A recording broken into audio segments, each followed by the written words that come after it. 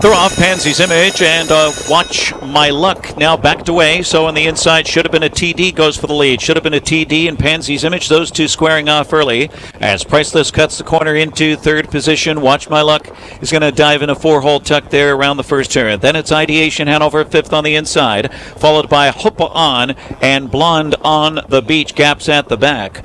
Headstrong here is Pansy's Image, eager to go on here with Corey Callahan in front by 2 at the quarter in a hot 26 4/5. Should have been a TD second off the turn. Priceless tracks from third.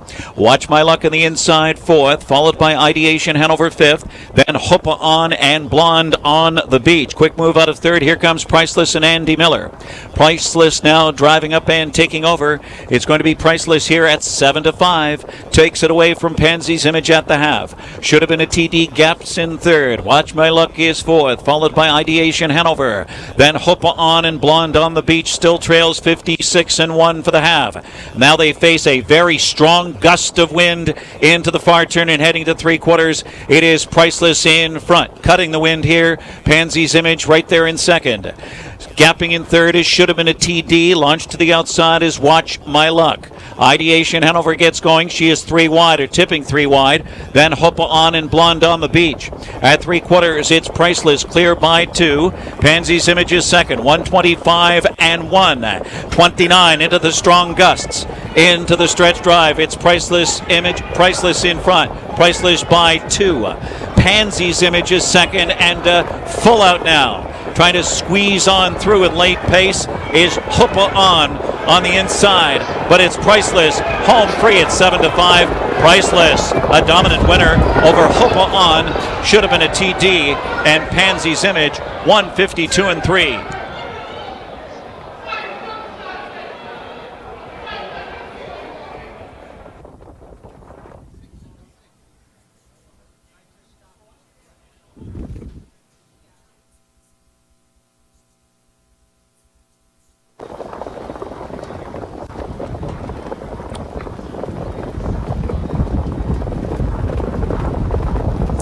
And the mares are off and pacing. Penny Girl, Northern Storm from the outside. Those two together, flashing speed. Loud Brazilian.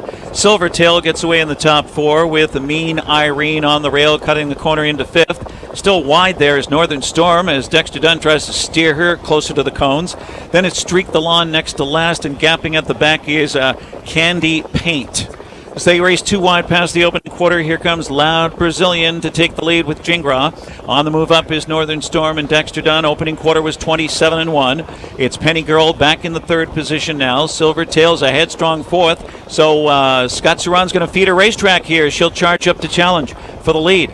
Mean Irene's trying to tighten in from 5th across the backstretch. Then it's Streak the Lawn and Candy Paint the trailer.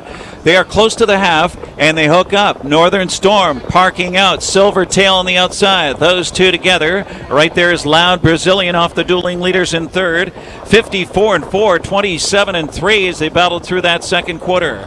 It's Northern Storm headstrong now by about a length. Silvertail hangs in there second and comes back on to challenge again. Loud Brazilian gaps the pocket in third with 3/8 to go.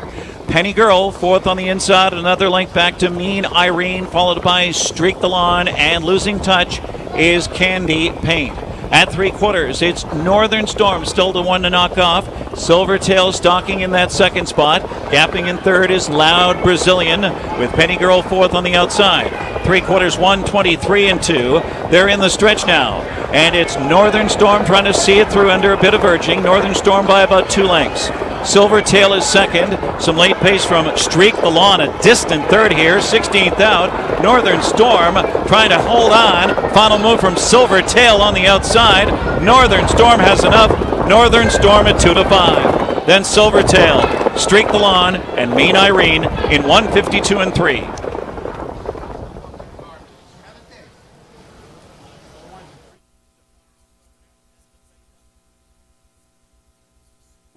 Here they come. And they're off and trotting. Top Flight Angels out fast on the outside. There goes In a Perfect World and Manhattan Up No Ice. Chip Plosive on the inside now in the top 3 as This Is She cuts the corner into the top 5 around that first turn. Then comes Zlatan on the rail, followed by Life Well Lived, and way back is Stormont. Ventnor refused to trot at the start. Squeezing out of second was Chip Plosive to take over for Dexter Dunn. Chip Plosive now glides to the front. Manhattan Up No Ice second. 28 and 2 opening quarter. Top Flight Angel trots in third off that turn, and across the backstretch they go. In a Perfect World is fourth by about a length and a half. This Is She fifth on the inside. Then comes Zlatan in sixth, followed by Life Well Lived, and way back is Stormont Ventnor.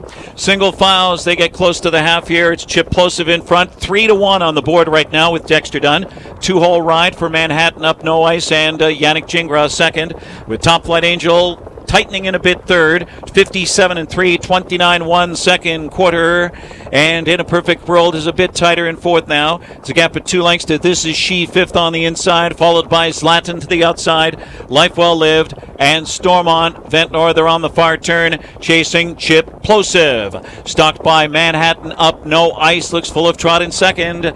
Top Flight Angel is poised to pounce from third, those three together. A late move now from Zlatan on the outside fourth, up and around In a Perfect World. At 3/4, it's Chip Plosive in front, still the target, 127 and 1. Chip Plosive was well rated here by Dexter Dunn. Launching a late bit is Top Flight Angel on the outside.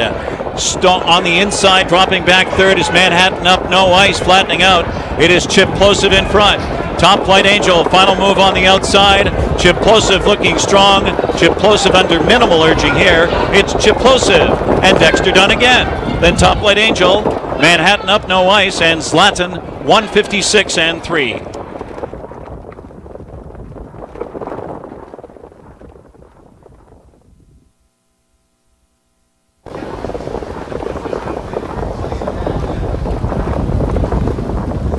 And they're off stride Frankie Rocks. Frankie Rocks broke, so King of Heroes is out fast with I Am Golden on the outside and Rockin' Ram Baron into the top 3. Statesman just floats away fourth on the outside with Salzbrook Lanny on the inside. He's going to settle in the 5th position as Big Sweep Osborne looks to go up quickly from 6th.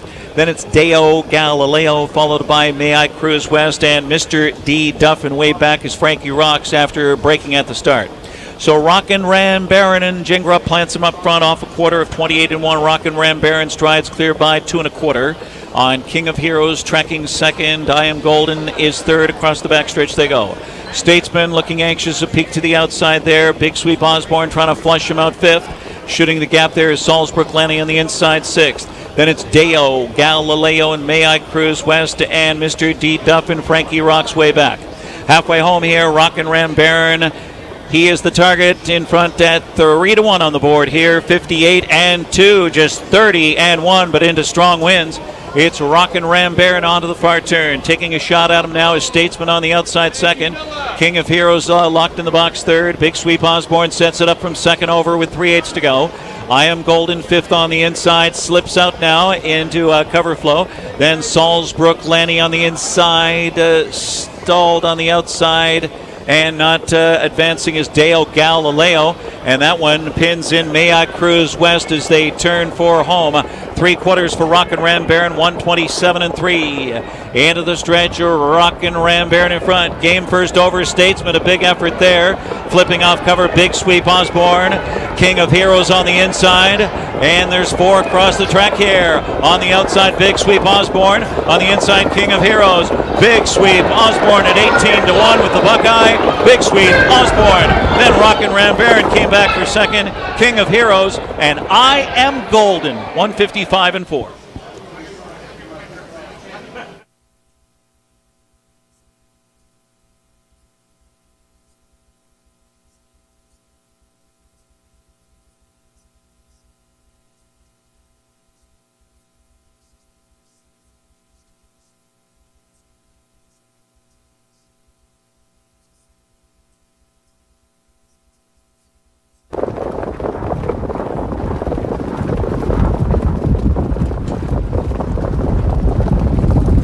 And they're off and trotting. Shinkansen, Kaye Palima leaving out of there with Caruso on the inside. Those three together with Rattle My Cage, the big favorite, getting involved early, and Speedaway on the rail, and they're 4-5 wide. 5 wide is Locatelli, sweeps up 5th on the outside as they round the turn. And now tucking in 6th position, Red, White, and Goo, followed by Shinkansen on the inside. Next comes AP Hall of Tricks and Brook Road Master. The trailer is M. Diddy, the lone filly in the field, 27-1. Across the backstretch, Akis Fonstead and Rattle My Cage up on the engine now. Kaye Palima and Saris Fonstead second.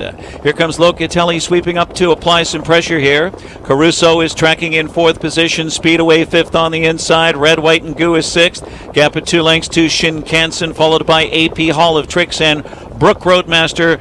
M. Diddy is losing touch a long way from the lead. 54-3, a lively pace here. Into the far turn, Locatelli took over. Locatelli took it away from Rattle My Cage with 3/8 to go. 2.5 lengths to Kaye Palima in 3rd. Another 2-3 to Caruso 4th. Another 4 lengths to Speedaway 5th on the outside. Red, White, and Goo gets underway 6th, but has a lot of work to do. It's Locatelli, Rattle My Cage edging out to take a shot. And then Kaye Palima dropping back 3rd. Red, White, and Goo is making up ground on the outside 4th. 3/4, 1:23-3. So they come after Locatelli, and Yannick Gingras goes to work. Rattle My Cage on the outside. Red, White, and Goo continues with late momentum on the outside, trying to reel them in. Locatelli, Rattle My Cage, Red, White, and Goo on the outside, and Corey Callahan right by. Red, White, and Goo at 6-1. Red, White, and Goo.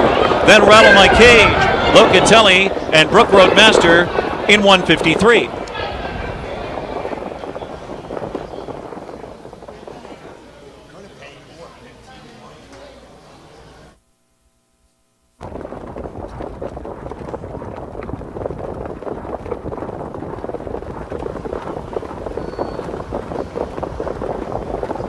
Up and trotting, going for the lead. That's Temporal Hanover, fast out of the gate on the outside. Inside, branded by Lindy, gets away 2nd. Racing 3rd, testing as they race into the turn. Cool Papa Bell holds position at the pylons 4th. Around the turn, 5th on the outside comes Double Deceiver, going to the 1st quarter mark.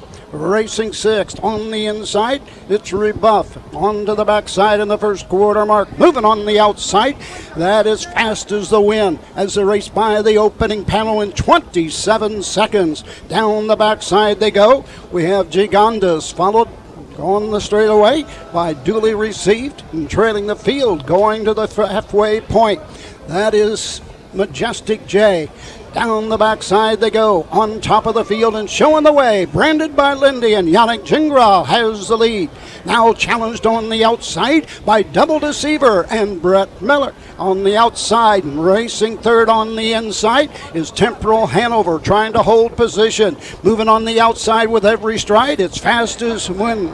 Racing on the outside 4th with cover is Rebuff. As the race around the final turn and near the 3/4 mark. On top of the field and showing the way, it's all branded by Lindy. 3 wide move on the outside by Fast as the Wind. Coming on.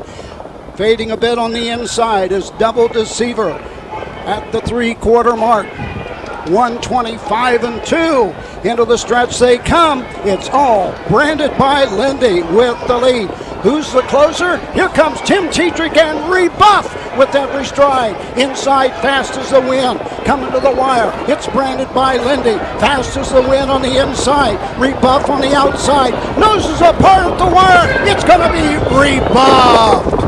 On 2nd was Fast as the Wind, followed by branded by Lindy. And coming home 4th was Testing. The mile, 1:55.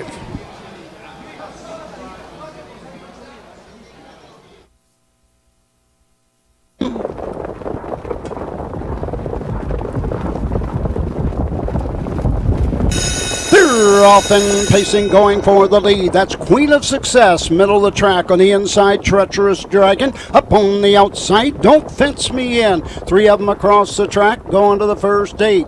On the inside, Treacherous Dragon, racing 5th. Got the green light as they race around the turn, going to the 1st quarter mark.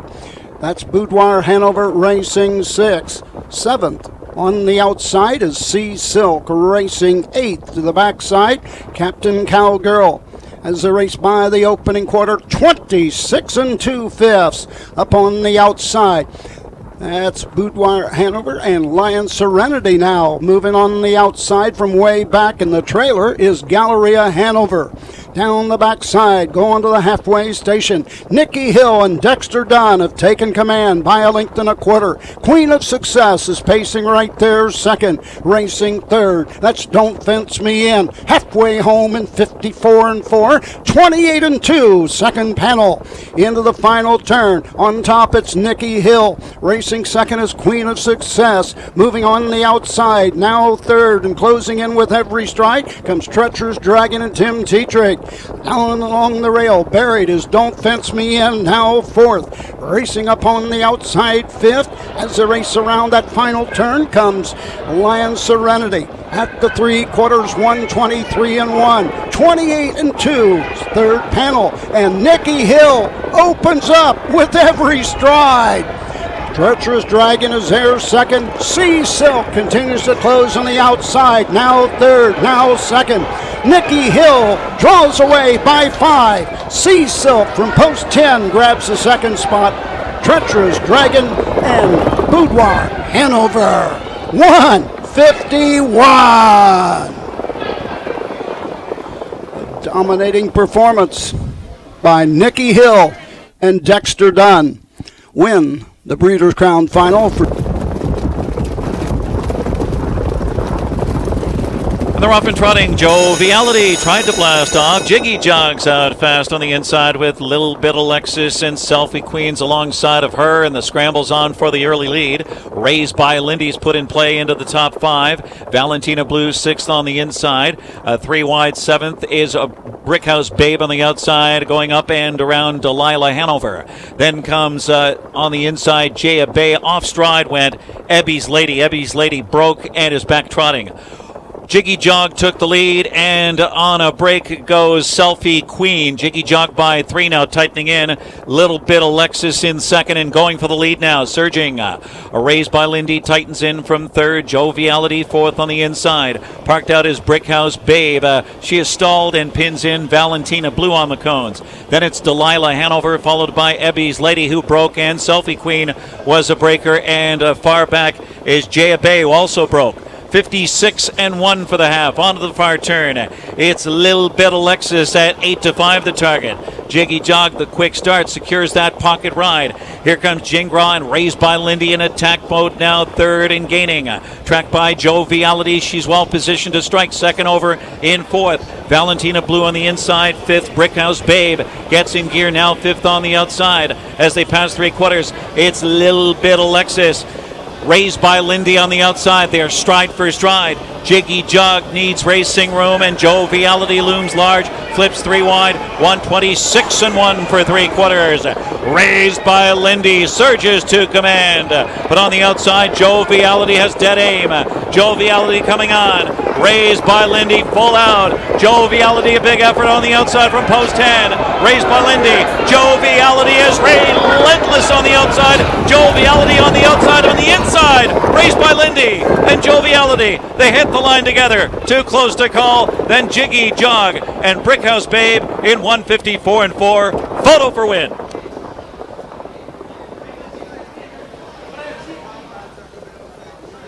Come.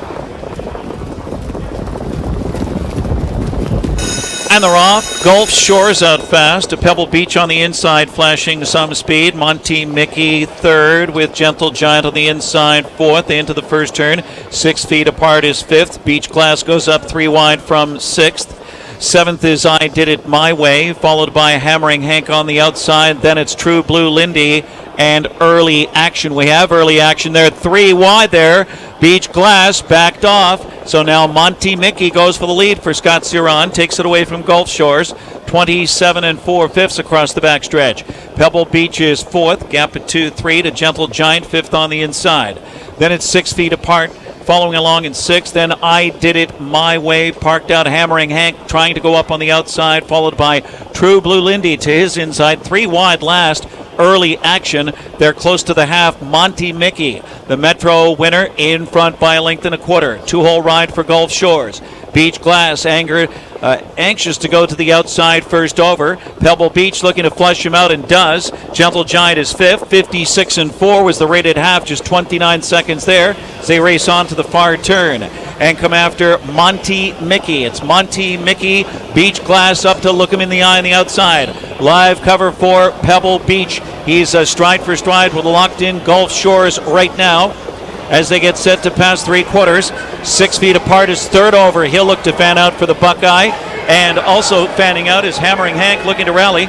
126-1 for three quarters. They're in the stretch drive. Scrambles on here. Monty Mickey digs in.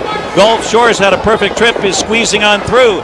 Beach Glass is full out. So is Pebble Beach on the outside. And Hammering Hank towers up late. Monty Mickey. Gulf Shores on the inside. Monty Mickey on the outside. Gulf Shores. Monty Mickey! And Gulf Shores hit the line together. Then Pebble Beach close there with Hammering Hank. Another photo for win. 153-2.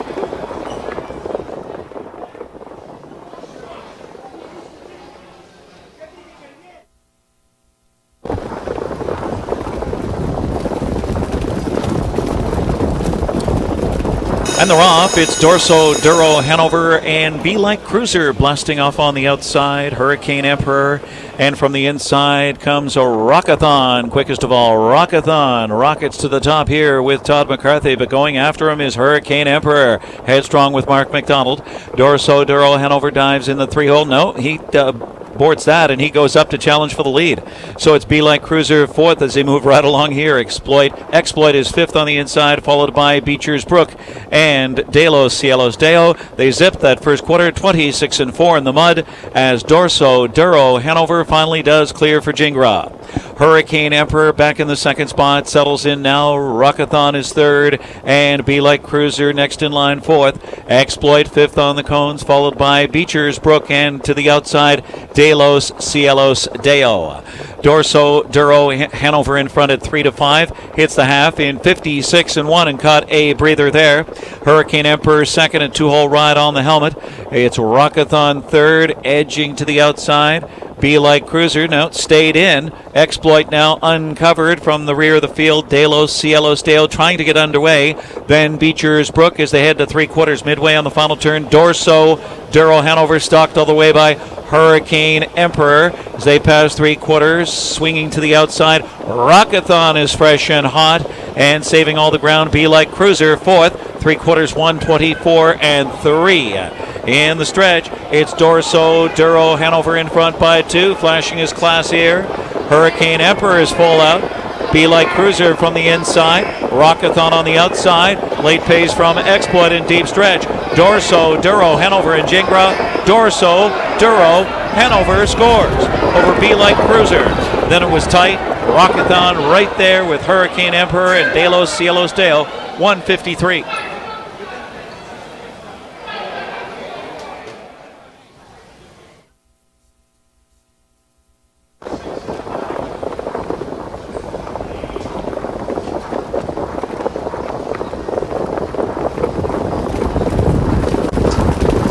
They're off. Brave for the Wickeds out fast. Midnight Rebel blasts off on the outside with early speed. Code Cracker moves through on the inside. Velocity Gator gets involved early, now third on the outside. So Code Cracker settles in the fourth position as they head to the opening quarter.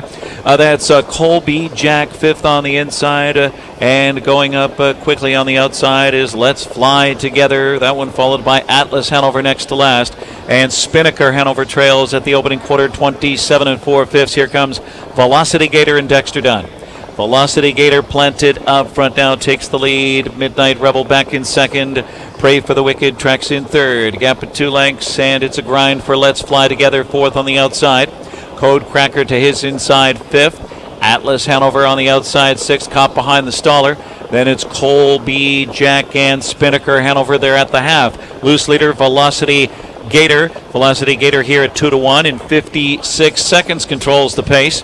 Midnight Rebel gaps the pocket spot as they continue on to the far turn. Let's Fly Together, third on the outside, continues to inch in. Pray for the Wicked is fourth. Atlas Hanover caught behind that dull cover, has to come 3 wide. And then it's Code Cracker on the inside with Colby Jack. He backs away there from Spinnaker Hanover near the rear. In full command, Velocity Gator is going well and opening up by 3 now 4. He's getting some separation. Velocity Gator, the one to reel in, 124 and 4. He's drifting out, but Velocity Gator maintains the advantage. That's Pray for the Wicked, and on the inside, Midnight Rebel, stride for second. But Velocity Gator's getting lonely on the lead. Pray for the Wicked reels him in, and rough-gated Velocity Gator's had enough. Pray for the Wicked on the inside, Midnight Rebel. Pray for the Wicked and Tom McCarthy. Then Midnight Rebel, Velocity Gator, and Code Cracker, 153 and 3.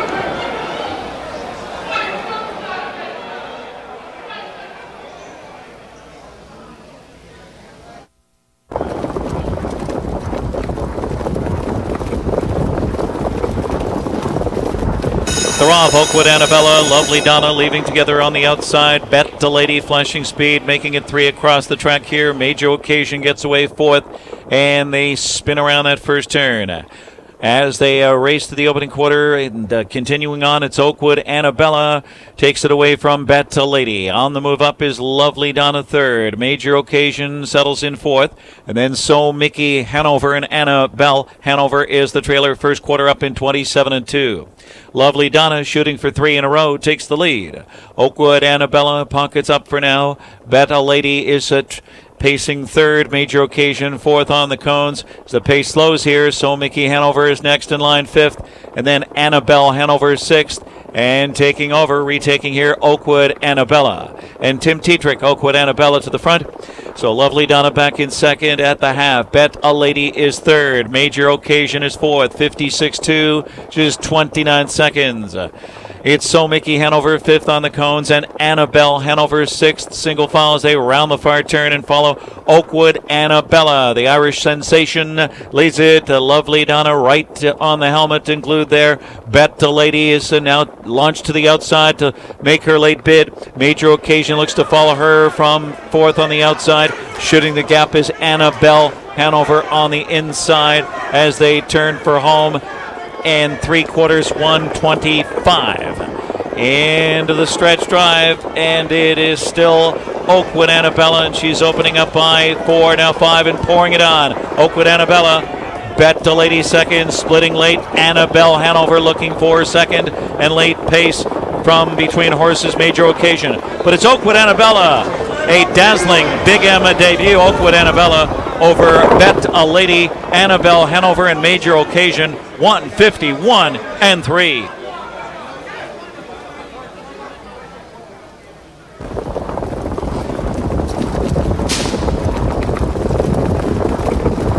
And they're off. Mr. McDreamy's out fast, along with Mayfield Duke on the inside and Flow with Joe. And Bank C on the rails. Quickest of all, Bank C trying to outsprint them there with Luke Hanners as they round the first turn. Mayfield Duke challenges on the outside. Flow with Joe gets away in 3rd position. Winning Link is 4th. Mr. McDreamy 5th on the inside. Park Lane Jet is 6th. And then it's Pantheon Hanover on the outside, 7th, followed by Prologue and Star Speaker. Early trailer Rock and Roll Captain, 27 and 2. Across the backstretch, say Thunder, and it's Mayfield Duke on the front end here with Andrew McCarthy. Bank C in the 2nd spot. Flow with Joe is 3rd. It's Winning Link 4th on the inside. Mr. McDreamy flushed to the outside by Park Lane Jet. Then comes Pantheon Hanover and Prologue at the back. Star Speaker and Rock and Roll Captain. They pair up at the half here, and it's Mayfield Duke 9-2 on the board. Caught a breather 57 and 2/5. He'll take on Winning Link on the outside. Banksy's locked in the box 3rd as they round the far turn. Up 2nd over is Mr. McDreamy. A dreamy 2nd over trip for him. Flow with Joe back to 5th on the inside. That's Park Lane Jet 3rd over, 6th. Excess Cover Prologue's 4th over. A shuffle for Pantheon Hanover. They're at 3/4. Mayfield Duke in front. Prologue on the outside coming after him. 126 and 2 into the stretch. And now taking over on the outside, it is a Winning Link. Winning Link takes the lead. And on the outside, Park Lane Jet is clear and driving. Banksy splitting late in deep stretch. Winning Link almost there with Tetrick. Winning Link. It's going to be Winning Link. Winning Link, and then closed Bank C for Park Lane Jet. Next came on the outside Mr. McDreamy, then Rock and Roll Captain, 154 and 3.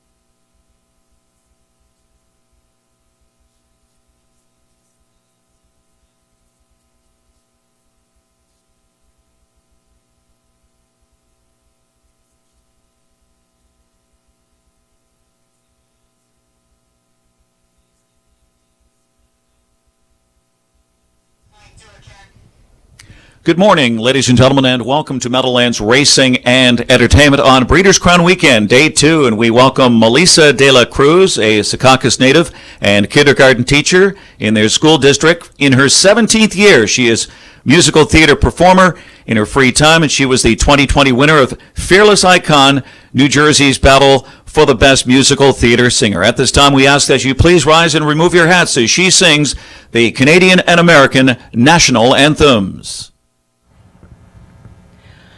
Oh, Canada, our home and native land, true patriot love in all of us command. With glowing hearts we see thee rise, the true north strong and free.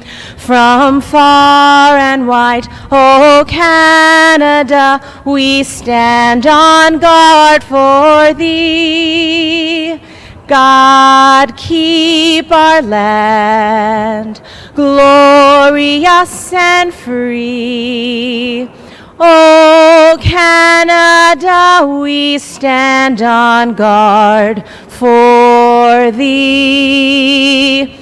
Oh Canada, we stand on guard for thee.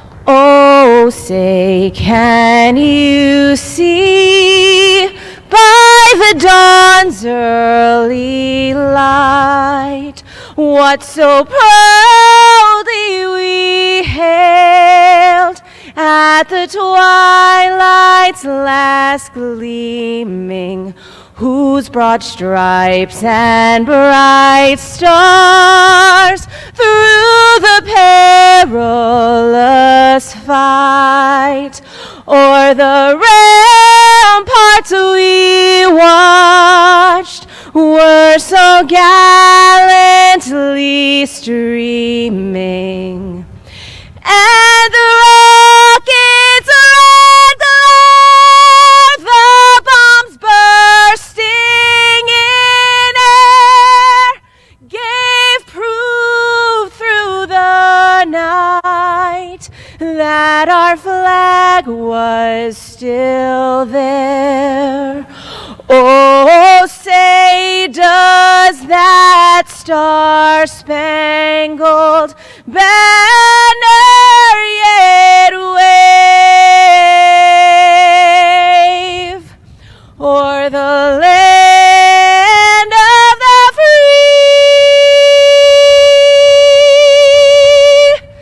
and the home of the brave?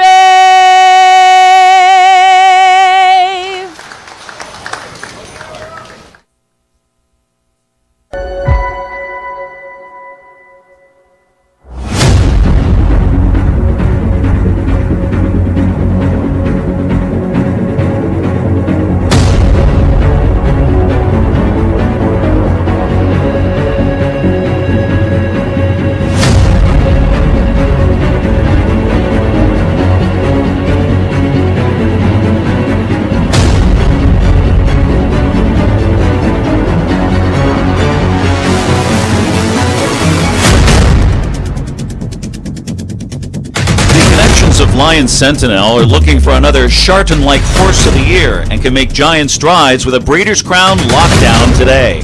But hold the phone. Ali Wag Hanover might have something to say about that as the world champion headlines the Open Pace. We are back with a bang. Day 2 of the Breeders' Crown 2021. The fall meet here at the Meadowlands is revved up and in high gear for this Breeders' Crown comeback.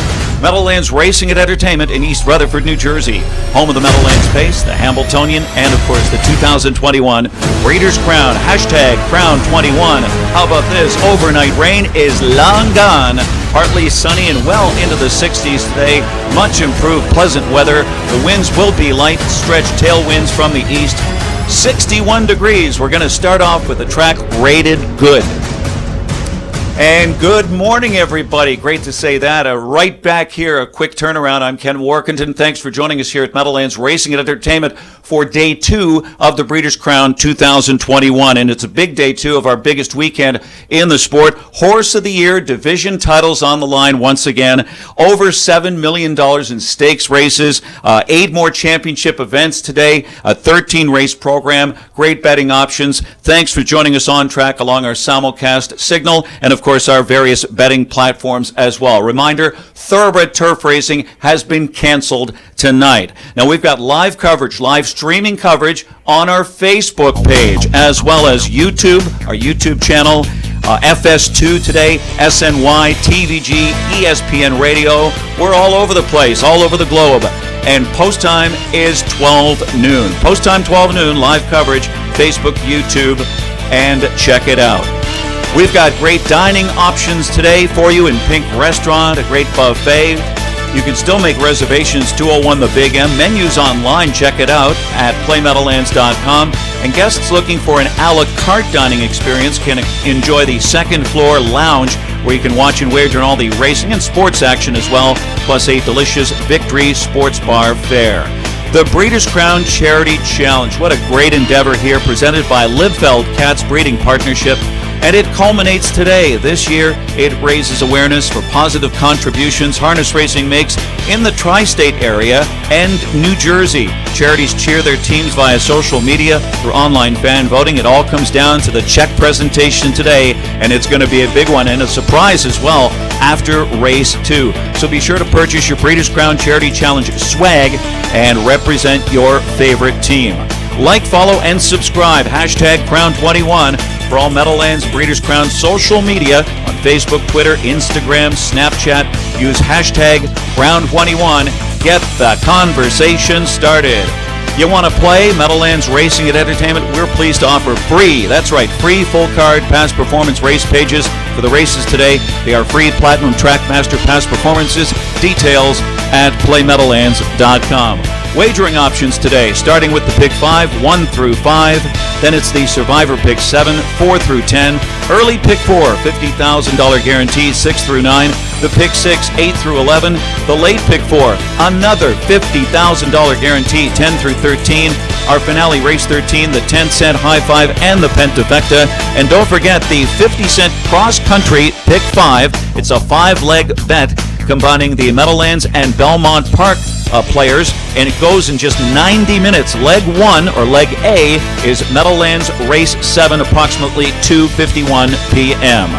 Dave Brower, Dave Little, Gabe Pruitt, with the great interviews in the winner's circle. Jessica Otten, Andrew Shades Dembski, Edison Hatter, Michael Carter, Roger Houston, the voice in the house, to call the first 2 Breeders' Crown races today. They are all standing by.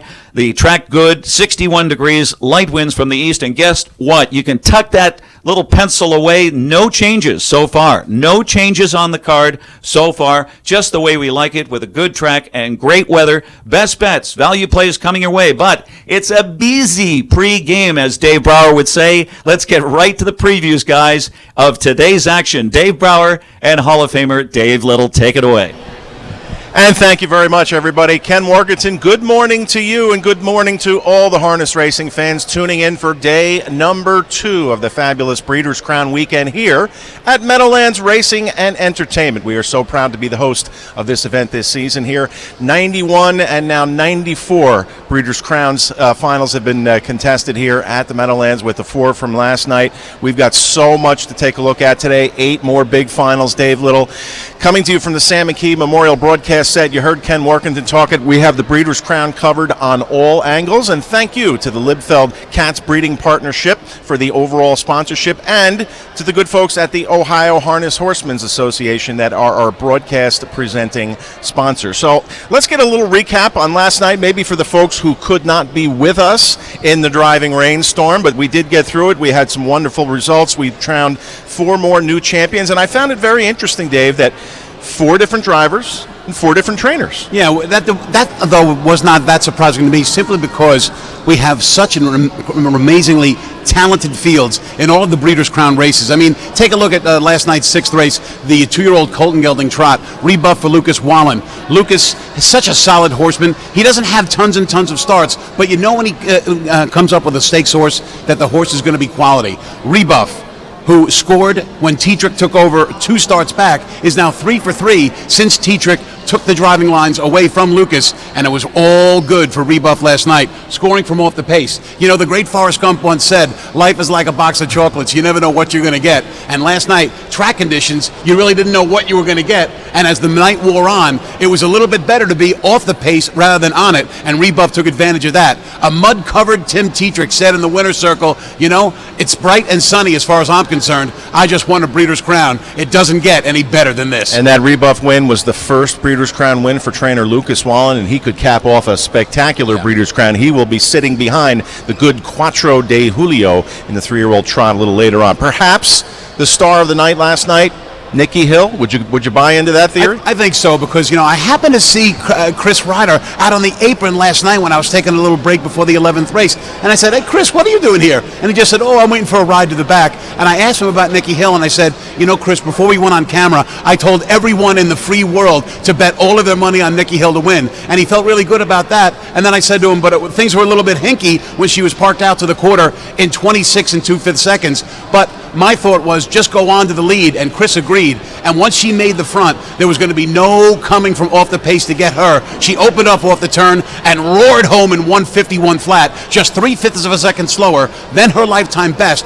And given the sloppy conditions, that was a remarkable mile. So a real good tweet last night during the middle of the card there that simply said, when it's the Breeders' Crown, I want Brian Sears in the bike. And if you bet on joviality at a post 10, you needed every bit of Brian Sears. We didn't know last night, Dave, when the night began, that the outside post would do as well as they did. And Brian Sears gave his usual, typical, tremendous steer with the son of Chapter 7, getting joviality into the action and coming from off the pace to get a narrow victory in 154 4. We know that when the money's on the line, Sears is one of the guys you want to have in the bike, and he really gave a great drive to joviality. That one's 8th victory of the year from just 11 starts. The fact that it was the 10 hole just punctuates what a tremendous performance it was. And that filly went off at 8-1, so that was a healthy return if you were a Sears backer. And then finally, in the 2-year-old Colt pace, we knew that was going to be a war. We knew it was going to be a throwdown, a good stretch slugfest. That's what we got between Monty Mickey and Gulf Shores, and the real horse Monty Mickey dug in to prove that he is a champion. It looked like Brian Brown and Yannick Gingras were going to get it with Gulf Shores. They were leading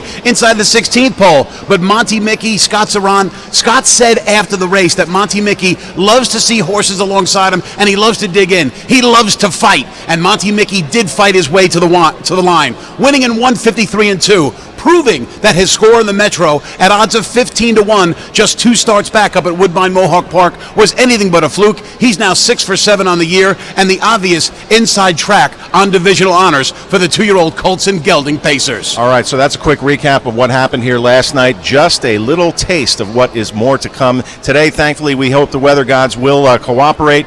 The best part of my morning when I got here was when that sun came out, over our grandstand, and the track looked unbelievably good. I know they're going to do a little bit more work to it before the first race goes off, but I think we're in good shape. You see that sign that says track rated good? It will not be long until that says fast. That's absolutely true. I got here at 9 o'clock in the morning with my coffee and my bagel, and I'll tell you what, it was raining pretty hard at that particular point in time. But the clouds have continued to get more and more sparse as time has gone by. The weather is fantastic, and we're going to have just a beautiful day for Breeders' Crown Finals Part 2. A spectacular Saturday awaits, and so much going on. We've got that Breeders' Crown hat contest. If you came in a costume, make sure you go over to Guest Services and get yourself a $10 betting voucher. Maybe that could launch you. We've got the final results of the Breeders' Crown Charity Challenge. Hint, hint. I tweeted it out. I Facebooked it out. If you want to cheat, it got very close down to the wire. We'll hear from Gabe Pruitt and some of the connections of those 4 wonderful charities with check presentations after race 2. We know what that means.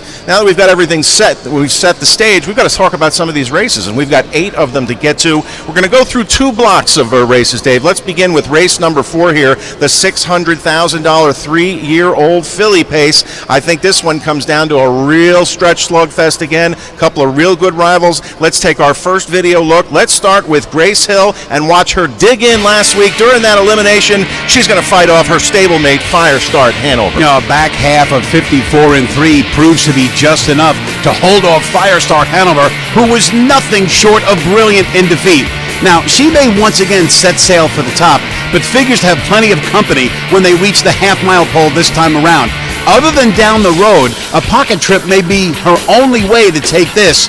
Will the track conditions allow a horse to be that close to the action and win today? Only time will tell. Well, I'll tell you what, she's a daughter of Always Be Mickey, and she's owned by Tom Hill. Does that sound familiar? Well, that's the same connections that won with Nikki Hill last night. I think trainer Richard Nifty Norman has a hammerlock on this particular Breeders' Crown. Now, Grace Hill does have a slight post edge on her stablemate Firestart Hanover, but when these two hook up again, they've got one more to take a look at. Grace Hill, post 5, Todd McCarthy in the bike, and we'll start them at odds of 7-2. Well, who is the favorite in this 3-year-old filly pace? Well, it has to be Test of Faith. And back on October 10th at the Red Mile in the Glen Garnsey, what a monster rally this was in 148-3. Test of Faith did here what she does best, win from off the pace, and she did it in an incredible 148-3. Now let's talk a little bit about her resume earlier in the season. Her loss 4 back in the Little Brown Jugette, she provided the live cover for winner Scarlett Hanover, one of 3 in here who could prove to be a problem for the likely post-time favorite, Grace Hill, Firestart Hanover, and of course Test of Faith. What a scrum we have here in the 3-year-old filly pace. What a way to start the Saturday Breeders' Crown card. Test of Faith, the Pelling student. We heard from him and Shades Dembski in the back paddock last night. He is oozing confidence here. Test of Faith, 12 for 14 this year, 20 for 23 lifetime. And in between, she won the Courageous Lady out at Northfield Park. She opted for the bye. That's why she gets stuck with a tough post tonight, post 8. Regular driver Dave Miller will be in the bike, and we're going to begin them at morning line odds as the favorite at 2-1. That's the $600,000 3-year-old filly pace. So let's start turning pages, Dave, and we've got a lot to turn. On to the 5th race, the $300,000 mare trot, and perhaps one of the greatest trotting fillies and mares that we've ever seen will be competing today. Her name is Atlanta, and she looks to get that final piece of the puzzle to her immaculate resume. You know, I've said this so many times, a horse for a generation, and here is another workman-like performance for the Burke Brigade standout. Now, Yannick Gingras said after the race she wasn't on her game. Wasn't on her game? What are you talking about? Atlanta just continues to rack up the victories, 31 for 61 lifetime, and how about in the start prior? 149 flat at Lexington's Red Mile, becoming the co-fastest female trotter in the history of the sport. Only she and Manchego have gone 149 flat. Now, the thing of it is, Dave, how could she have 0 Breeders' Crown wins to this point in her career? This is her 5th final today, and I think for this Burke Brigade member, today, the 5th time is the charm. The magnificent mare, the 6-year-old. She'll go over $3 million in career earnings with any check today. We'll see if she can get it done. Yannick Gingras, when we interviewed him on In the Sulky last night, sounded very, very confident. It's just a matter, I think he said, of the trip. We know Atlanta likes to have a target and come from slightly off the pace, but we will see what Yannick opts to do from post number 2. We're going to start her at 8-5, and she'll be one of the heaviest favorites of the day in the $300,000 mare trot. Up next, race number 6, which is the first of our 2 guaranteed pick 4s. Congratulations to you on hitting both pick 4s, by the way. And you want to talk about a rivalry. This could be the one biggest one of the day. The Glamour Boy division. It's $600,000 on the line in the 3-year-old colt and gelding pace. All year, it's been Charlie May. All year, it's been Perfect Sting. Today, the battle gets decided. Now the gloves are going to come off later today in the 6th race when the 3-year-old colt and gelding pacers go at it. Let's take a look at Charlie May 1 week ago as the Steve Carter trainee makes his first start at the Meadowlands since his infamous disqualification in the Meadowlands pace.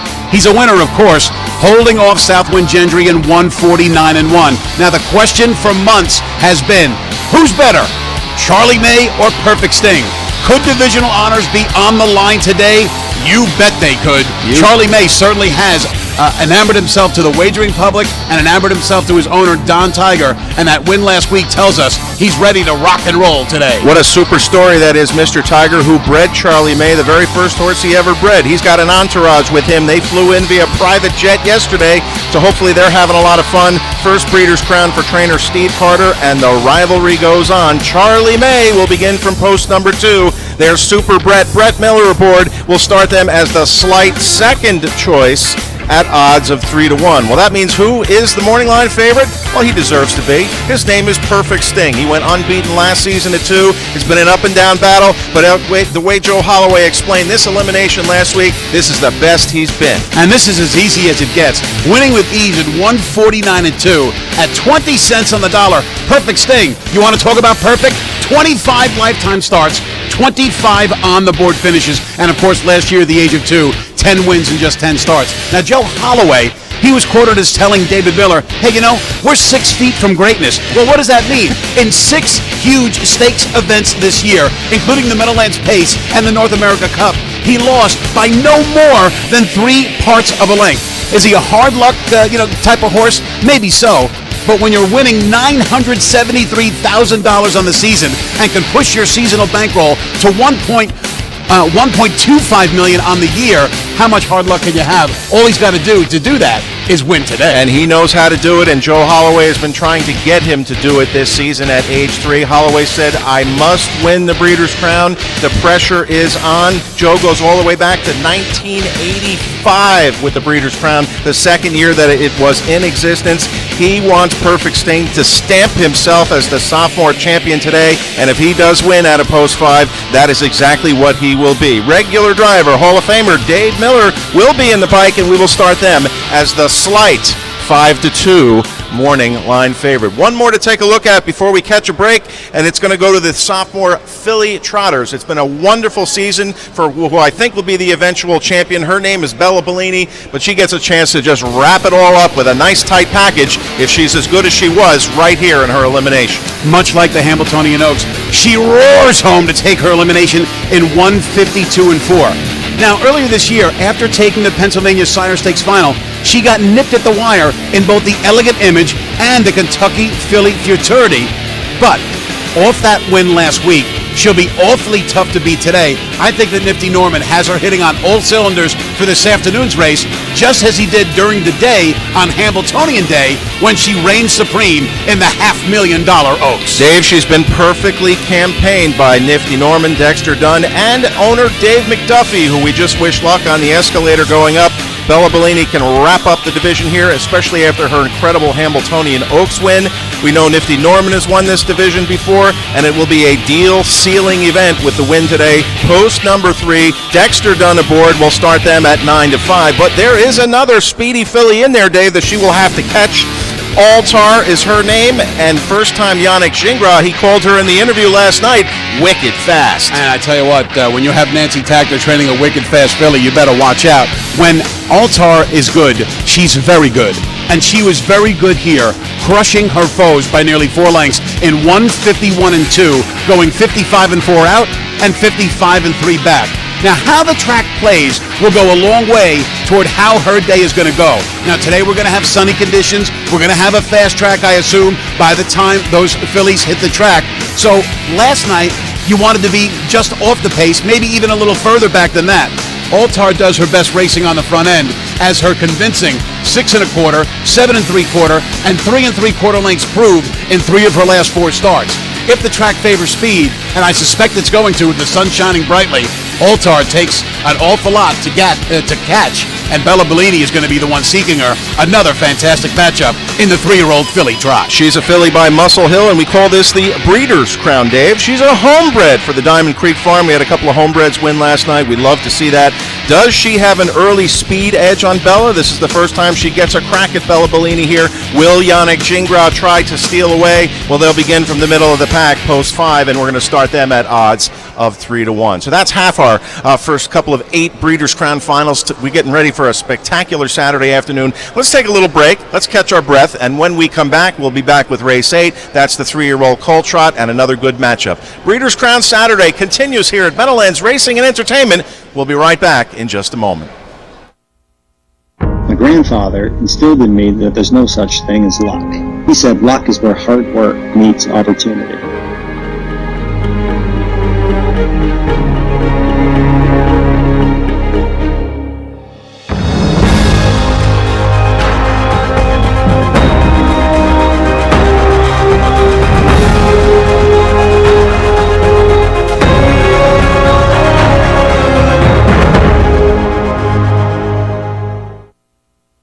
American Dream is open. Featuring DreamWorks Water Park, the largest indoor water park in North America. Ride the greatest slides. Get close up with your favorite characters and relax in our luxury suites. Learn more at AmericanDream.com. Welcome back, everybody, to Meadowlands Racing and Entertainment, coming to you from our first floor Sam McKee Memorial Broadcast set. Dave Brower alongside Hall of Famer Dave Little. Dave, we're running out of time, so let's rip through the final 4 Breeders' Crown finals. Please turn your pages to race number 8. It is the 3-year-old Colt Trot, and we've got another rivalry and good rematch going. Last week in the eliminations, one of the upsetters was driven by Lucas Wallen. He's been driven by Lucas Wallen all year for trainer Marie Ortolan Barr. Let's have a look at Quattro de Julio. Quattro de Julio adds a new twist to his arsenal by racing third over into a live flow before gunning down 1-5 favorite Jujubee at the wire. The second fastest 2-year-old of 2020 heads into today's race better than ever, especially since he stayed flat in 4 straight. Lucas Wallen, the aforementioned one, has done such a great job with this horse. And by the way, in that 149 and 3 mile where he missed a nose, that was the co-fastest 3-year-old Colt Trotting Mile of the Year. Already a successful crown for Lucas with the win with 2-year-old Colt rebuffed last night. Sweet revenge is what I would call it here at the Meadowlands. If he can forget about that post 10 start from the Hamiltonian, we'll see if he can upset Jujubee again. They will begin from post 4.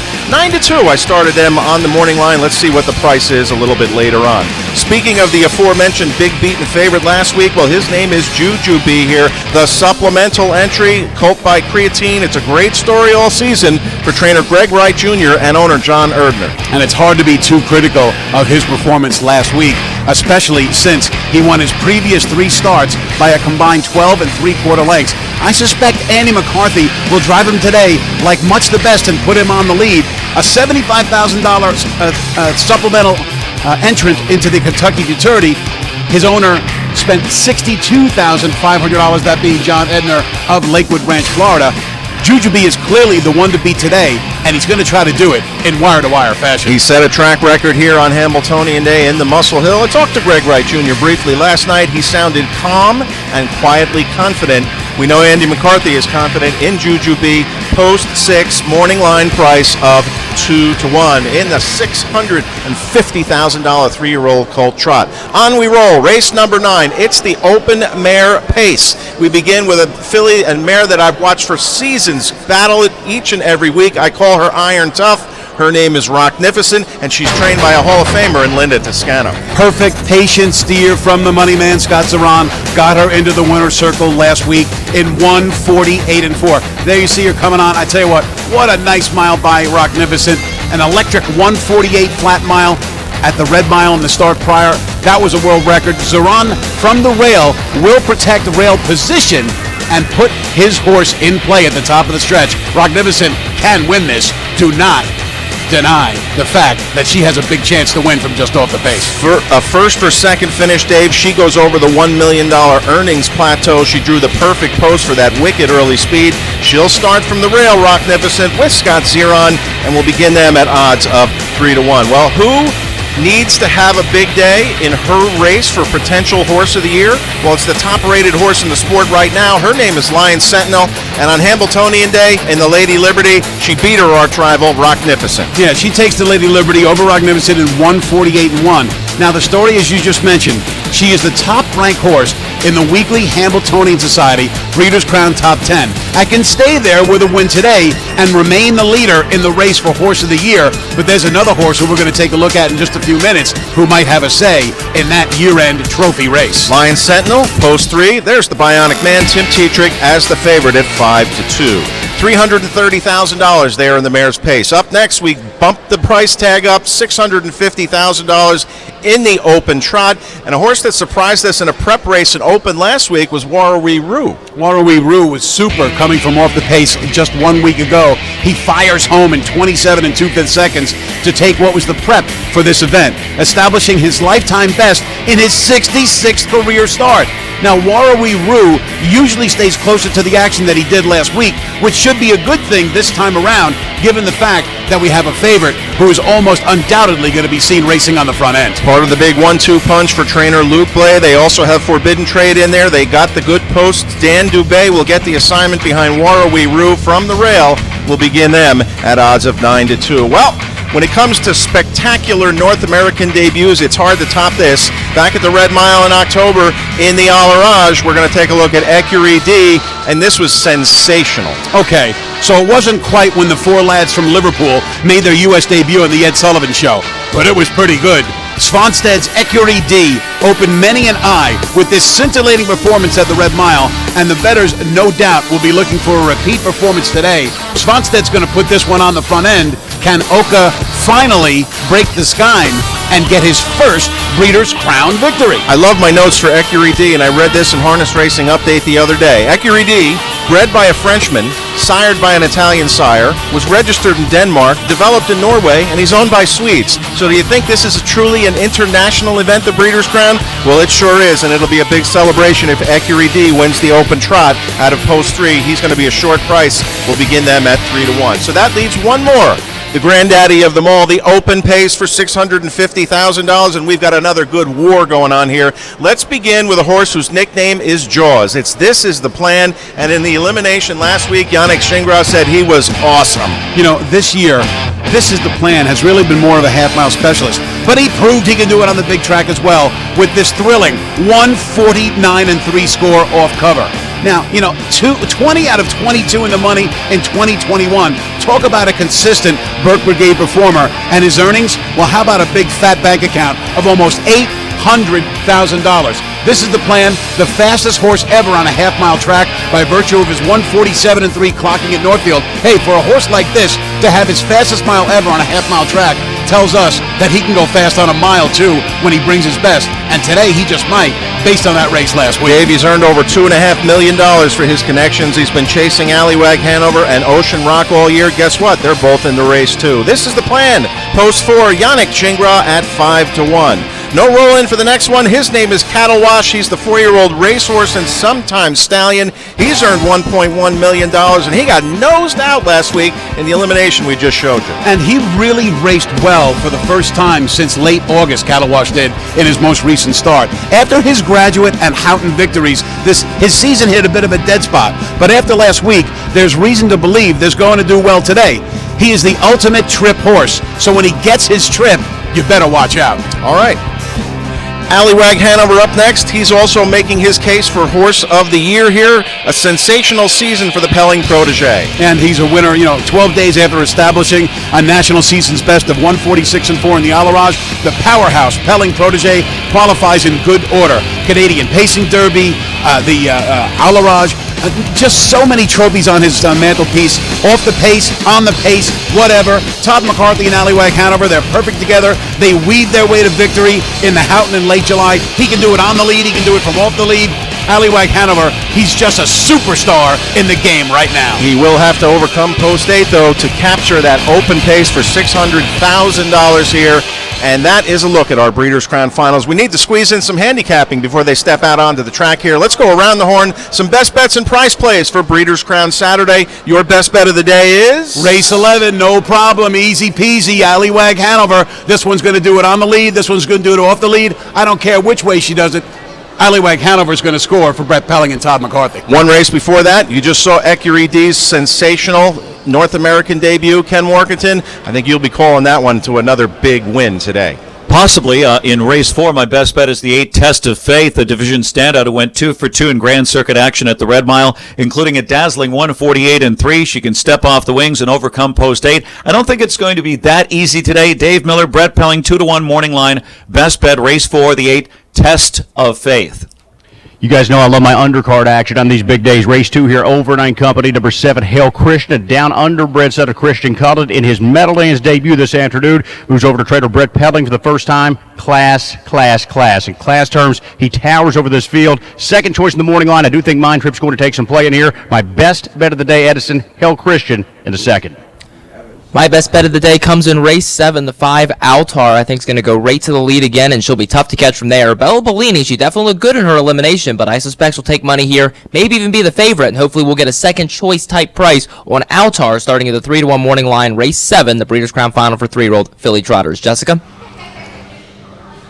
My best bet comes right here in the first race. Captain Barbosa has been MIA since August, had a super qualifier down in Lexington, and then was scratch sick. Didn't make the Breeders' Crown Final, but finished up the mile with some pace. Out of stakes company today and gets some nice post relieves. Back to the Daves for value plays.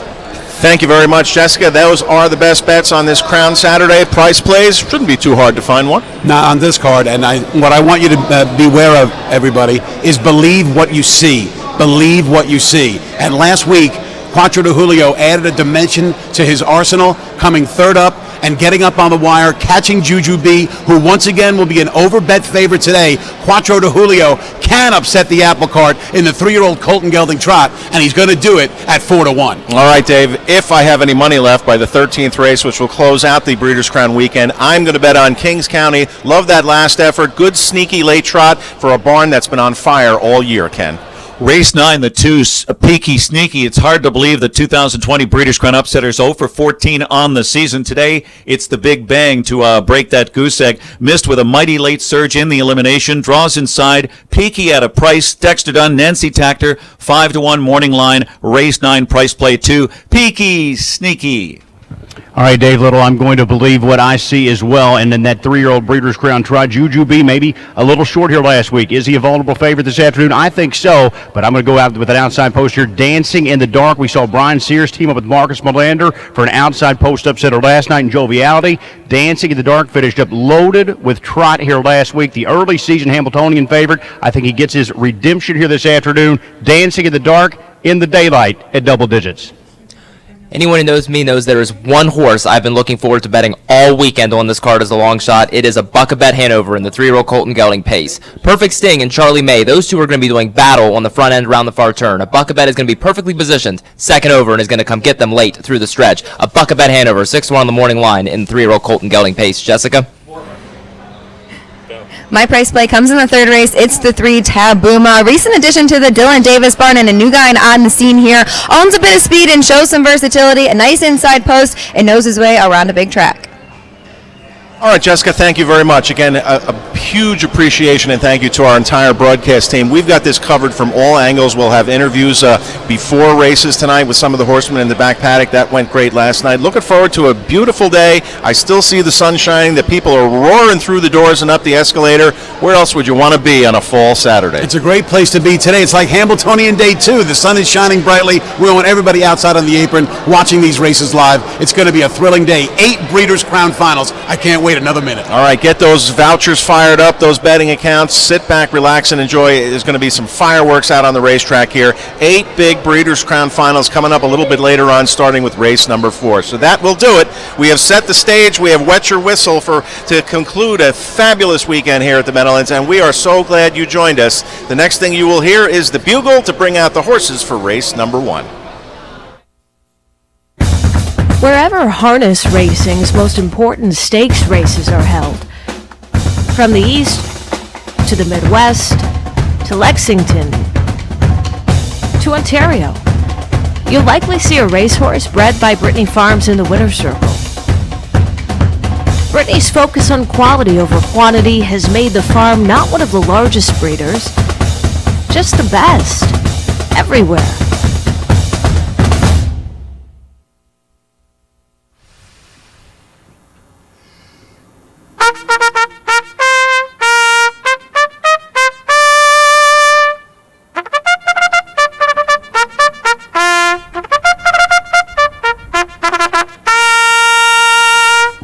It's All-Star bugler Mark O'Keefe with a call to post day 2 of the Breeders' Crown here at Meadowlands Racing and Entertainment as they step on the track. Pacers for the first race.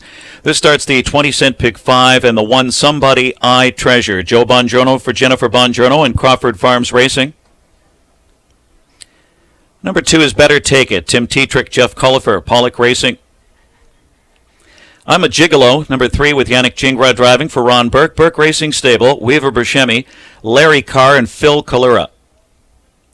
Captain Barbosa, number 4, it's Andrew McCarthy, Tony Alanya, owned by Robert LeBlanc, David Anderson, Alanya Frankie in the Jim Stable. Rockin' the Aces, number 5 with Brian Sears, Bruce Saunders trains for Beverly Schiffman. Let It Ride, number 6, Dexter Dunn, Nifty Norman, William Hart, and Enzid Racing Stable.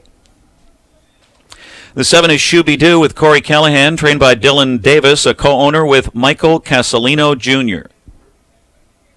And the 8 is Dealer's Table, Jeff Collifer, Tom Pollock Racing, Todd McCarthy at the lines. A field of 8, first race, exacta, trifecta, daily double, 20-cent pick 5, low 15% takeout. We start out with the track rated good today. Winds light from the east, slight tailwinds, stretch tailwinds, 61 degrees. And we welcome our sponsors today. We thank them. Cameo Hills Farm with the race replay. The post-parade sponsor, the Standardbred Breeders and Owners Association of New Jersey. Blue Chip Farms, the finish line sponsor. Rude and Riddle, the back paddock interview sponsor. Preferred Equine, our longtime starting gate sponsor and pick 4 sponsor as well. Here we go for the opener. 6, Let It Ride right now, even money. He was the talk of the town here last winter. He just missed in 148-3 back in mid-September here. He's sharpening his sword on the comeback trail, and he gets some class relief today, and Dexter Dunn. The 4, Captain Barbosa, 7-5. This captain set a track record of 147-1 here back in early June. He makes his second start off a long layoff and a 6 scratch. He faces easier, and he draws a better post. And the 2, Better Take It, 23-1, a consistent performer at Harrah's, Philadelphia. He's done well here in the past, fresh off a nose loss, in line for an ideal trip from post 2 with Tim Tetrick. 6-4-2 in the first, 20-cent pick 5. Starts now. Thank you very much, Ken Workington. 36 years of champions is what they call the Breeders' Crown, starting back in 1984. And one of the best things that's come about over the last few seasons, Dave, is the Breeders' Crown Charity Challenge. And we want to mention and thank all the representatives of these 4 charities for being with us throughout the season leading up to today. And we're going to have that big check presentation after race number 2. The charities involve the Special Olympics of New Jersey, the New Jersey Pandemic Relief Fund, the J.P. Thurer Cancer Center, and then the Encourage Kids Foundation, who are very active on Twitter. You and I have been tweeting and following and liking everything. Yeah, and it's great to see these folks get involved with this particular charity, which has seen now well over $400,000 in charitable donations. You know, one of the owners, I'm sorry that I don't remember which one, but when my wife Debbie wrote a column for HRU a couple of weeks ago with regard to the challenge, he said, look, if you're in this game and you can't give back, then what are you doing here? And I thought that was really a great way to assess what some of the owners really think about what they're doing here in harness racing. And for those who are lucky enough to make a pretty good living at it, to give back is a great way to show appreciation for the sport. Yeah, I've had a big involvement with that myself throughout. Again, our overall Breeders' Crown sponsor, the Liebfeld Katz Breeding Partnership. Marvin Katz, the inspiration behind the charity challenge, and I'm sure he'll be very happy with a big smile to hand over one of those nice checks. You know, it's a big undertaking, and Marvin is a guy who likes to give back, and it's really great to see his efforts bear as much fruit as it has for the Breeders' Crown Charity Challenge. All right, race number 1. We know there's gambling here today, a lot of it. We're going to have another big handle over $2 million last night? Yeah, 3.25 last night. My predicted handle for today is 3.5 plus, especially if we bet as much as we did last night on the Breeders' Crown races, averaging $350,000 per dash. All right, that's great. Now let's look at some of these pacers here. These are some high-powered pacers here. It's a non-winners of $14,000 base condition day, but this almost reads to me like a mini preferred or open. We've got one of the early season stars back on the racetrack, looking to make a little bit of a comeback for Nifty Norman. His name is Let It Ride, and both you and I know what we saw back in the winter. Amazing. Back in January, Let It Ride went 148-1. His season didn't quite pan out the way Nifty Norman, I'm sure, had hoped. But he was back on the comeback trail, qualified on 9/11 and 151-2, was a very good airborne second against highfalutin condition foes right here at the Meadowlands. He really wasn't involved in the Dayton Derby, and then came back with a pretty good performance, albeit at 1-5, finishing third and most recent at Harris, Philadelphia. Does that ready him for today's race? I suppose it does, because he and Captain Barbosa really do lay over the rest of the field. Did you know, Dave Little, that we have a former Little Brown Jug champion right here in race 1 on Breeders' Crown Saturday? His name is Captain Barbosa. It was his only tally all year last year as a sophomore here, but he's also trying to make a comeback. Some of the Alanya horses, when they were out in Kentucky, there was a little bit of sickness going through that barn. They tried him in the Breeders' Crown elimination. He drew post 10, so we just put a line through that. Unquestionably, we put a line through that start. Captain Barbosa is one of 3 horses this year to pace in 147-1. The only one to go faster, Allywag Hanover 146-4. So we know the octane is under the hood. Is Captain Barbosa going to come back with a type of effort today that can see him beat a pretty good field? Well, he did qualify at the Red Mile on October 1st at 149-1. If we want to use that as our, more or less proving ground for today's race, then maybe the answer is yes. Right now, the betting public can't decide which way to go. You have Let It Ride as the favorite, and I think it's going to be Captain Barbosa. All right, well, that will be determined in less than 40 seconds. One more to take a quick look at, because I think we're going to see speed from Shooby-Doo A and the captain, Corey Callahan. Dylan Davis has got a chance to sweep the early double. And he ain't bad at all. Shooby-Doo A showed good speed at Harris, Philly, leaving parked at 26-4, and he lived to tell about it. And he just missed at the wire in 150-1 to Southwind Ozzie, and a very good performance. 8 out of 19 on the year. He certainly is worth 8-1 if you want to go off the favorites. And in race 2, the Davis-trained Mind Trip will be a pretty big favorite. But if you could get this 8-1 home in front, we will see how that works out. Mind Trip, Jess Cotton's favorite horse. I'm sure she's already taken a couple of selfies. So we're going to turn it over to the bettors, folks. There's the Pick 5 pool, over $60,000. You still have a couple of seconds to get a ticket in. Let's kick off Breeders' Crown Saturday in style.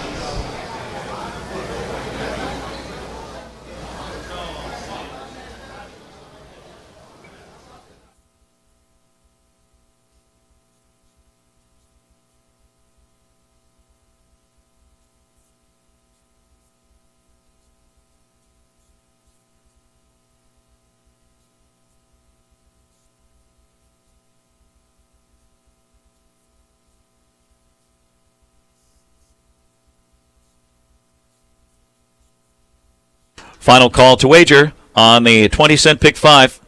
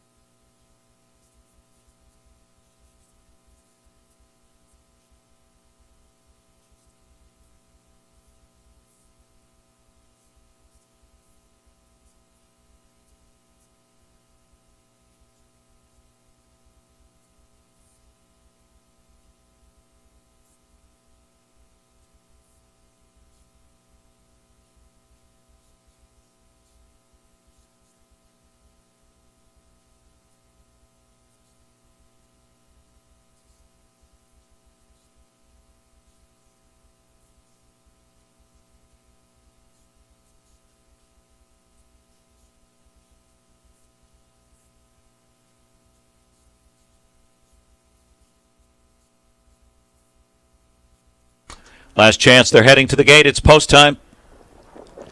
Preferred equine starting gate. Wings have opened. It's moving.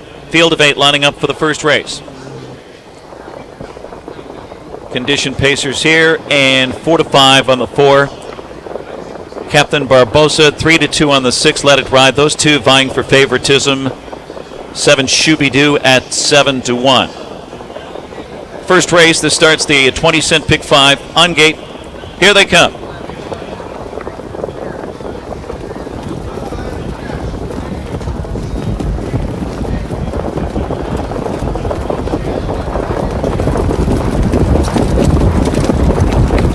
And they're off. Let It Ride's up fast. Shooby-Doo on the outside. Shooting out of there. I'm a Gigolo and Captain Barbosa. Somebody I Treasure flashing speed on the rail into the first turn. Let It Ride. Let It Ride takes the lead. Shooby-Doo sent to the outside to challenge. So Somebody I Treasure settles in the third position. Captain Barbosa fourth on the outside, and he slides in a 4-hole tuck in front of Better Take It. Then comes I'm a Gigolo on the inside with Rockin' the Aces and Dealer's Table Trails. They hit the opening quarter in 27 flat. Let It Ride, an anxious pocket sitter, as Dexter Dunn feeds him racetrack here, and he grabs the track and takes over from Shooby-Doo across the backstretch. So Somebody I Treasure is gapped in third. He's a loose third. Captain Barbosa bides his time fourth. Better Take It fifth on the inside, followed by I'm a Gigolo and Rockin' Aces, and Dealer's Table continues to trail. No right lines in single file at the half. It's Let It Ride. It's 6 to 5 on the board for Dexter Dunn, 55-2, 28-2 second quarter. Let It Ride, Shooby-Doo are 1-2. Shooby-Doo, a loose pocket sitter as they hit the far turn. Somebody I Treasure still third on the inside. Captain Barbosa's fourth. Better Take It still on the cones in fifth. Making a late move is Dealer's Table with work to do sixth. Then it's I'm a Gigolo seventh and Rockin' the Aces. Let It Ride on a mission here. It's Let It Ride. Shooby-Doo second by 2 lengths.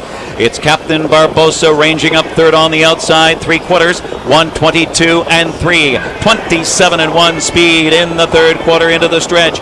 Let It Ride in front by 3 under some urging here. Shooby-Doo out to take a late shot on the outside. Then it's Captain Barbosa and Dealer's Table inside the 16th. Let It Ride almost there to go all the way. Final move from Shooby-Doo on the outside. Let It Ride. Let It Ride. Then Shooby-Doo, Captain Barbosa, and I'm a Gigolo. 1:49 and 2. Hello.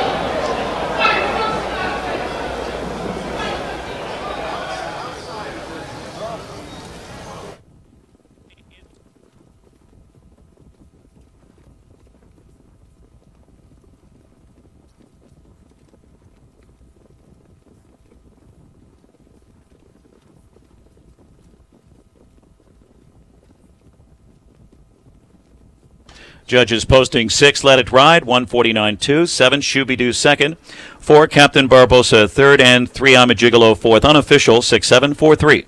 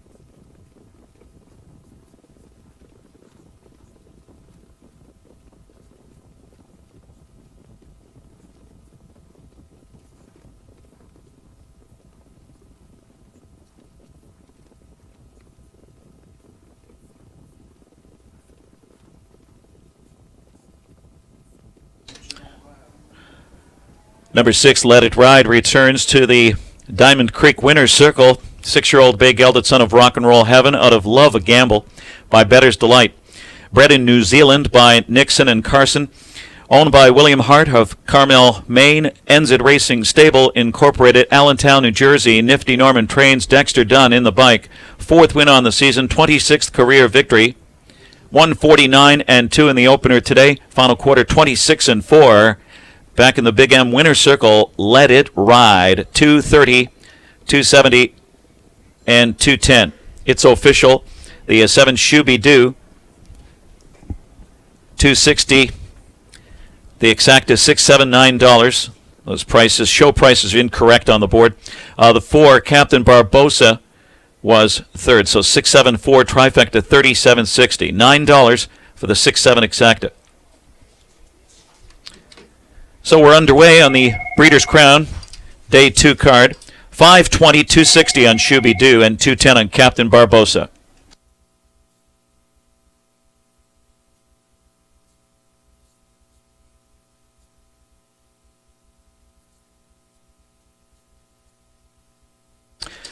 No changes on our program today, so no changes in Race 2, exacta, trifecta, dime, superfecta.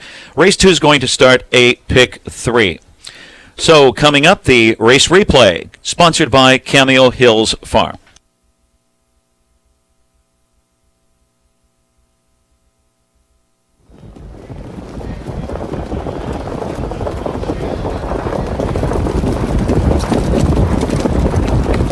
And they're off. Let It Ride's up fast. Shooby Doo on the outside. Shooting out of there. I'm a Gigolo and Captain Barbosa. Somebody I Treasure. Flashing speed on the rail into the first turn. Let It Ride. Let It Ride takes the lead. Shooby Doo sent to the outside to challenge. So Somebody I Treasure settles in the 3rd position. Captain Barbosa 4th on the outside, and he slides in a 4-hole tuck in front of Better Take It. Then comes I'm a Gigolo on the inside with Rockin' the Aces and Dealer's Table Trails. They hit the opening quarter in 27 flat. Let It Ride, an anxious pocket sitter as Dexter Dunn feeds him racetrack here, and he grabs the track and takes over from Shooby Doo across the backstretch. So Somebody I Treasure is gapped in 3rd. He's a loose 3rd. Captain Barbosa bides his time 4th. Better Take It 5th on the inside, followed by I'm a Gigolo and Rockin' Aces, and Dealer's Table continues to trail. No right lines in single file at the half. It's Let It Ride. It's 6-5 on the board for Dexter Dunn, 55-2, 28-2 second quarter. Let It Ride, Shooby Doo are 1-2. Shooby Doo, a loose pocket sitter as they hit the far turn. Somebody I Treasure still 3rd on the inside. Captain Barbosa's 4th. Better Take It still on the cones in 5th. Making a late move is Dealer's Table with work to do 6th. Then it's I'm a Gigolo 7th and Rockin' the Aces. Let It Ride on a mission here. It's Let It Ride. Shooby Doo 2nd by 2 lengths. It's Captain Barbosa ranging up 3rd on the outside, 3 quarters, 122 and 3, 27 and 1 speed in the 3rd quarter into the stretch. Let It Ride in front by 3 under some urging here. Shooby Doo out to take a late shot on the outside. Then it's Captain Barbosa and Dealer's Table inside the 16th. Let It Ride almost there to go all the way. Final move from Shooby Doo on the outside. Let It Ride. Let It Ride. Then Shooby Doo, Captain Barbosa, and I'm a Gigolo. 149 and 2. Hello. Somebody I Treasure was 8th. Better Take It 7th. I'm a Gigolo 4th. Captain Barbosa 3rd. Rockin' the Aces 6th. Let It Ride the winner. Shooby Doo 2nd and Dealer's Table 5th. 874, 361, 25, 149 and 2/5.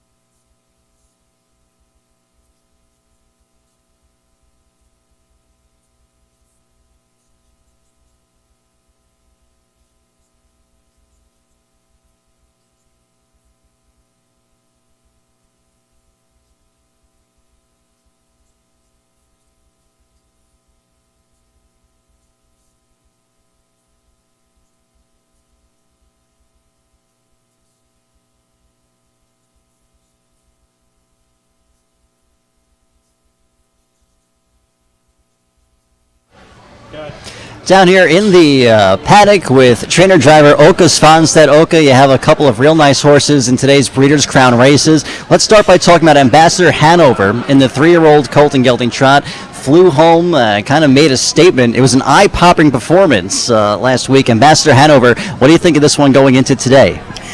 I hope it can be the same today, but it's tough competition. It's tougher horses today, so we'll see what he can do, but he will have a good post.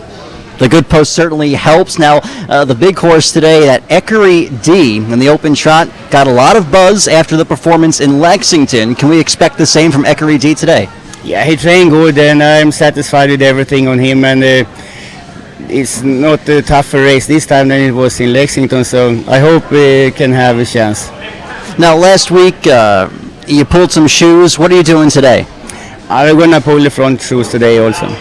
Is that because of the rain, the track condition? No, I think the balance on him is the best to have shoes behind and without in the front. So. We like to hear it. Let's hit on Splash Blue Chip real quick. Splash Blue Chip got a piece in the elimination. Looks like a tough spot, but did close nicely last week. Yeah, she had top form, but bad post and tough horses. So I am happy if she can make the check. I hope so too. Best of luck today. Thank you. Purple Haze Standardbred Adoption Program was created in 2018 by Wanda Policini. Purple Haze provides training to transition into new careers and finding homes. Horses are started with groundwork and then ridden in an arena before going on. Horses at Purple Haze are evaluated and adopted out based on abilities and temperament. If you have a horse that you care about, or if you're looking for a great pleasure horse, please contact Purple Haze Standardbred Adoption Program. They are off, competing for over $4 million in purses this season. Join us to witness the best the sport of harness racing has to offer and celebrate Harrah's Hoosier Park's 2021 championship season alongside family, fun entertainment, handicapping contests, giveaways, and more. Be sure to catch the hottest harness racing action now through December 4th. First post is 6:30 p.m. Visit harrahshoosierpark.com for a full lineup of racing events, live entertainment, and casino promotion.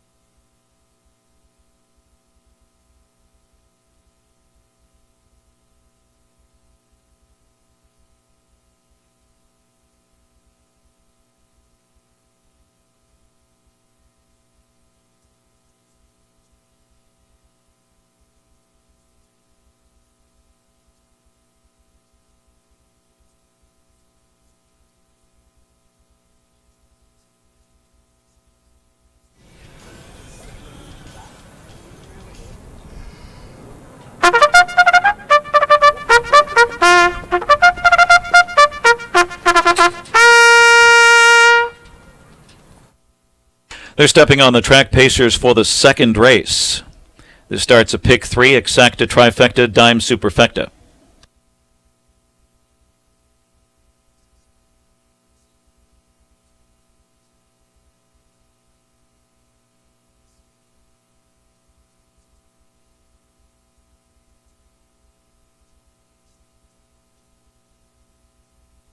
And there's the one Quality Bud with Tim Tetrick for Juan Cano and My Buddy Stables. Track fast now, track condition fast.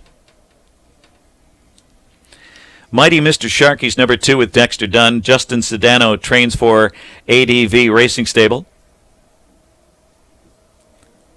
The 3 is Big on Personality with Andrew McCarthy. Calvin Harrison trains and co-owns with James Slendorn. 4 is Mind Trip with Corey Callahan. Dylan Davis trains for Howard Taylor. Number 5, Aleppo Hanover. Dave Miller in the bike for Ricky Bucci and Blue Meadow Farm. Shamalama. Number 6, Scott Zuran, trained by Ariel Alvarez for Terrence Smith. Hale Christian. Number 7, Todd McCarthy, trainer Brett Pelling, Harcourt Lodge Stables. Once again, track condition fast. Race 2, Exacta Trifecta Dime Superfecta Pick 3. And we're on the 4 here, Mind Trip 5-1. Mind Trip, a beaten favorite, fresh off a close finish at Harris, Philadelphia. A sub-150 performer here last season. He gets some class relief here. He is a classy 8-year-old. He draws well in this very tricky handicapping puzzle. The 7, Hale Christian, is the 4-5 favorite. Well, Tote Board is speaking here with the Mohawk Invader. Into the Brett Pelling stable with Todd McCarthy.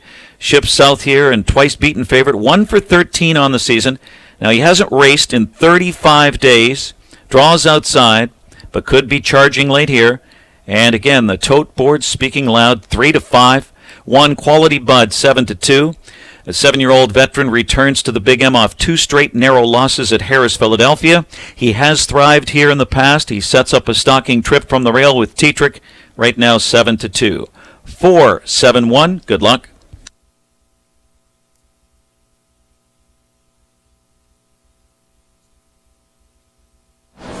On we roll this Breeders' Crown Saturday here at Meadowlands Racing and Entertainment. We move on to race number 2, also for Pacers, medium condition, non-winners of $7,000, and we've got an old fan-friendly favorite coming back to the Big M for trainer Dylan Davis. Mind Trip is his name, and we've watched him compete here for several seasons. We have, and 149-3 was the mark that he took last year during a season that saw him hit the board in half of his 22 starts and make almost $60,000. This is a real warhorse type of gelding with 102 career outings and almost $400,000 in earnings. But Mind Trip today, Dave, I don't mind telling you, I didn't think that he was going to go off as the favorite simply because another horse, I thought, had more of a back-class resume. And who was that? Number 7, Hale Christian, who is going to be under the care of Brett Pelling. Tony O'Sullivan is the normal trainer when this horse races in his native Ontario. Now, Hale Christian had been racing at, a moderate, if not somewhat less than moderate level up in Ontario, but with non-winners of 17,000, non-winners of 16,000, non-winners of 26.5. In each of his last 2, he was a beaten favorite, which is something I don't care for. However, he did race very well, racing at reduced levels of non-winners of 8,000 and non-winners of 8,500. He's in a perfect spot today, and very often, horses like these, they get very speedy from outside posts when they take money like this. Well, forget about the money, Dave. The horse hasn't raced in 35 days. Now, if there was anybody that we could have enough faith in to have one ready off a layoff like that, it would be Brett Pelling. This is the debut for the Pelling born, but you know what? I'm not taking 3-5. I don't care. I don't, listen, I don't blame you for that. And if you want to, play a pick 3, I certainly wouldn't single number 7 Hale Christian. But clearly for me, given the level of competition that he's been facing as compared to the form of some of the other horses, I think that he's the one to beat. If you want to try and go after the favorite, I might try number 1 Quality Bud, who's a personal favorite of mine. He went very well for third after making the lead at 3/4 while parked for Juan Cano in most recent, taking a lot of money against non-winners 11,350, and now he drops 2 notches to the non-winners of 7,000. I guess that was a tough beat if you had him last time down at Harris, Philly. He's also missed a little bit of time, but this is going to be his 33rd start of the season here, a lot of them in the barn of trainer Juan Cano, and for the owners, the My Buddy Stables. Anytime you get Tim Tetrick back in the bike, you better pay attention. Tim Tetrick is a guy who I really like when he's first time in the sulky. We saw this with Rebuff, who he's now 3 for 3 with and guided to Breeders' Crown Glory last night. I think another horse that we really have to take a long look at, Dave, is the very formful Big Personality from the Kelvin Harrison barn. Now, he's a little bit light on class, especially when you look 5, 4, 3, and 2 starts back. But in his most recent at a similar level at Harris, Philadelphia. He sat the pocket all the way through, tightened up very nicely. 28 flat final quarter. The mile went in 51 and 3. He might be attractive to some at 5-1, and I think if you want to go after the favorite, he's another one to include in your pick 3. It's dangerous to ignore Mr. Big Red, Kelvin Harrison, when he ships north here. You see limited starters, but lots of success and big on personalities. Last start here at the Meadowlands was very good against a classy winner, Rock-Eyed Optimist. Well, you know, when you're beating horses like Rock-Eyed Optimist, you know that you have a little bit of back class. And big personality, with only 100,000 in lifetime, but we know that he can go. He's a very consistent sort. He took his mark at Dover, 151 and 1 going 3 turns. I think that he's a pretty good fit in here. And, you know, just to backtrack a little bit, Dave, yes, you know, Hale Christian has definitely missed some time, as has Quality Bud. But they seem to be in the right spots today. But if you do not care for horses who are off those types of layoffs, then you might want to look at the 3 and the aforementioned 4 who you like, Mind Trip. All right, will we all be hailing Christian after this second race? We're just about to find out. They're getting ready to go to the Preferred Equine Starting Gate. Race number 2 up next. Mind Trip, a very enticing 4-1.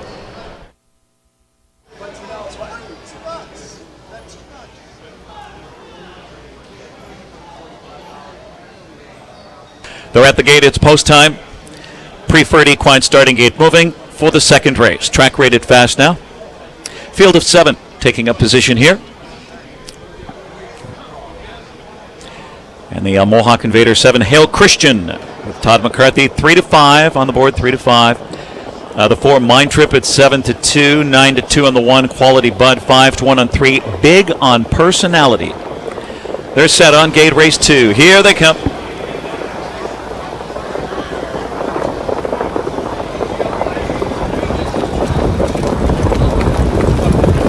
And they're off. Hale Christian on the outside. Mind Trip and Big on personality. Mighty Mr. Sharkey and Quality Bud on the rail. Quickest of all. 4 across the track. Quality Bud being sent to the front here by Tetrick as they round the first turn.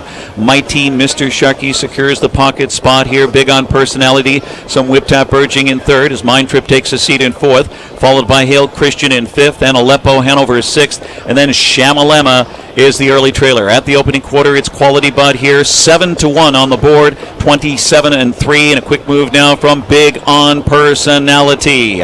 Mind Trip's on the move up to follow him to challenge for the lead. Mighty Mr. Sharkey getting shuffled at fourth, and he's jammed in badly there. It is Hale Christian, fifth on the inside, followed by Aleppo, Hanover, and Shamalam, and they hook up past the half. Here comes Mind Trip now, and Mind Trip, he charges up, and after Big on personality takes over. Mighty Mr. Sharkey parked on the outside uncovered now, off a half of 55-1. So it's Quality Bud. He gets shuffled back and pinned in fourth on the rail. Hale Christian will do it second over here as they round the far turn. Aleppo Hanover sixth on the outside. Then it's a Shamalama with 3/8 to go. It's Mind Trip in front. Mighty Mr. Sharkey up to say hello on the outside. Mighty Mr. Sharkey trying to stick a nose in front. Mind Trip trying to battle back. And Hale Christian looms large. Second over now. Third. He's all set to flip. 3 high, Big on personality needs room. 3/4 in 1, 24-3. Stride for stride as they turn for home. On the outside, Mighty Mr. Sharkey, Mind Trip trying to battle back. Hale Christian flips off cover. Quality Bud with late pace on the inside. 3 across the track. Hale Christian on the outside with good late momentum. Mind Trip trying to battle back, but it's Hale Christian at 2-5. Up the cones, Quality Bud, Hale Christian, then Quality Bud. Mind Trip and Shamalama, 152-2.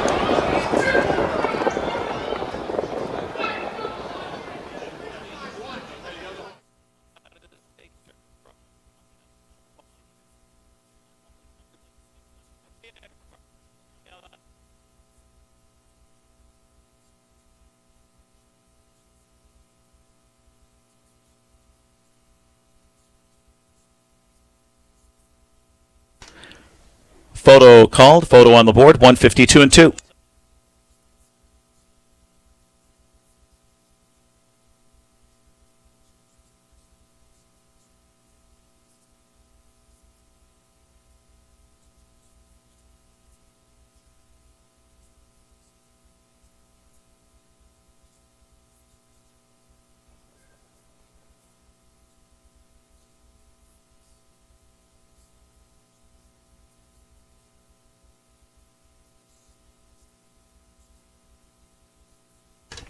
Number 7, Hail Christian, first. 1, Quality Bud, posted second. 4, Mind Trip, third. And 6, Shamalama, fourth. 7146.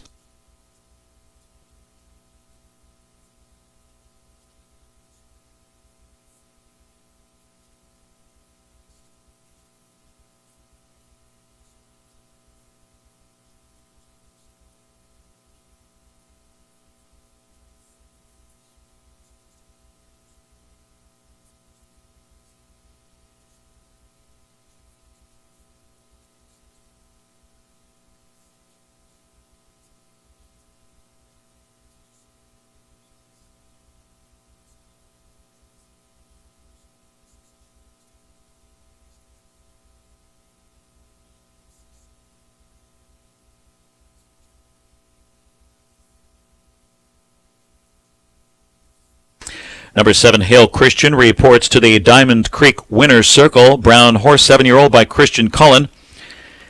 And bred in New Zealand by B. Fleming, owned by Harcourt Lodge Stables, Christchurch, New Zealand. Trainer Brett Pelling, first start in the Pelling stable and here at the Meadowlands in the U.S. with Todd McCarthy in the bike. Second victory of 2021. Career victory number 15, 152 and 2 today for Hail Christian. It's official.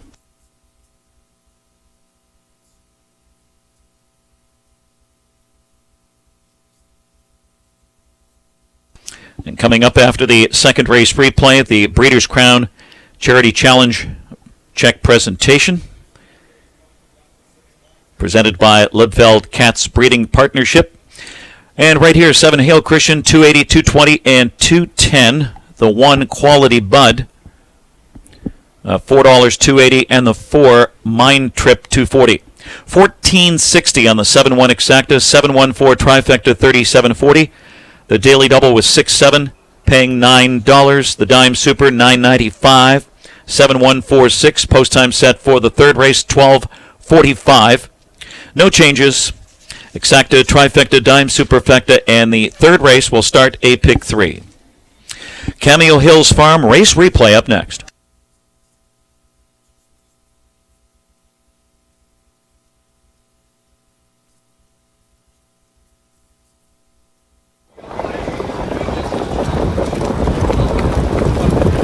And they're off. Hail Christian on the outside. Mind Trip and Big on Personality. Mighty Mr. Sharkey and Quality Bud on the rail. Quickest of all. 4 across the track. Quality Bud being sent to the front here by T-Trick as they round the first turn. Mighty Mr. Sharkey secures the pocket spot here. Big on Personality. Some whip tap urging in third as Mind Trip takes a seat in fourth. Followed by Hail Christian in fifth. And Aleppo Hanover sixth. And then Shamalama is the early trailer. At the opening quarter, it's Quality Bud here. 7-1 on the board. 27-3. And a quick move now from Big on Personality.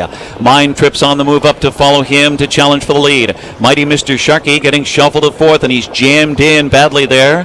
It is Hail Christian, fifth on the inside, followed by Aleppo, Hanover, and Shamalama. They hook up past the half. Here comes Mind Trip now, and Mind Trip, he charges up, and after Big on Personality takes over. Mighty Mr. Sharkey parked on the outside, uncovered now, off a half of 55-1. So it's Quality Bud. He gets shuffled back and pinned in fourth on the rail. Hail Christian will do it second over here as they round the far turn. Aleppo Hanover sixth on the outside. Then it's a Shamalama with 3/8 to go. It's Mind Trip in front. Mighty Mr. Sharkey up to say hello on the outside. Mighty Mr. Sharkey trying to stick a nose in front. Mind Trip trying to battle back. And Hail Christian looms large. Second over now. Third. He's all set to flip. 3 high, Big on Personality needs room. 3/4 in 1, 24-3. Stride for Strada, they turn for home. On the outside, Mighty Mr. Sharkey, Mind Trip trying to battle back. Hail Christian flips off cover. Quality Bud with late pace on the inside. 3 across the track. Hail Christian on the outside with good late momentum. Mind Trip trying to battle back, but it's Hail Christian at 2-5. Up the cones, Quality Bud, Hail Christian, then Quality Bud. Mind Trip and Shamalama, 152-2. Quality Bud second, Mighty Mr. Sharkey fifth, Big on Personality sixth. Mind Trip third, Aleppo Hanover seventh, Shamalama fourth, Hail Christian the winner. Rechecking, it's 2-5-6, 3-7, 4-1, 152-2. In front, Mighty Mr. Sharkey up to say hello on the outside. Mighty Mr. Sharkey trying to stick a nose in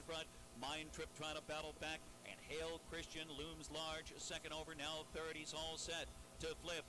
3 high, big on personality, needs room. 3/4 in 1, 24 and 3. Stride for Strada, they turn for home. On the outside, Mighty Mr. Sharky, Mind Trip trying to battle back. Hail Christian flips off cover. Quality Bud with late pace on the inside. 3 across the track. Hail Christian on the outside with good late momentum. Mind Trip trying to battle back, but it's Hail Christian at 2 to 5. Up the cones, Quality Bud, Hail Christian, then Quality Bud. Mind Trip and Shamalama, 152 and 2.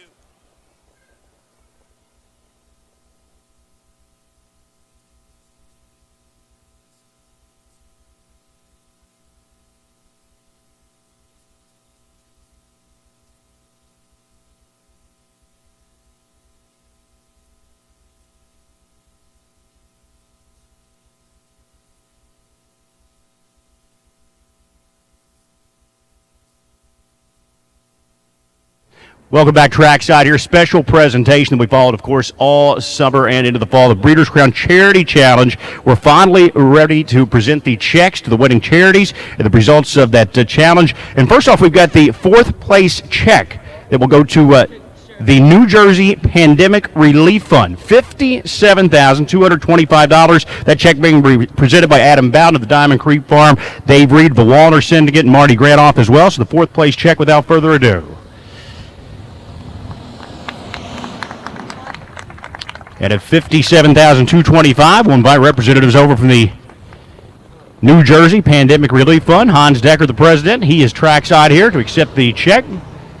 The 4th place check at better than $57,000.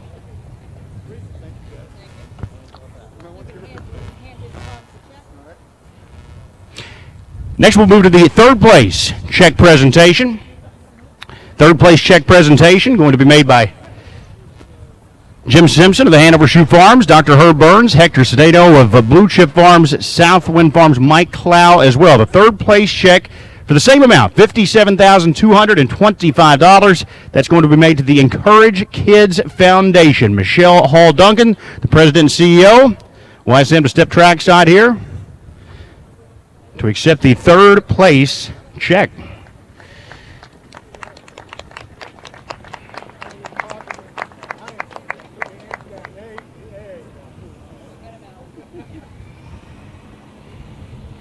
All right, we've got a couple of big checks to come, 1st and 2nd. But first off, we're going to make a special presentation.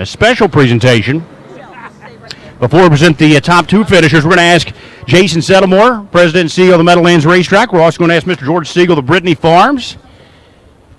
And we have got, I believe, what we'd like to say, a match to the Charity Challenge donation to encourage kids.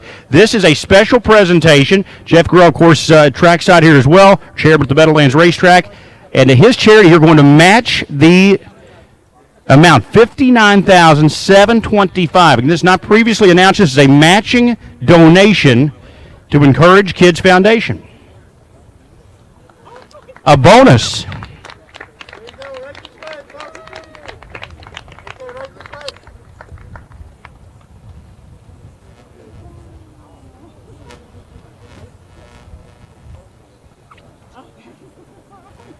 And congratulations again, guys. Michelle Hall Duncan here, trackside, the president and CEO of Encourage Kids Foundation. The matching amount. And that is made by Jeff and Paul DeGarrell to Encourage Kids. It includes the Charity Challenge, the Red Mile Sulky Challenge money. So matching amount of $59,700 and change. Finally, we'll move forward to the 1st and 2nd place check presentations. We're going to ask, of course, Jeff Grill, chairman and CEO of Meadowlands Racing Entertainment. Marvin Katz will be trackside here as well. Horse racing owner and breeder Marvin, instrumental in the Breeders' Crown Charity Challenge. He developed it, in fact. John Campbell is going to step in as well. He's, of course, the president of the Hambletonian Society Hall of Fame driver. He will step in here as well. So for the 2nd place check is going to go to the Special Olympics of New Jersey. William DuPont is here. We'll ask William to step forward, the COO. Carmen Bannon, Chief Management Officer, athletes Rusty Kaiser, Michael Hillman, and Sam Vertanian. If they could all step trackside, $84,500. And that is the 2nd place check. Get over $80,000. We'll ask them to step trackside to accept our second place finishers in the Breeders' Crown Charity Challenge. Team Tetrick.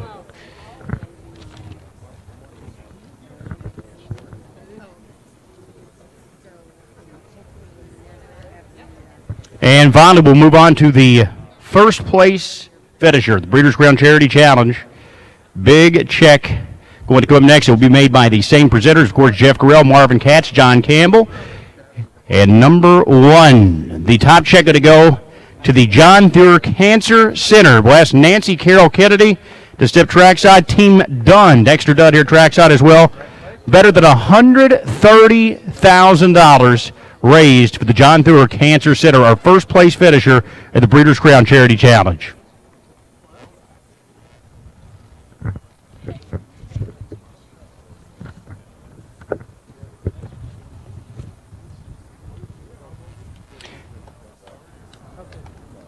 And congratulations to all the charities getting well over $400,000 here this afternoon.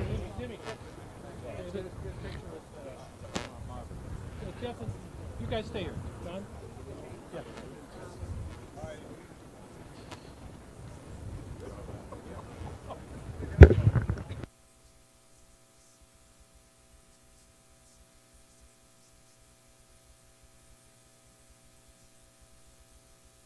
Sounds like if you like these guys.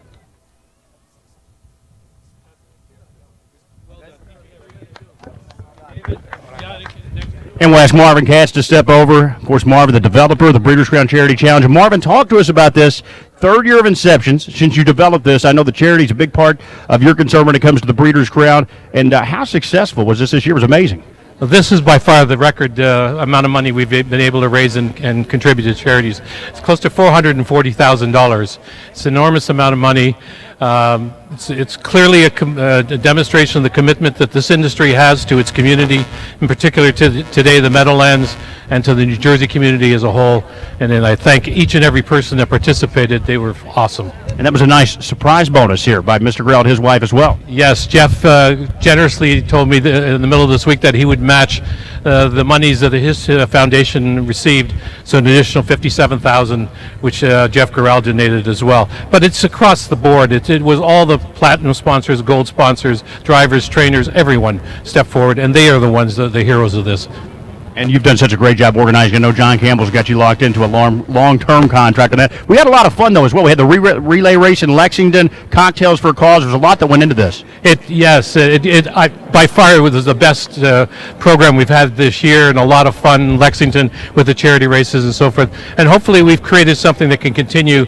And the word commitment, again, resonates to me, is that this is a commitment that our industry has to the communities we're part of, and I'd look forward to it continuing in the years to come. And we all do as well. Marvin, on behalf of the industry and all the charities, thank you so much for all that you do to put into this as well. That's the Breeders' Crown Charity Challenge check presentations here at the Meadowlands.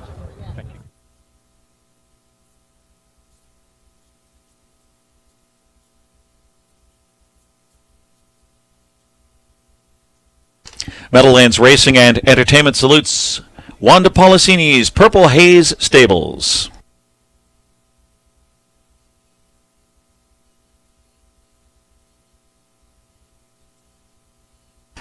The world's #1 standardbred sales agency, Preferred Equine Marketing.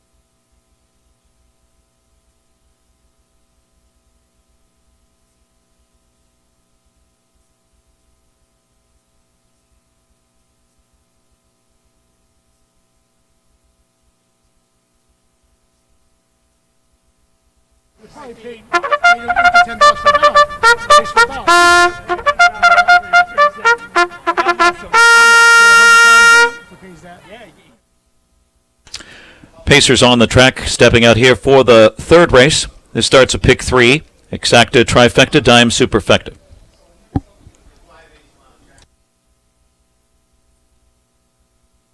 Post Parade sponsored by the Standardbred Breeders and Owners Association of New Jersey. 1 is Highballer with Todd McCarthy driving for trainer Noel Daly, Matthew Morrison, and Brian Gordon. Number 2, Diamond Head with Dave Miller, trained by Eric Mahler for Matthew Dugan. 3 is Tabuma with Chris Page, trained by Dylan Davis, a co-owner with Michael Casalino Jr. 4, Laugh Again Hanover, Yannick Gingras, Jake Lehman trains for Michael Samaglio, William Richardson, and Rhonda Gilmartin. His Beats Hanover, number 5, Tim Tetrick, Ron Burke, Burke Racing Stable, and the Weaver Buscemi Partnership. 6 is Captain Terror with Corey Callahan, trained by Joe Pavia Jr. for Joe Pavia Jr. Stable, Jeff Hess, Pint Size Racing, and John Wittig. Bullville Jonathan, number 7, Brett Miller for Stephen Crevani Farms. 8 is Bay Brute, Andrew McCarthy, trainer Mark Capone for Cameron Capone, George Tackley, Ed McHenry, and Wendy Storier. Red Right Hand, number 9, with Dexter Dunn, trained by Nancy Tactor, Christina Tactor, Nancy Tactor, Jaff Racing, Joe Sabraco, and R.A.W. Equine. Field of 9, race 3, Exacta, Trifecta, Dime, Superfecta, and pick 3. Right now we've got 5-1 on 3. Tabuma. Gelding makes his third starts and switching to Dylan Davis. He did flash at 25 and 4, 2 starts back. Then he had no chance from post 9. And transitions from Hoosier Park here. He gets some class and post relief as well.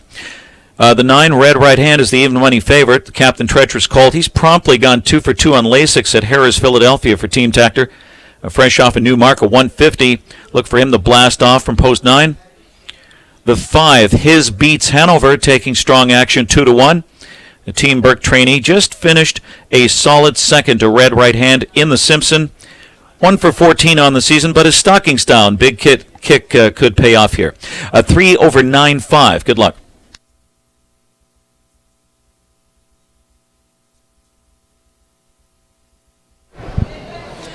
Thank you, Ken Workington. A quick wrap-up on the Breeders' Crown Charity Challenge here. As far as the points are concerned, remember, you could get involved and vote for your favorite team, and we want to thank drivers Dexter Dunn, Tim Tetrick, Dave Miller, and Yannick Gingras for that participation. Dexter Dunn, though, he got it done. Dexter Dunn did get it done. 1,299 points, and he represented the John Thurr Cancer Center. Second up was Tim Tetrick, 1,296 points. He was playing for Special Olympics New Jersey. Third up was Team Miller, 1,238 points, Encourage Kids Foundation. And coming in fourth, but a close-up fourth, Team Yannick Gingras for the New Jersey Pandemic Relief Fund. According to Mr. Marvin Katz, close to $440,000 was raised for these very worthy charities. A rousing success, Dave, was the Breeders' Crown Charity Challenge 2021. Absolutely great job done by everyone, including Rachel Ryan here at the racetrack, Andrew Shades-Dembski, who was keeping track of those points, and to everybody that took even a little part. Like I said earlier on in the pregame show, you know, a lot of people were tweeting about this, voting every day for their team. We saw the charities themselves, the Encourage Kids Foundation, you know, tweeting, and they've been here at the track, you know, multiple times leading through this event. They really were, and you know, they're not the biggest gamblers in the world, but they did come out. They love to bring their kids to the track, see the horses race, and maybe we'll come up with a couple of long-term fans, and that would be great too. Yes, it will. All right, on to race 3, high-powered Pacers again. There's the current favorite right now, even money on number 9, Red Right Hand. And I think the key for this guy, Dave, he's dropping out of a stakes win, but he needs Lasix, and he finally was able to get back on Lasix after returning from Kentucky. Racing 3 straight starts of the Red Mile without the diuretic probably didn't do this son of Captain Treacherous any favors. Now, you and I were talking before we came on for this spot. Red Right Right Hand. Nancy Tactor was talking this colt up to me in the weeks leading up to the Meadowlands Pace, but things didn't really pan out as they had hoped. Now he has his act completely together off back-to-back wins at Harris, Philadelphia, leaving from the rail, moving to the top of the half, kind of like how you win a race at the Meadowlands, quite frankly, and winning in 150 and 1 and 150 flat. Red Right Hand has probably never been better in his life, and leaving from post 9, I don't see a problem with Dexter Dunn at the controls. All right, last time they hooked up at Harris, Philadelphia, Red Right Hand delivered a pretty solid beatdown on his Beats Hanover. They will renew that rivalry, but a lot of money for Tim Tetrick here, too, only 2-1. Yeah, and Tetrick and his Beats Hanover are off that second place finish that you mentioned. And I also like the second place finish by his Beats Hanover on October the 1st at Harris, Philadelphia in the Liberty Bell, rallying at odds of 19-1 to get second in a mile that went in 150 and 2. Now, look, this one can have his off days. Finished 9th in the Tattersalls when he was completely overmatched at 97-1, and finishing 8th in a non-winners of 4 at Yonkers on September the 7th when he went off stride. But when he brings his A game, he can be there. The only knock that I have that I'm having trouble getting past is the fact that he's only 1 for 14 on the year. You know what I don't know? I don't think we've seen him here at the Meadowlands. I don't remember typing his name in. He does look a little keen out there on the track, but that's okay. I'm sure all these horses are revved up to be enjoying the sunlight today. For a little change. Yeah, I know. So this could be a good one. I'll ask you about one more. Again, I said Dylan Davis was loaded for bear on the undercard here. He had both horses race well. Tabuma is relatively new to his barn and looks like he's going to be okay. I'm glad you asked me about him because I really do like his win 3 back at Dayton, winning in 52 flat as the 1-5 choice. It's the fact that he was facing a field that he was supposed to dominate, and he did just that, closing in 28 flat. We don't know, Dave. Maybe he could have come home quicker had the competition been a little more up to snuff in terms of challenging him. In his last 2 races on the Illinois Sire Stakes circuit at Hoosier, he was likely facing better than he faces today. I think he's at a decent spot, and at 5-1, if you don't want to bet even money on the 9, this might be the way you want to go. You know what caught my eye, too? Look at that last program line. He was charted 21 lengths back at the first quarter after the slow start from the outside post there. Made up good ground for Chris Page. Page is going to get the drive back today, and we will see if he has Tabuma closer to the action, as you like to say. Third race Pacers behind the gate and ready to roll. So we'll send things up to Ken Workington.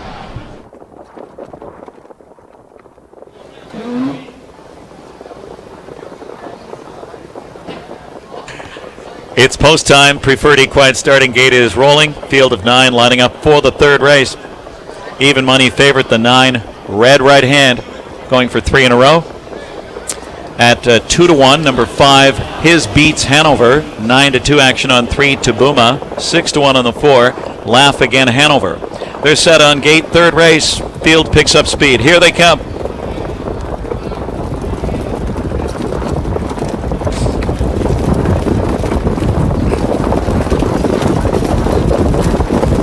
And they're off. Babe Brute pushed the gate away. Babe Brute out fast. A Laugh Again Hanover. His Beats Hanover backed away. So Tabuma moves through on the inside into the top 3 around the first turn as His Beats Hanover dives in. And then Red Right Hand gets underway. He was 3 wide there and comes on. And then it's High Baller on the inside, 6 to the opening quarter, followed by Diamond Head. As they pass the opening quarter, it's Captain Terror next to last, and Bullville Jonathan trails 2 wide at the quarter, 27 flat.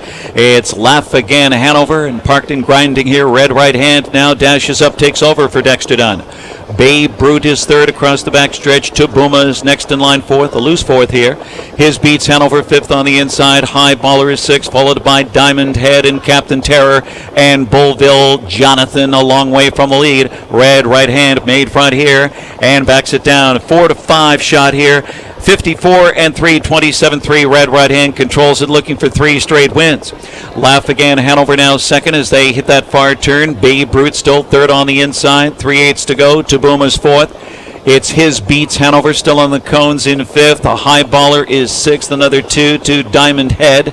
And then on the inside, Bullville Jonathan and Captain Terror now trails. Going well, 3/4 Red Right Hand. Laugh Again Hanover second on the inside. Babe Brute is still third. 3/4 122 and 4/5 they're into the stretch drive. Red right hand asserts himself here. He's in front by 2.5. But there is His Beats Hanover on the outside, and he's coming hard. It's Laugh Again Hanover in the inside third. On the inside, Red right hand bracing for His Beats Hanover on the outside, and Tetrick. His Beats Hanover right by. His Beats Hanover, then Red right hand. Diamond Head and Laugh Again Hanover, 150 and 4.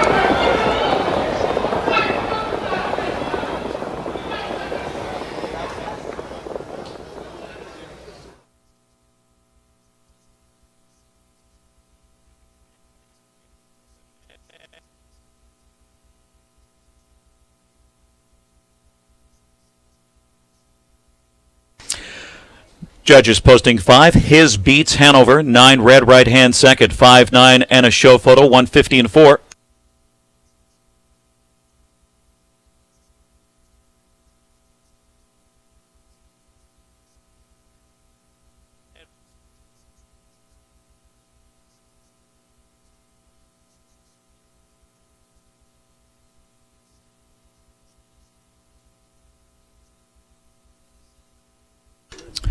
Number 2, Diamond Head was third. 4, Laugh Again Hanover fourth. 5-9-2-4.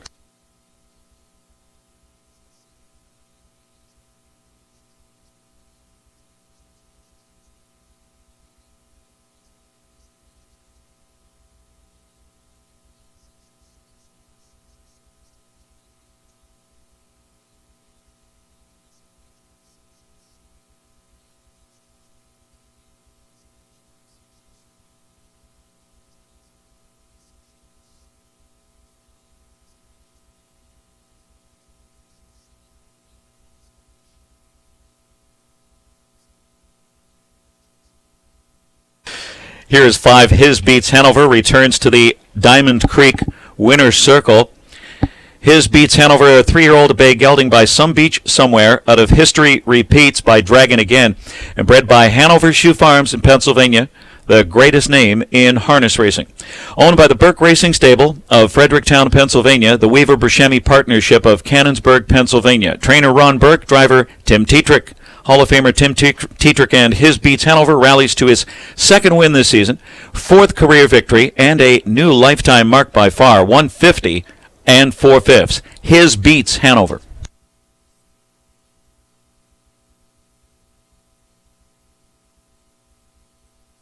And His Beats Hanover, Tim Tetrick being greeted in the winner's circle by the Halloween hat contest contestants. And some of them look scary.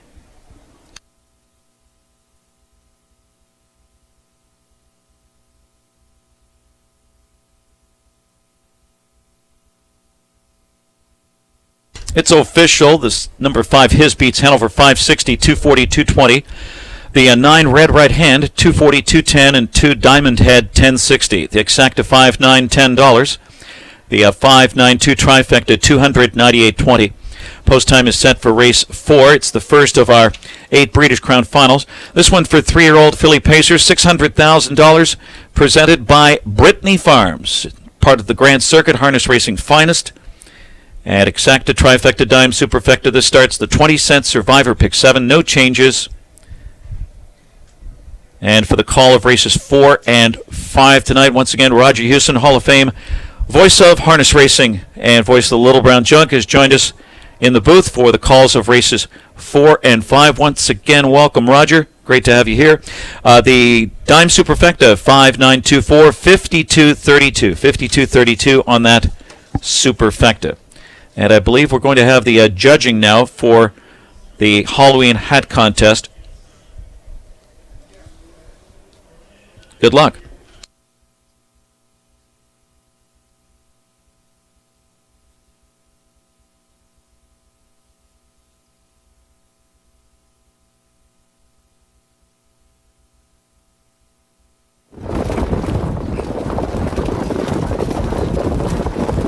On the they're off. Babe Brute pushed the gate away. Babe Brute out fast. A laugh again, Hanover. His beats Hanover backed away. So Tabuma moves through on the inside into the top three around the first turn as his beats Hanover dives in. And then Red Right Hand gets underway. He was 3 wide there and comes on. And then it's High Baller on the inside, 6 to the opening quarter, followed by Diamond Head. As they pass the opening quarter, it's Captain Terror next to last, and Bullville Jonathan trails 2 wide at the quarter, 27 flat. It's Laugh Again Hanover, and parked and grinding here. Red Right Hand now dashes up, takes over for Dexter Dunn. Babe Brute is third across the backstretch. Tabuma is next in line fourth, a loose fourth here. His beats Hanover fifth on the inside. High Baller is sixth, followed by Diamond Head and Captain Terror, and Bullville Jonathan a long way from the lead. Red Right Hand made front here and backs it down. 4 to 5 shot here. 54 and 3, 27-3. Red Right Hand controls it, looking for 3 straight wins. Laugh Again Hanover now second as they hit that far turn. Babe Brute still third on the inside. 3/8 to go. Tabuma's fourth. It's His Beats Hanover still on the cones in fifth. A High Baller is sixth, another 2 to Diamond Head. And then on the inside, Bullville Jonathan and Captain Terror now trails. Going well, 3/4 Red Right Hand. Laugh Again Hanover second on the inside. Babe Brute is still third. 3/4 122 and 4/5 they're into the stretch drive. Red Right Hand asserts himself here. He's in front by 2.5. But there is His Beats Hanover on the outside, and he's coming hard. It's Laugh Again Hanover on the inside third. On the inside, Red Right Hand bracing for His Beats Hanover on the outside, and T-Trick. His Beats Hanover right by. His Beats Hanover, then Red Right Hand, Diamond Head, and Laugh Again Hanover, 150 and 4. High Baller was fifth, Diamond Head third, Tabuma was eighth, Laugh Again Hanover fourth, His Beats Hanover the winner. Captain Terror ninth, Bullville Jonathan seventh, Babe Brute was sixth, and Red Right Hand second. 5-3-8, 4-1-9-7, 6-2, 150, and 4/5.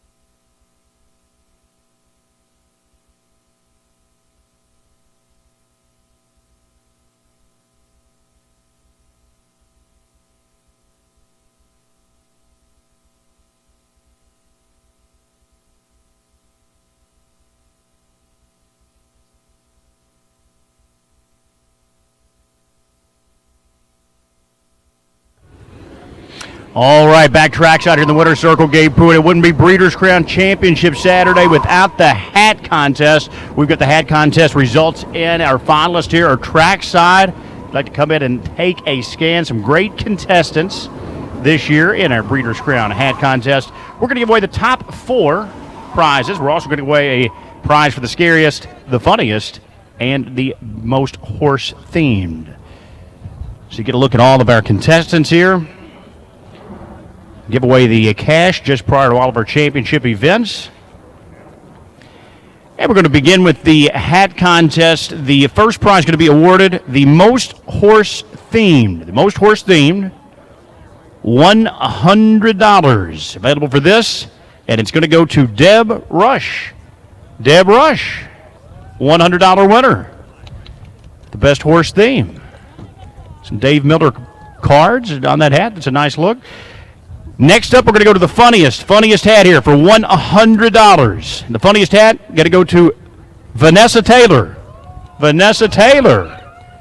Going to get $100 for the funniest hat here. The scariest hat for $100 going to go to Ryan M. Scariest hat, $100. That is scary. That's a scary look right there. Scary beard, too, but definitely a scary hat. All right, now we're going to go to the top 4 winners here at our Breeders' Crown Hat Contest. We'll begin with fourth place, $50. Going to go to Vanessa Taylor. Vanessa Taylor, another $50 to the hoop. Third place finisher, $100. Third place finisher going to go to Deb Rush, who picks up her second hundo already the Breeders' Crown contest. Finally, top two. And we're going to go ahead and move to the grand prize winner. We've got two here left. The top hat in the Breeders' Crown contest going to go to Lily Pelling for $500. $500. In second place, going to go to Dana Steele, $250. There are top two hats, the Red Barn and the Breeders' Crown racetrack. All right, congratulations to all of our hat contestants. The hat contest is in here on Breeders' Crown Championship Day at the Meadowlands.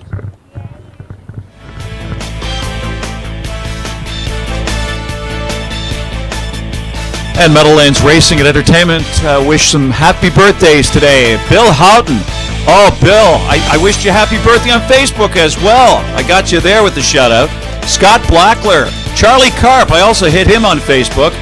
Steve Ream, Tom Fanning, always smiling Tom Fanning, and Travis Sellomore. Way to go, Travis. And a 20th birthday to Dale Kulikowski. So happy birthday to all. Enjoy day 2 of the Breeders' Crown.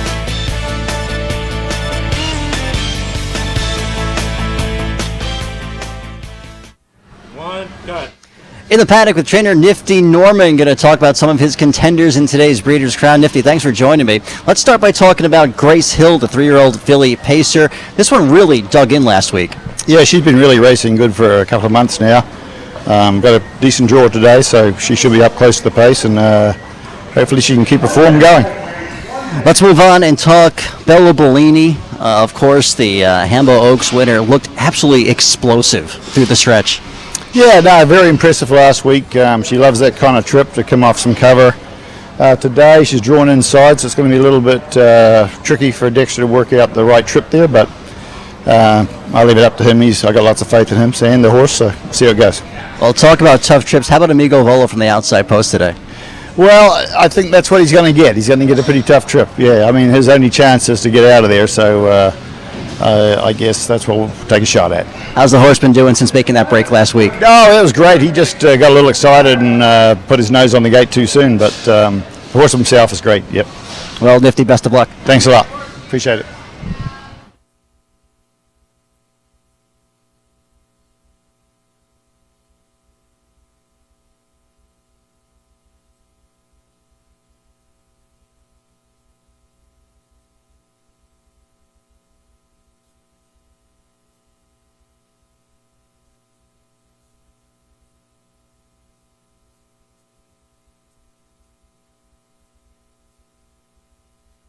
Just before we get to Roger Houston here in the next 2 Breeders' Crown races, we welcome the Standardbred Pleasure Horse Organization of New Jersey, a nonprofit organization founded to promote the Standardbred as a pleasure riding and driving horse by exposing the public to their performances through equine events, whatever the discipline is: eventing, western pleasure, driving, hunter, jumping, trail riding, or dressage. They can do it all. Their mission is to let the public know that the Standardbred is the very versatile breed. The very versatile breed, the Standardbred. Once again, we welcome the Standardbred Pleasure Horse Organization of New Jersey, and the horses for the post parades are Shifting to Glide, Forensic Z-Tam, Big Bickies, and Chocolate Delight.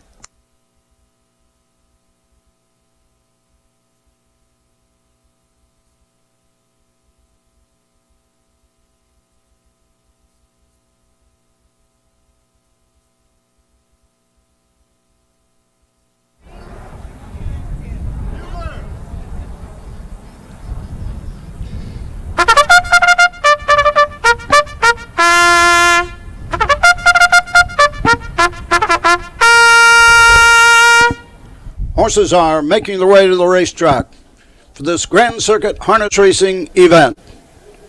The Breeders' Crown, the final for the 3-year-old filly pacers, and a purse of $600,000 presented by Brittany Farms. And these are the horses. Number 1, Notorious Pink. Andrew McCarthy drives for Tony Alanya.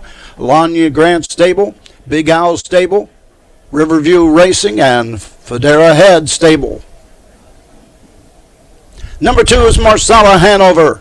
Scott Cerrone, the driver for Linda Toscano. Owned by the Let It Ride Stables and Bottom Line Racing. South Mountain Stable and Little E. Number 3, Think of Galaxies with Mark McDonald. John McDermott trains. Jonathan Klee and Peter Kleinhans, the owners. Number 4, She's a Freak Like Me. Andy Miller, the driver. Stacy Giotto, the trainer. Giotto Racing owns. Number 5 is Grace Hill with Todd McCarthy. Nifty Norman trains. Tom Hill owns. Number 6 is Mackie Hanover. Brett Miller, the driver for Tom Fanning. Howard Taylor and Falcon Racing. Number 7 is Blue Diamond Eyes. Yannick Gingras, the driver for Ron Burke. Thomas and Scott Dillon own. Number 8 is Test of Faith with David Miller for Brett Pelling. Melvin Siegel, Kentuckiana Racing Stable, and Eddie Grand. Number 9 is Firestart Hanover with Dexter Dunn. Nifty Norman trains. Penske Stables, David Huss and Lawrence Means, the owner. And number 10 is Scarlet Hanover with Tim Tetrick. Ron Burke trains. Burke Racing Stable, Frank Baldacchino, J&T Silva, Pernell Libby, and Weaver Buscemi. And that's the field for the Breeders' Crown Final. 3-year-old Filly Pacers, brought to you by Brittany Farms for a purse of $600,000. Win, Play, Show, Exacta, and Trifecta, 10-cent Super, 20-cent Survivor, Pick 7, races 4 through 10. Don't be shut out. Wager now.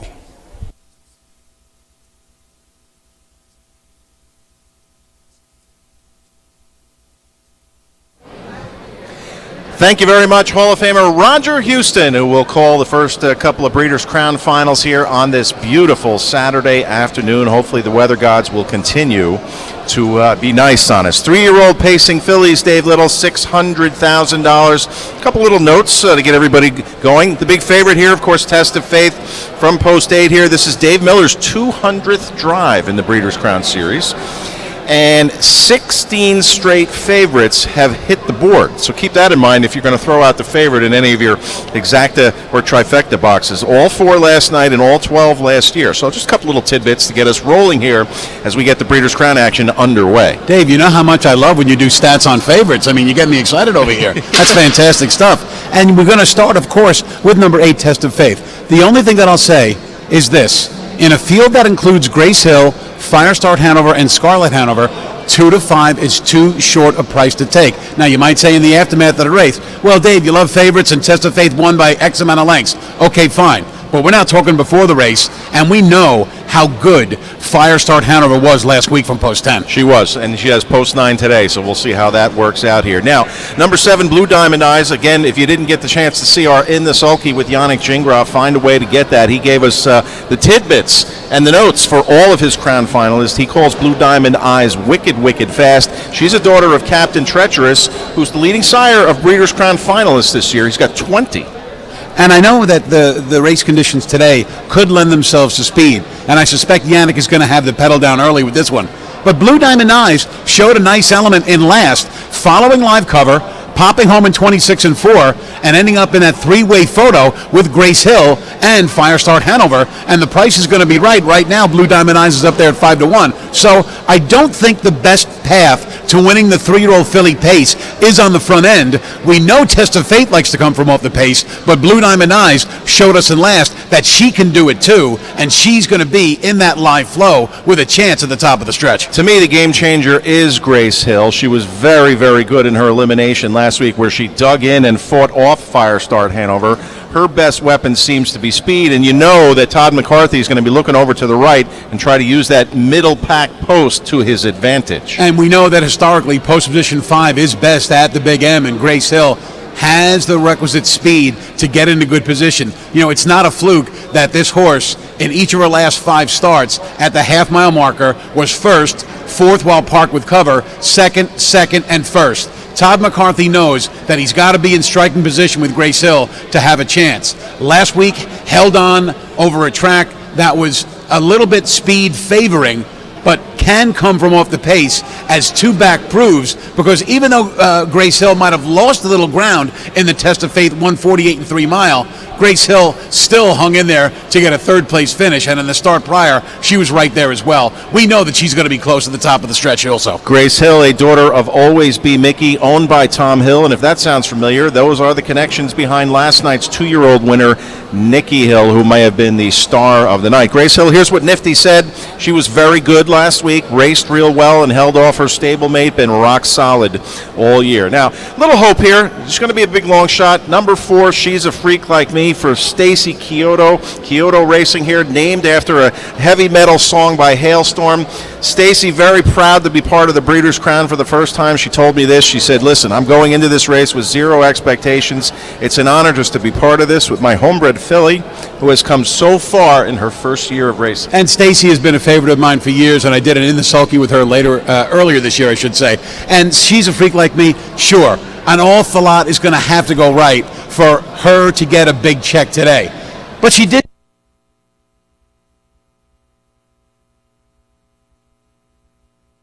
better check in this $600,000 event. Remember, when you come in fifth for $600,000, it's like winning a $60,000 race. It is. Now we have to talk about one more, because she's sitting up there on the board at a huge price. Again, post 10 for the Jugette champion, Scarlett Hanover. Remember, she did gun down Test of Faith on that awful weather day back in Delaware, Ohio, that Wednesday Jugette day. She opted for the bye, and of course the post gods were not kind. I got lucky last night with Joviality, who left for post position 10. Brian Sears gave a great steer at odds of 6-1. Tim Tetrick today has 15-1 Scarlett Hanover.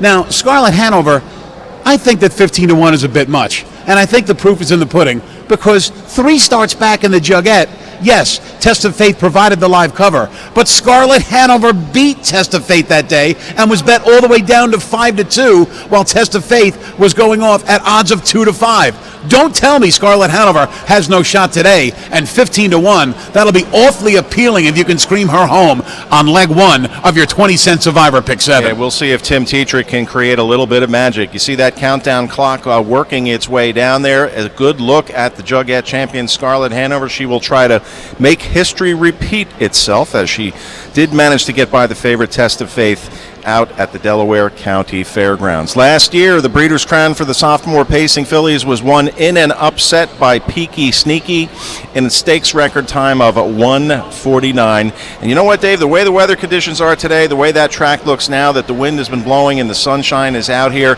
we could see some records fall today. It's conceivable, Dave. We'd have to have exceedingly fast half miles, maybe 54 or right around there, to see those types of records fall. The only knock on the possible rocking of the clock, as it were, is the fact that the temperature is in the mid to low 60s instead of the mid to high 70s. All right, a last look at Test of Faith as she looks to seal the deal in the sophomore pacing filly division. Up next, the 3-year-old pacing fillies in this first Breeders' Crown final on the Saturday afternoon. They're going for $600,000. And without further ado, let's send things up to the top of the stands. And Hall of Fame announcer, Mr. Roger Houston. The starter in the preferred equine starting gate has called the horses to the post. And they're going to give a turn. So windows are still open.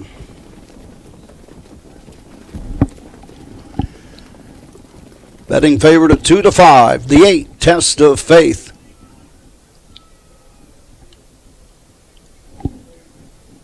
Blue Diamond Eyes at 5. Grace Hill at 6.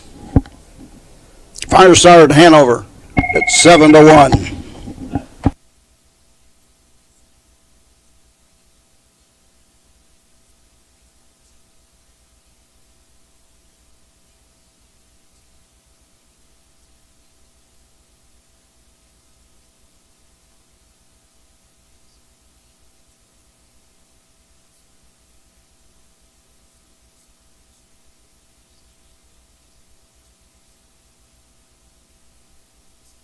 Your attention, please, to the photographers in the infield. You must be on the turf course.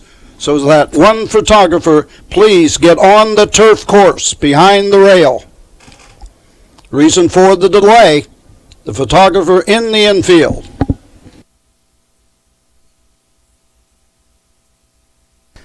Thank you.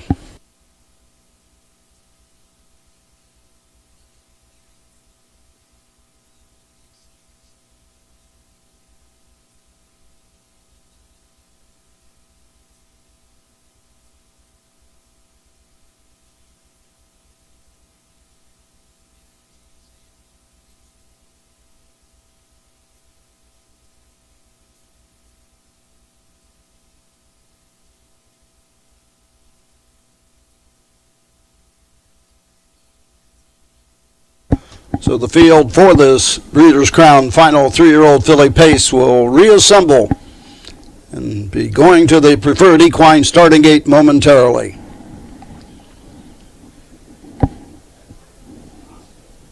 Test of Faith even more a favorite at 2-5. Others about the same as they were earlier. Blue Diamond Eyes at 5, 6-1 on Grace Hill, and 7-1 on Fire Start Hanover.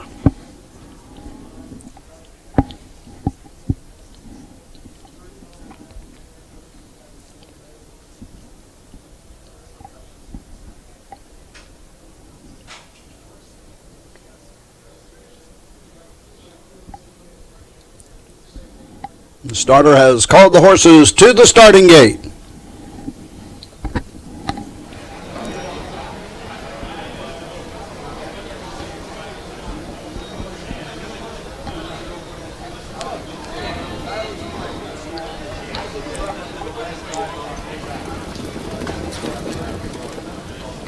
First of 8 Breeders' Crown events today here at the Meadowlands.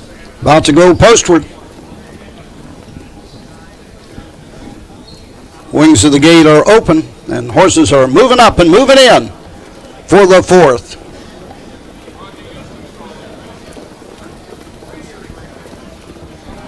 From the inside out, Notorious Pink, Marcella Hanover, Think of Galaxies, She's a Freak Like Me, Grace Hill, Mackie Hanover, Blue Diamond Eyes, Test of Faith, Fire Start Hanover, and Scarlet Hanover on the outside. A field of 10. Breeders' Crown Final 3-year-old filly pacers for $600,000, and here they come.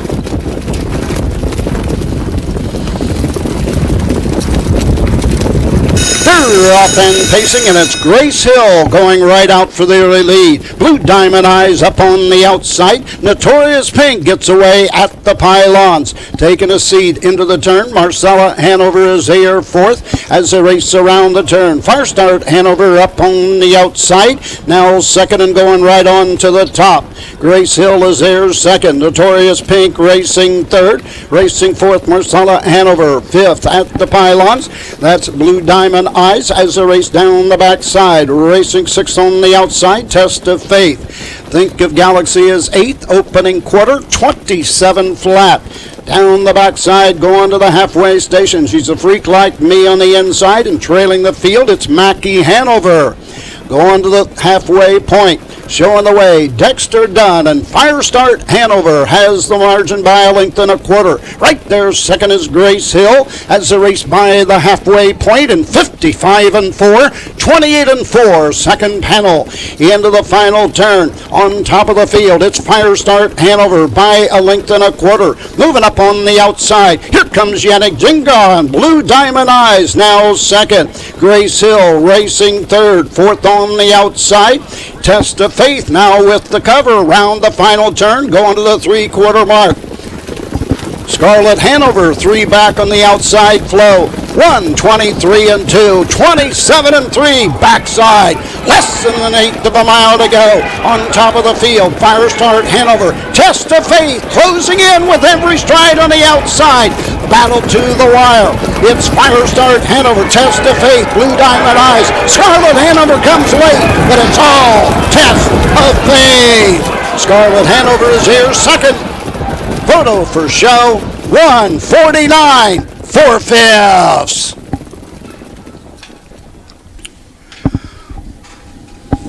149-4.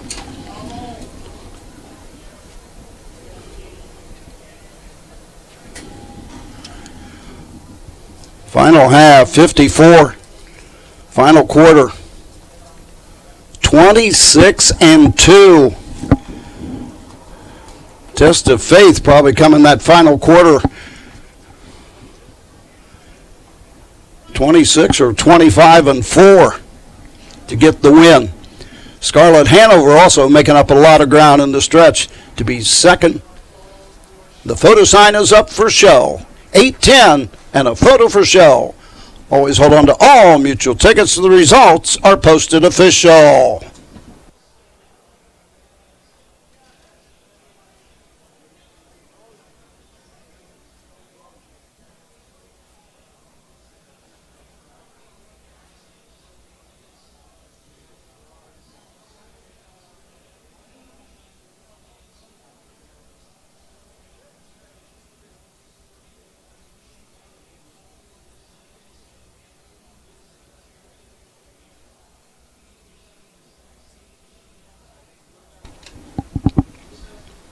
Eight, 10, 9, 7.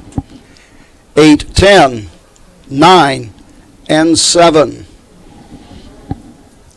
It's unofficial.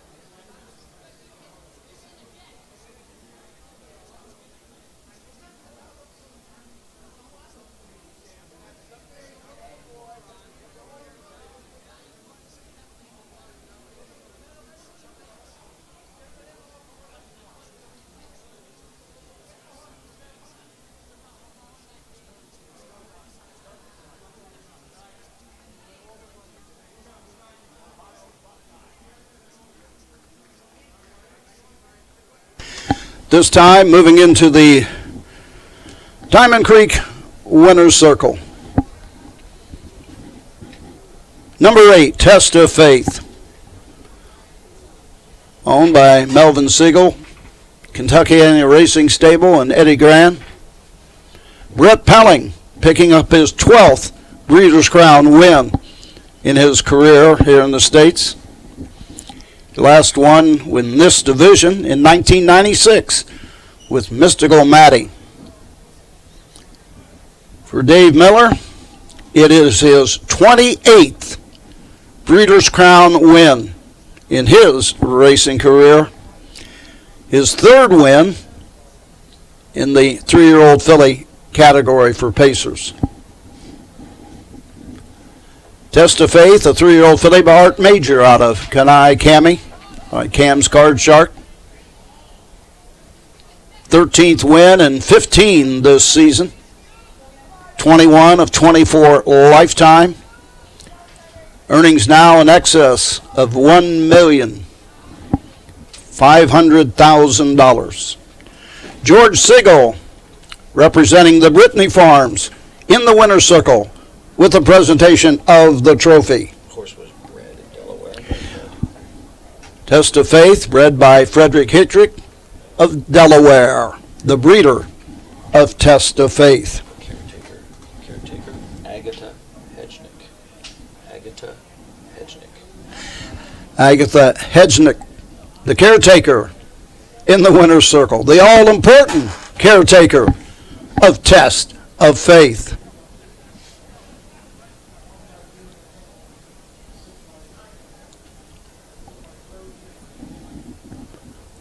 $149-4.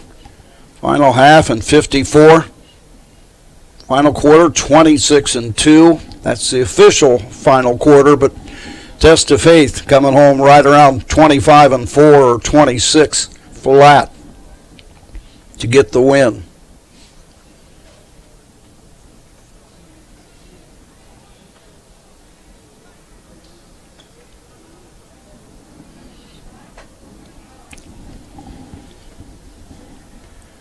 8-10-9-7 official.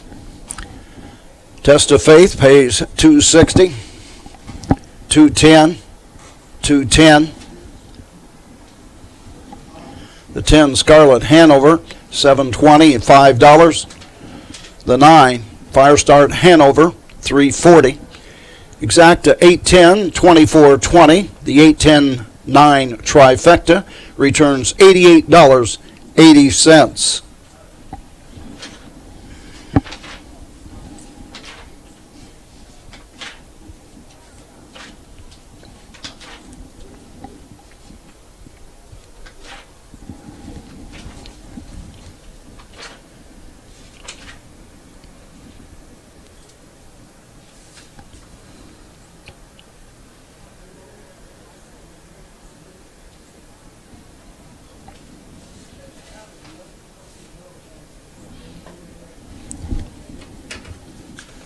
Post time for the 5th race coming up. 1:47. No changes or corrections in the 5th. Breeders' Crown Final for 3-year-olds and up. Filly and Mare Trotters for a purse of $300,000. Win, Play, Show, Exacta, Trifecta, 10-cent Superfecta wagering. And a pick 3 on races 5, 6, and 7. No changes in those pick 3 events.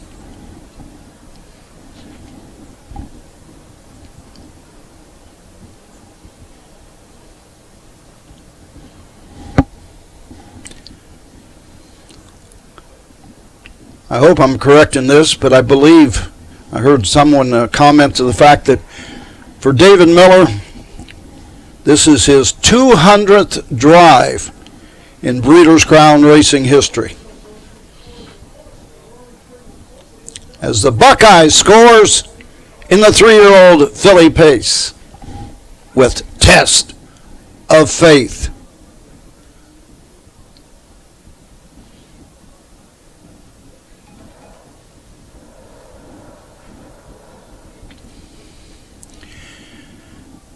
We'll be heading down to the winner's circle momentarily. Gabe Pruitt is with Brett Pelling. Miller's second all-time in earnings. Okay.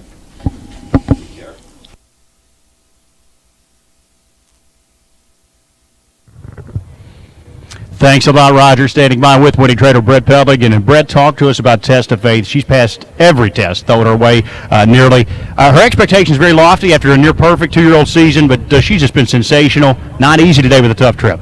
Well, we have faith in her. I mean, so she's pretty well named. I mean, she's as honest as any horse she'll ever be around, and she recovers well, and she's a little bit stoic.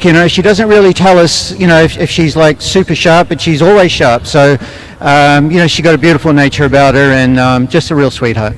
And no Breeders' Crown at the age of 2, of course. How special is it to get this big win near the end of the season at 3? Oh, for sure. I mean, we, she was a New York side filly last year, so we figured that we'd go through that circuit, and by the time we got to the Crown, it'd be super late, and, it seemed like it was a big ask, but we kept her eligible for this year, and it's just awesome. It's awesome that she got this, and really happy for the owners. Now, I know I'm getting way ahead of myself, but the 3-year-old Breeders' Crown champion, they get an invite to the TVG near the end of the season. Eddie Schott, you'll take a look at that. Well, yeah, we're going to race in the Matron, and I think that's probably a couple of weeks after that. So we'll see how it is. I mean, like I say, she recovers so well. It's not out of the question. And you got a couple of Horse of the Year candidates near barn. Obviously, this field being one of them. How about Allywag Hanover a bit later on today? How's he coming again? Oh, mate, both of them. I mean, to come to the barn every day and you're around those two horses, I mean, they're winners. And, and they're flashy, they're beautiful gaited, and, they cover the ground so good. They make my job, it's a real blessing to be around them. And, for her and Allywag to be kind of fighting it out, it's a bit strange, actually. But, I think they deserve in their categories, and whatever happens with the voters with Horse of the Year, it'll be a tough call. Well, congratulations. We're all looking forward to seeing Test of Faith at her next start, and we'll look forward to seeing Allywag Hanover a bit later this afternoon.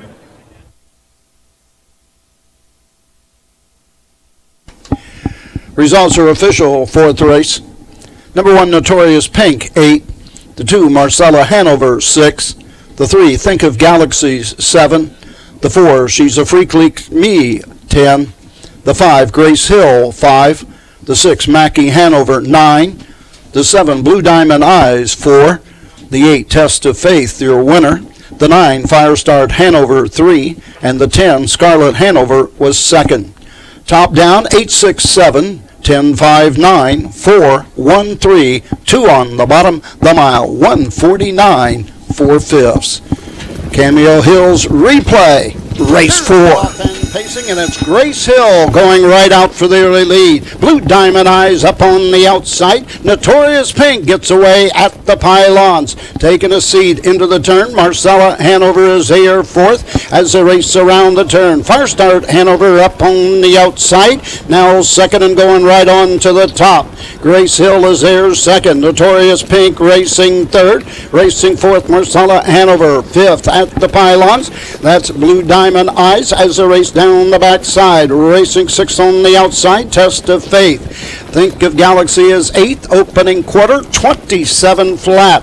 Down the backside, going to the halfway station. She's a freak like me on the inside, and trailing the field, it's Mackie Hanover. Going to the halfway point, showing the way, Dexter Dunn, and Firestart Hanover has the margin by a length and a quarter. Right there, second is Grace Hill as the race by the halfway point, and 55 and 4, 28 and 4, second panel into the final turn. On top of the field, it's Firestart Hanover by a length and a quarter. Moving up on the outside, here comes Yannick Jinga and Blue Diamond Eyes now second. Grace Hill racing third, fourth on the outside. Test of Faith now with the cover around the final turn, going to the 3/4 mark. Scarlet Hanover, 3 back on the outside flow. 1, 23 and 2, 27 and 3, backside. Less than an eighth of a mile to go. On top of the field, Firestart Hanover. Test of Faith closing in with every stride on the outside. Battle to the wire. It's Firestart Hanover, Test of Faith, Blue Diamond Eyes. Scarlet Hanover comes late, but it's all Test of Faith. Scarlet Hanover is here second. Photo for show, 149, 4/5. Down the backside, going to the halfway station. She's a freak like me on the inside, and trailing the field, it's Mackie Hanover. Going to the halfway point, showing the way, Dexter Dunn, and Firestart Hanover has the margin by a length and a quarter. Right there, second is Grace Hill as the race by the halfway point, and 55 and 4, 28 and 4, second panel into the final turn. On top of the field, it's Firestart Hanover by a length and a quarter. Moving up on the outside, here comes Yannick Jinga and Blue Diamond now second. Grace Hill racing third, fourth on the outside.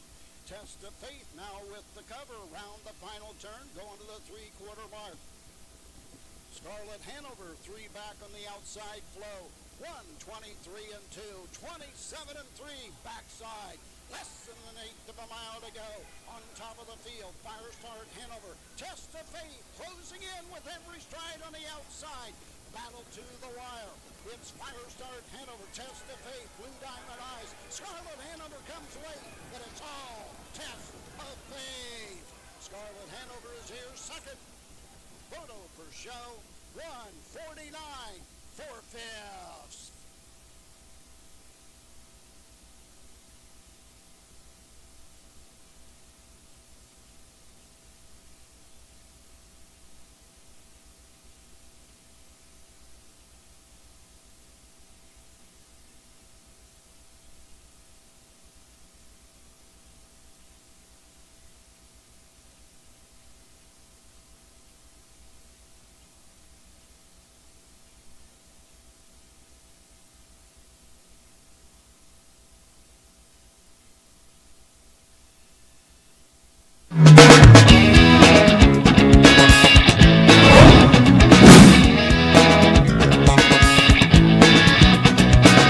On the inside, Manchego. Atlanta on the outside, inching in.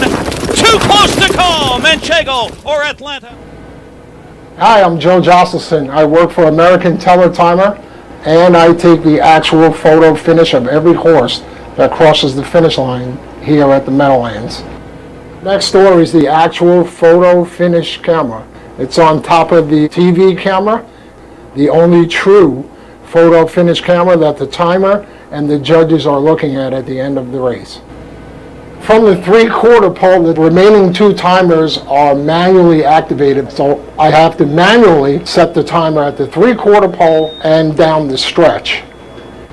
As soon as the horses are 50 yards away from the finish line, I push the red button, and it captures every horse that crosses the finish line and the actual time they cross the finish line and how many lengths the next horse is behind them. After the race is over, I get a phone call from the judge's booth, and the judge and I go over the actual order of finish of every horse in the race. 4 is the winner, 2 by 1 3/4, 5 by 10 3/4. If there's a photo request for win, place, show, 4th or 5th, I punch that up on the computer, and they show it at the end of the actual race on simulcasting.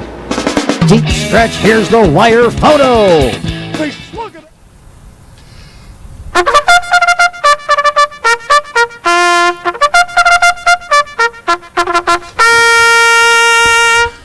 Horses are on the track and printing the post for another Grand Circuit harness racing event, the Breeders' Crown. 3-year-old and up. Filly and Mare Trotters for $300,000, sponsored by Harrah's Hoosier Park Racing and Casino. Number 1, Refined. Joyce McClellan and Larry Wills own. Brett Miller drives. Virgil Morgan Jr., the trainer. Number 2 is Atlanta with Yannick Gingras. Crawford Farms, Brad Grant, Howard Taylor, Ron Burke trains. Number 3 is Thankful No. Tron Smetshammer, the driver and trainer. American Viking Racing Stable. Number 4, Sorella. Dexter Dunn for Nancy Tactor, Elmer Fannin, Crawford Farms Racing, and Brent Fannin. Number 5, Ramona Hill with Andrew McCarthy, Tony Alanya, trainer, Brad Grant, Crawford Farms, R. LeBlanc, and In the Gym Partners. Number 6 is Felicity Shagwell S. Hockey Svanstedt owns and trains. Nuts and Trotting Incorporated owns.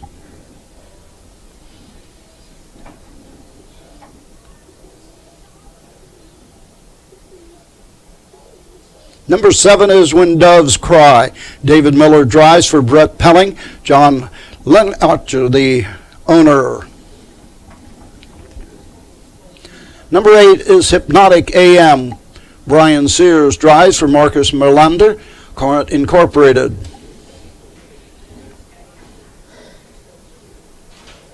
Number 9 is Westland Quest with Joe Bongiorno, Per Ingram, the trainer, Buckstone Land Livestock, and John Bernard. And number 10 is Next Level Stuff. Tim Tetrick for Jim Campbell, Run the Stables, the owner. And that's the field for the 5th race. Breeders' Crown Final, 3-year-olds and up, filly and mares, trotters for $300,000. Win, play, show, exacta, trifecta, 10-cent superfecta, pick 3 wagering, races 5, 6, and 7.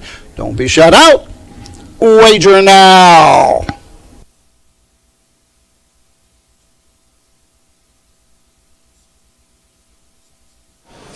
Thank you very much, Roger Houston. On we roll. Breeders' Crown Saturday Final, number 2. This for the 3-year-old and upward trotting fillies and mares. And just going back to our first Breeders' Crown race of the day, Test of Faith. What an amazing run in the Breeders' Crown Dave Miller has had. Just incredible, too. 28 victories for the Buckeye in Breeders' Crown Finals. Test of Faith parked every step of the way.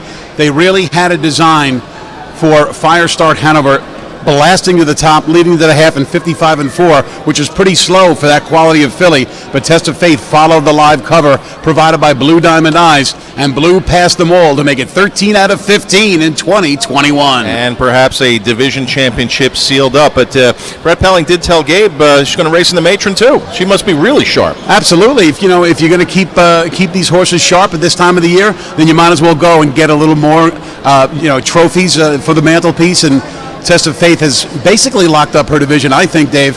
and certainly will solidify that with some more victories down the road. All right, the open mare trot here, $300,000. It's all about Atlanta, but just look at the quality of the race, Dave. We have 2 Hambletonian winners and 2 Hambletonian Oaks winners, all in the same race. You don't see that every day. It really is crazy. Atlanta and Ramona Hill, of course, won the Hambletonians as females in recent history. Sorella was so impressive, winning a year ago, and of course, When Doves Cry won it 2 years ago. When Doves Cry has really been, I don't know about a shocking surprise this year, but she certainly has proved in her last 5 starts that she can go with the very creme de la creme of the older mare trotting division. You know, it was Brett Pelling who told me about 6-8 weeks ago that Manchego and Atlanta were a clear, notch ahead of his mare. But When Doves Cry has proven that she can go with these. First up the mile in the Breeders' Crown elimination last week and came up just 3/4 of a length short, but it's going to be hard to deny Atlanta today. Imagine that. The only thing that she hasn't won in her illustrious career is a Breeders' Crown. Well, I think today it's going to be her crowning achievement. The final piece of the puzzle for her, we saw When Doves Cry out there warming up, and she looked sensational. Ears going back and forth. Those are all the positive signs that you look for with a horse getting ready to race. Number 8, Hypnotic AM. We saw him wearing the colors of Courant Incorporated. They did win one of the finals last night. Hypnotic AM took the bye. She will race with no shoes today. And this is Brian Sears' 24th year in the Breeders' Crown. He got one home last night, too, for these same connections. And Sears is always going to give a quality steer whenever he's behind your horse. And Hypnotic AM might just be a step or two slower than these, but with a third, a fourth, and a fifth in her last 4 starts and a pretty good qualifier here at the Meadowlands, she might be able to fill out your trifectas and superfectas. And Dave, you might want to give a little bit of extra consideration to next level stuff. This one's up there on the tote board at 75-1, but as our friend Greg Reinhardt tweeted out, there have been 5 Breeders' Crown events thus far in 2021 here at the Big M, and horses from the 10 hole have finished second, first, fifth, and second, so you might want to throw that 10 in there. All right, lots of checks there. Scott Farber would be happy to add that to his collection. He bred and owns the mare by Sebastian K. Now, owner Brad Grant, another high-profile name in the business. He entered last night with 6 Breeders' Crown finalists. He's part of the team behind Atlanta. He's part of the team behind Ramona Hill. A lot of people loved the way Ramona Hill finished up that mile in the elimination. She did. She came home in 26-3, and we've been kind of waiting for her to kind of shake off the rust that has really permeated her career ever since winning the Hambletonian last year. But that was a very nice effort last week, circling up 3 wide from 10th to get a 5th place check in a dead heat. 26-3 kicker, as I said, that was the key. She's going to be 6-1 today, which I think might be a little bit shorter than she actually deserves to be, but she's going to be in the hunt if she has a close like that today. Okay, now in terms of the early pace battle, there's one thing in this race that I can absolutely guarantee, and that's that when the man says go at the car, Felicity Shagwell will be firing out as fast as she can go. Quality Speedster went 54-3 to the half in the Alarage, hung on for a 4th place check, while Atlanta was equaling the all-time record for the fastest female trotting mile in history of 1:49 flat. You know that she's going to be in the early action. Will she be there late? I'm not so sure, but I know Atlanta loves to chase horses rather than having horses chase her, and that's going to set up a perfect trip for her from the 2-hole. One more eligible live long shot. How about number 1, Refined? This could be a big Breeders' Crown for Virgil Morgan Jr. and Brett Miller. They make a ton of equipment changes today, and I thought she was good last week in the elimination. I agree. Coming home in 27 flat to get a 3rd place check. Refined draws the inside, is obviously going to be able to dictate her own way. Brett Miller, who has won 8 races on a single Meadowlands card, he knows his way around the Big M Oval. Later today, he'll try to win a 3-year-old Colt and Gelding Pace Breeders' Crown with the great Charlie Bay. The mare trot has been won the last 2 years by Manchego. She owns the stakes record, 151, set back in 2019. Here's Hall of Fame announcer Roger Houston with the call. Horses are moving in behind the preferred equine starting gate. From the inside out, we've got Refined, Atlanta, Thankful No, Sorella, Ramona Hill, Felicity Shagwell, and When Doves Cry, Hypnotic AM, Westland Quest, and Next Level Stuff. 3-year-old and up, filly and mare, trot, 300,000 on the line, and here they come.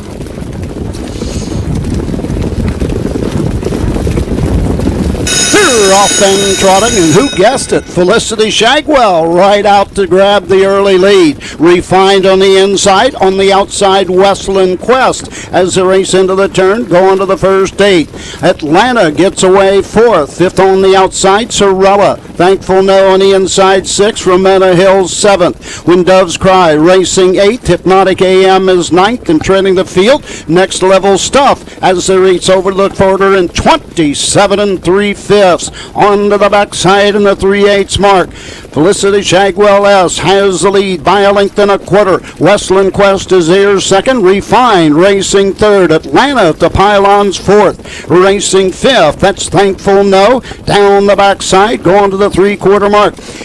Moving on the outside, Sorella as they near the halfway station. Up the inside comes Next Level Stuff, and here comes Atlanta. Now 4th, now 3rd on the outside, going after the leaders off the half. 57-2, a cakewalk. Second quarter, 29-4. Felicity Shagwell S has the lead by a length. Atlanta up on the outside, second. Racing third, around the turn, Westland Quest on the outside. 4th. Thankful No moves into position with the cover. Racing 5th on the inside is Refined. Sorella on the outside 6th. 3/4 in 125-4. Now they're stepping 28-2 backside.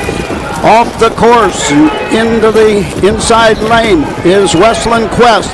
Felicity Shagwell S the leader. Atlanta's on the outside, but it's going to be Oki Swanstead and Felicity Shagwell S by 2 1/4. Atlanta is second. Home third. When Doves Cry. Photo for 4th.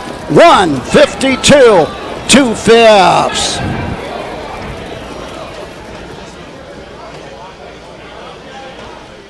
The cakewalk to the half gets the win for Felicity Shagwell S and Oki Svanstedt.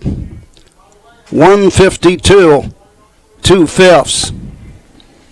Final half 55. The final quarter 26-3.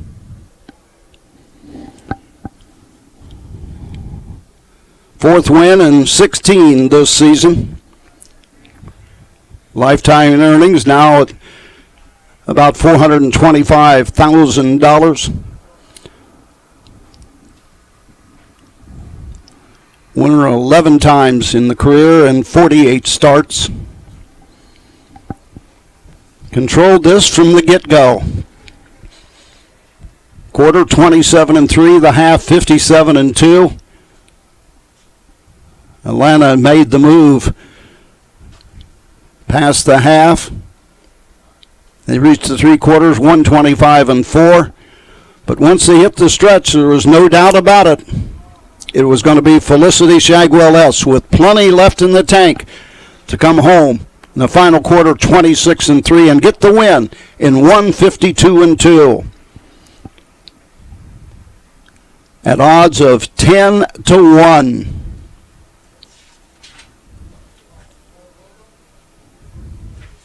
Making his way back to the winner's circle.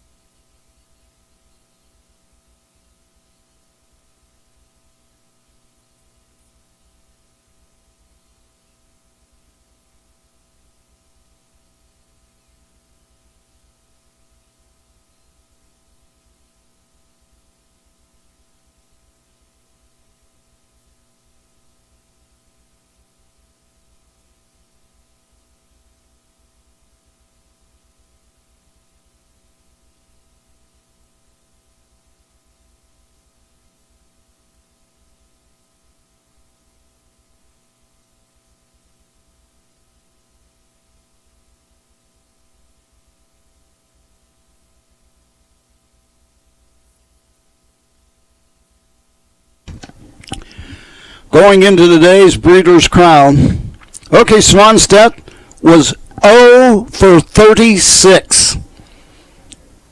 That is no longer the case as he gets his initial Breeders' Crown win with Felicity Shagwell S., a 6-year-old mare by Maharaja and a Diaz Boko. OK Svanstedt, the trainer driver, Nuts and Trotting Incorporated of Delray Beach, Florida, the owners.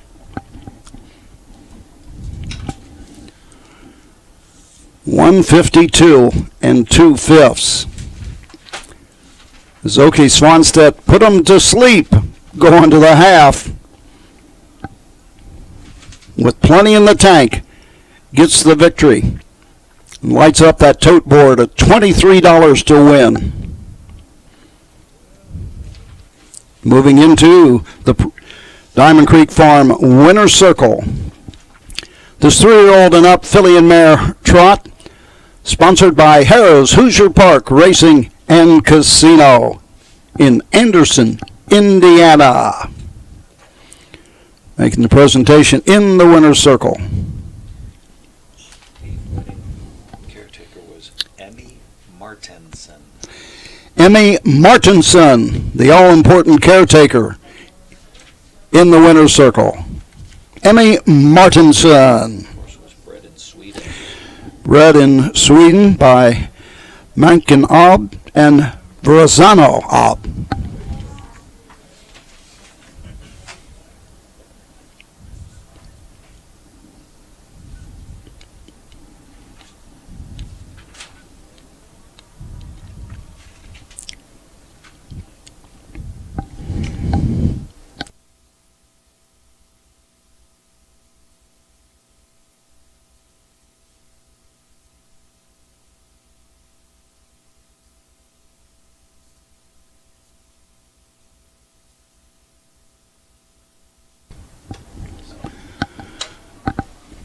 Known for taking the shoes off here at the Meadowlands.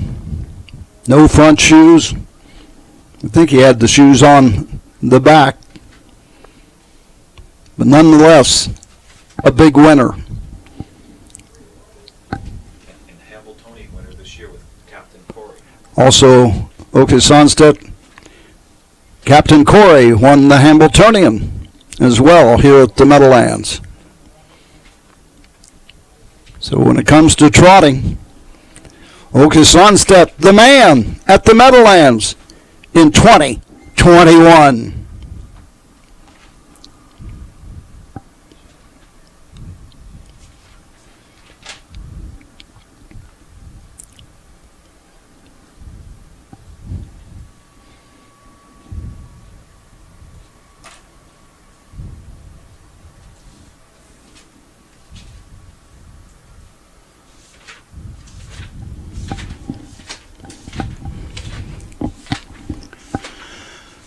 Winner paid $23, $683. The 2 paid $240, $210. The 7, $220 to show. The exacta 6-2, $52.40. The 627 trifecta, $137.60.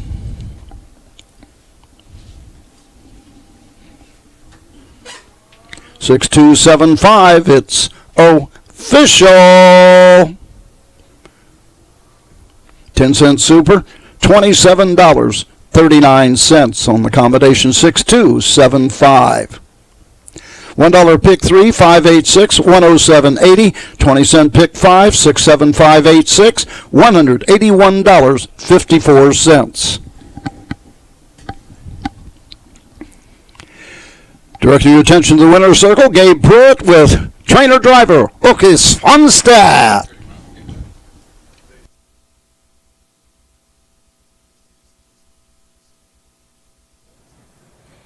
Thanks so much, Roger. Standing by with the trainer driver, Oka Svanstedt. Oka, take us through this race. Did it surprise you how easy you made the lead here in the first turn? Yeah, she always leave fast, and then I was waiting for some of the good ones going to come, but nobody was coming, so that was good for her. Then, but she had top form also, and she win easy. It didn't upset you when you saw the half pop up in 57 and change, still no challengers. Oh, that was good. Yeah, very good there. And she really was locked and loaded last week down at the inside. She finished up with a ton of trot there, a little traffic trouble last week. Oh, yes, that's right. But she made the final, so that was the most important. Mission completed on that, and you, of course, captured your first Breeders' Crown here today. You've won nearly all of the major trotting stakes, most more than once. How does it feel to get your first Breeders' Crown win? Oh, that was good. I feel good. All right, congratulations. Best of luck the rest of the day. Thank you.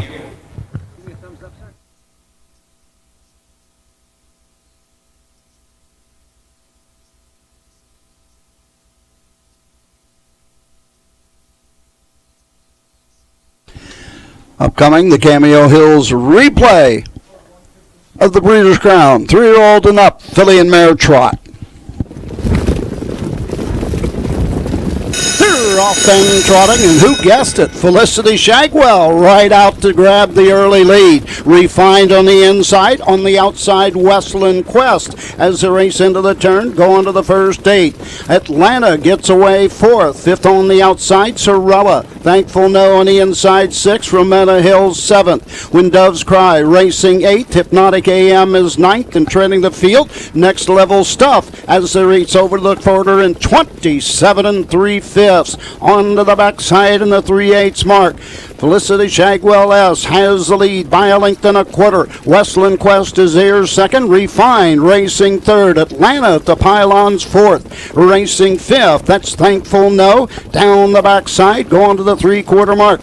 Moving on the outside, Sorella as they near the halfway station. Up the inside comes Next Level Stuff, and here comes Atlanta. Now 4th, now 3rd on the outside, going after the leaders off the half. 57-2, a cakewalk. Second quarter, 29-4. Felicity Shagwell S. has the lead by a length. Atlanta up on the outside second, racing third. Around the turn, Westland Quest on the outside 4th. Thankful No moves into position with the cover. Racing 5th on the inside is Refined. Sorella on the outside 6th. 3/4 in 125-4. Now they're stepping 28-2. Backside. Off the course and into the inside lane is Westland Quest. Felicity Shagwell S. the leader. Atlanta's on the outside. But it's going to be Upke Swanstead and Felicity Shagwell S. by 2 1/4. Atlanta is second. Home third. When Doves Cry. Photo for 4th. 152 2/5. Results are official for that 5th race. Number 1, Refined, 9. The 2, Atlanta, 2. The 3, Thankful No, 7. The 4, Sorella, 5. The 5, Ramona Hill, 4. The 6, Felicity Shagwell S., the winner. The 7, When Doves Cry, 3. The 8, Hypnotic AM, 6. The 9, Westland Quest, 10. The 10, Next Level Stuff, was 8th. Top down, 927, 541, 3, 610. 8 on the bottom, the mile, 152 2/5. Next up is the Breeders' Crown Final for 3-year-old colt and gelding pacer, $600,000 on the line. Win, Play, Show, Exacta, Trifecta, 50 cent early, pick 4, with a $50,000 guaranteed pool. Post time, 2:19. You have 9 minutes till post time for the 6th. And once again, turning the microphone back to the man that's supposed to have the microphone. He's got it. Ken Workington.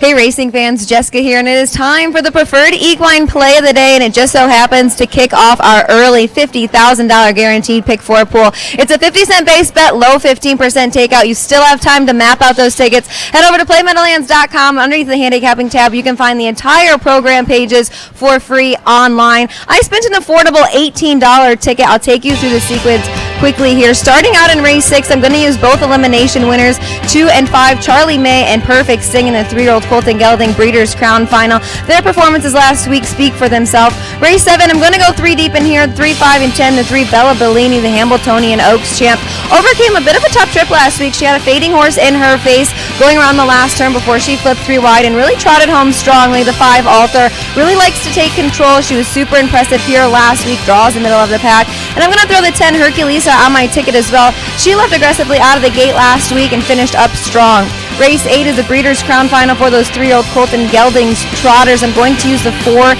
Quattro de Julio and Jujubee, both impressive miles last week in their eliminations. I'm going to round out my ticket in race 9, the Mare's Open Pace.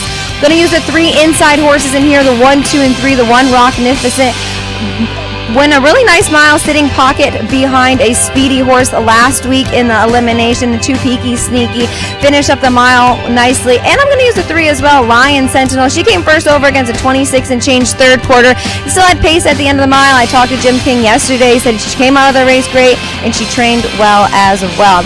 There you have it, folks. $18 for that ticket. It's a 50-cent base bet, low 15% takeout. Best of luck if you are playing this sequence.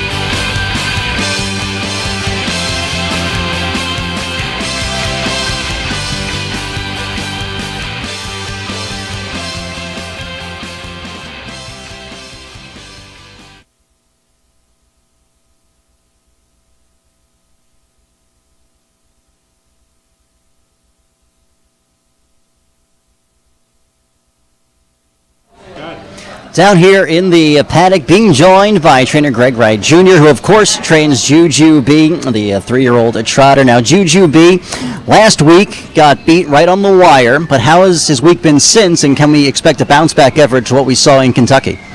Yeah, I mean, he's been good this week. We did a little bit of work on him and took the track into consideration from last week.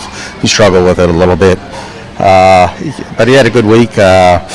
We're going to go back to like how I raced him in Kentucky and race him barefoot behind. Hopefully that's going to free him up a little bit, and he'll show up just like he did in Lexington and all year. Well, speaking of all year, you supplemented the horse at Hoosier, supplemented the horse to the race at Kentucky, supplemented the horse to the Breeders' Crown, and now you have a horse on your hands who's even in Horse of the Year discussions. How does that feel? It's unbelievable, really. I mean, it's been amazing. Yeah, like you said, the PA, I mean, I thought maybe after the final could be possibly his last start for the year, and I mean, that was going to be a great year. And then, the owner just, he had confidence in the horse and confidence in me getting him there, and, we just been rolling along here. Well, speaking of rolling along, the winner of this race gets an invitation to the TVG's final in November. Is that something you would consider should you come out on top? Yeah, I would consider it. I mean, I know my owner, he already mentioned it, and, it's been a long year, but we'll see how he comes out of it, and if he shows any signs of being tired, or we probably pass it up, but because you want to do the right thing by the horse. Well, Greg, best of luck with Jujubee. All right, thank you very much.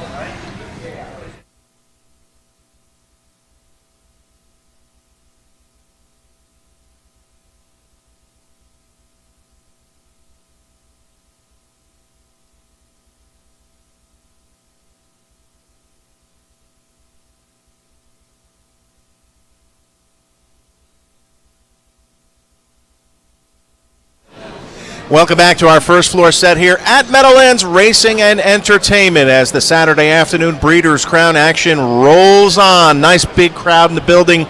Dave Little, lots of buzz, lots of championship performances still yet to come. We thank Shades and our entire crew there in the back paddock.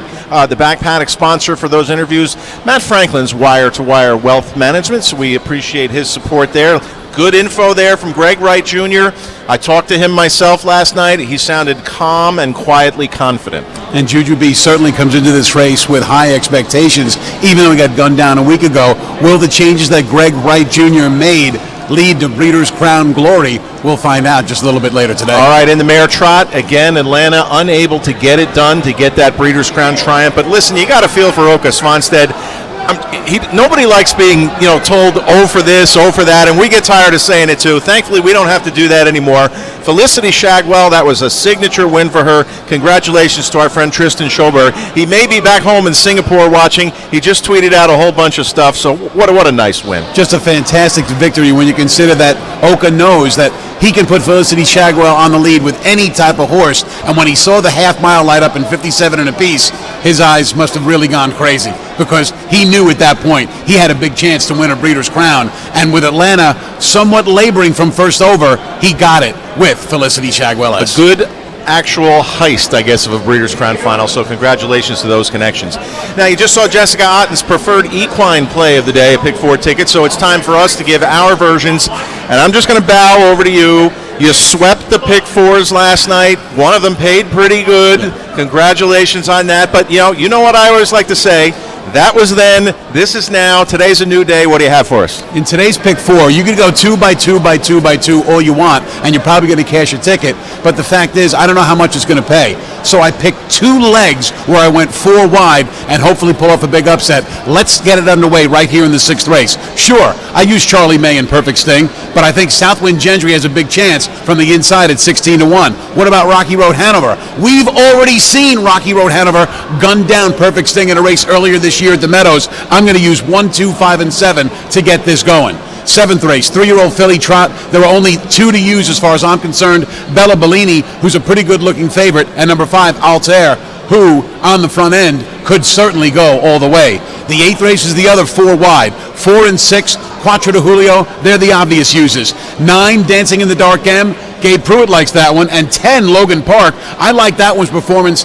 in his elimination, finishing second in 151 and 2. That was Ambassador Hanover's win, as you recall, Dave, winning in wire-to-wire fashion. Finally, if I'm alive heading into the last leg, I'm feeling pretty good. Rocknificent was super last week, and Lion Sentinel probably needed the race. Got to be one of those 2 in the Breeders' Crown Open Mare Pace. All right. $32 for Mr. Little. I'm going to spend 1/4 of that. I can name that tune for $8. Here we go. 2 and 5 here. Charlie May and Perfect Sting. The rivalry continues. Why not use them both? Don't gamble. Do the right thing. Race 7. Bella Bellini, single. She's the best trotting filly in the country. She will prove that again today, like she did in the Hamiltonian Oaks. Turning pages, and there are lots of them in this program. Jujubee, Ambassador Hanover. How do you beat that? Maybe Oka can get his second Breeders' Crown Championship with a little bit of an upset. And then I'm going to spread a little in the Lion Sentinel race. I think she's got a really good shot to win. I've always been a fan of Rocknificent. Peaky Sneaky won last year's Breeders' Crown in an upset, and JK First Lady is Nancy's other horse in there. 32 there, 8 here. They're on the track for the sophomore colt pace. The Glamour Boys, and the big rivalry between Charlie May and Perfect Sting.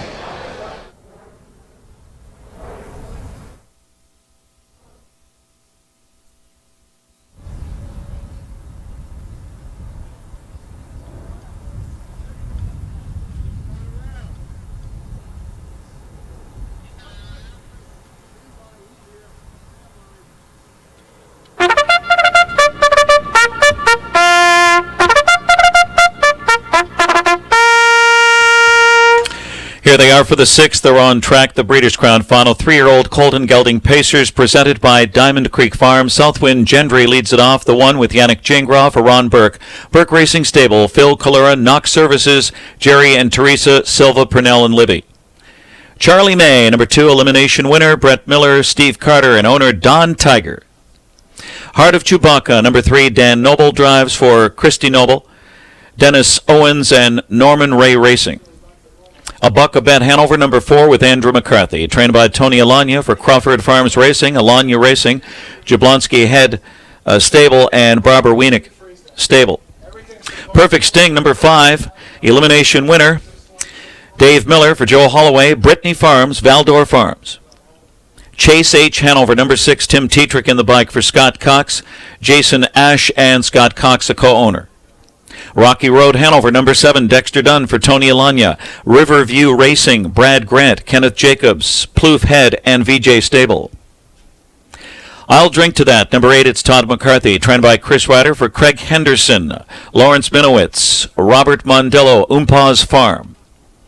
Southwind Peter, number 9, Jason Bartlett driving for Mark Harder and Rick Phillips. Water Sports Team, number 10, with Joe Bongiorno, trained by Jennifer Bongiorno for Joshua J. Graber. Presented by Diamond Creek Farm, the Breeders' Crown Final, 3-year-old Colton Gelding Pace for $600,000. Exacta trifecta, this starts the 50-cent early pick 4, $50,000 guarantee. Here we go with the marquee matchup here, Charlie May and Perfect Sting. Charlie May at even money. The Pride of Ohio has successfully danced several since his pace DQ here. He held off Perfect Sting when he stole a 57.5 in the Bluegrass. Impressive rally to win his elimination. The 5 Perfect Sting at 9-5 right now. The 2020 Breeders' Crown champion, the only win dead heat in series history. A picture of consistency, gutsy performer, prepped perfectly for the marquee showdown with Charlie. And the 1 Southwind Gendry, 12-1, the Team Burke trainee, back on the rail off a solid second to Charlie May. Took his mark of 149-1 in a pace elimination over a sloppy track and in top form right now. 50-cent early pick 4, $50,000 guarantee.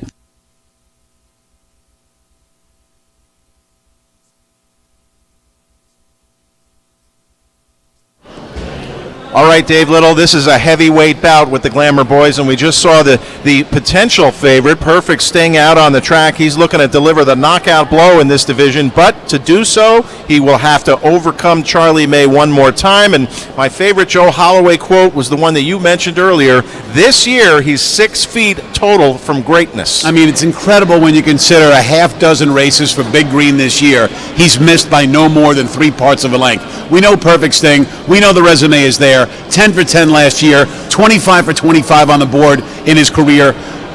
Earnings this season alone of $973,000. Imagine if he'd been the winner in 3 of those 6 near misses. His bankroll would be well over 1.2, maybe 1.3 million.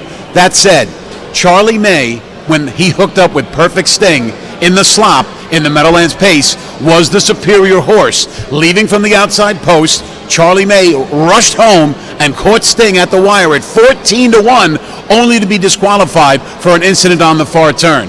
Now, Charlie May outdraws Perfect Sting in their battle for the Breeders' Crown. Charlie May comes in off a very efficient 149 and win in his elimination, just about 13 days after a 12-hole fourth when a buck-a-bet was upsetting Perfect Sting in the Tattersalls.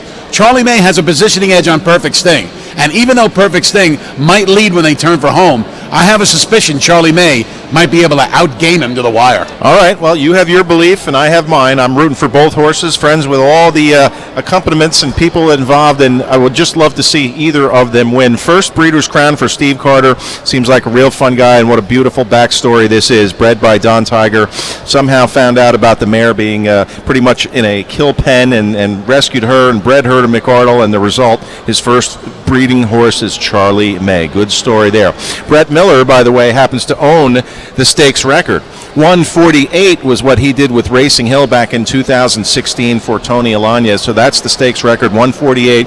With this kind of power pass crew, you never know what can take place in situations like that. Now, they are not the only 2 in the race, so let's examine a couple of the others. When I spoke to Yannick Gingras last night, he was very high on Southwind Gendry, saying that he's finally back to where he was in top form. He can certainly be extremely opportunistic. Don't forget, Dave, a year ago, he was 10 out of 13 and actually out-earned Perfect Sting, who won divisional honors. Southwind Gendry, no slouch this year, 4 wins, almost $400,000 in the bank, and he was awfully close to the wire last week, losing after coming home in 26-4. Week before that, he closes in 26-2 in the Tattersalls. The week before that, he shows multiple moves, winning in 150 flat from the inside. Yannick Gingras will ask for a little bit of giddy up around that first turn. He wants to protect rail position, and if he's sitting a 3-hole trip come the top of the stretch, if he punches home in 26 and a piece, he can get the money at a big price. The Alanya Armada have 2 finalists, and it's been up and down seasons for both colts, a Buckabet Hanover and Rocky Road Hanover.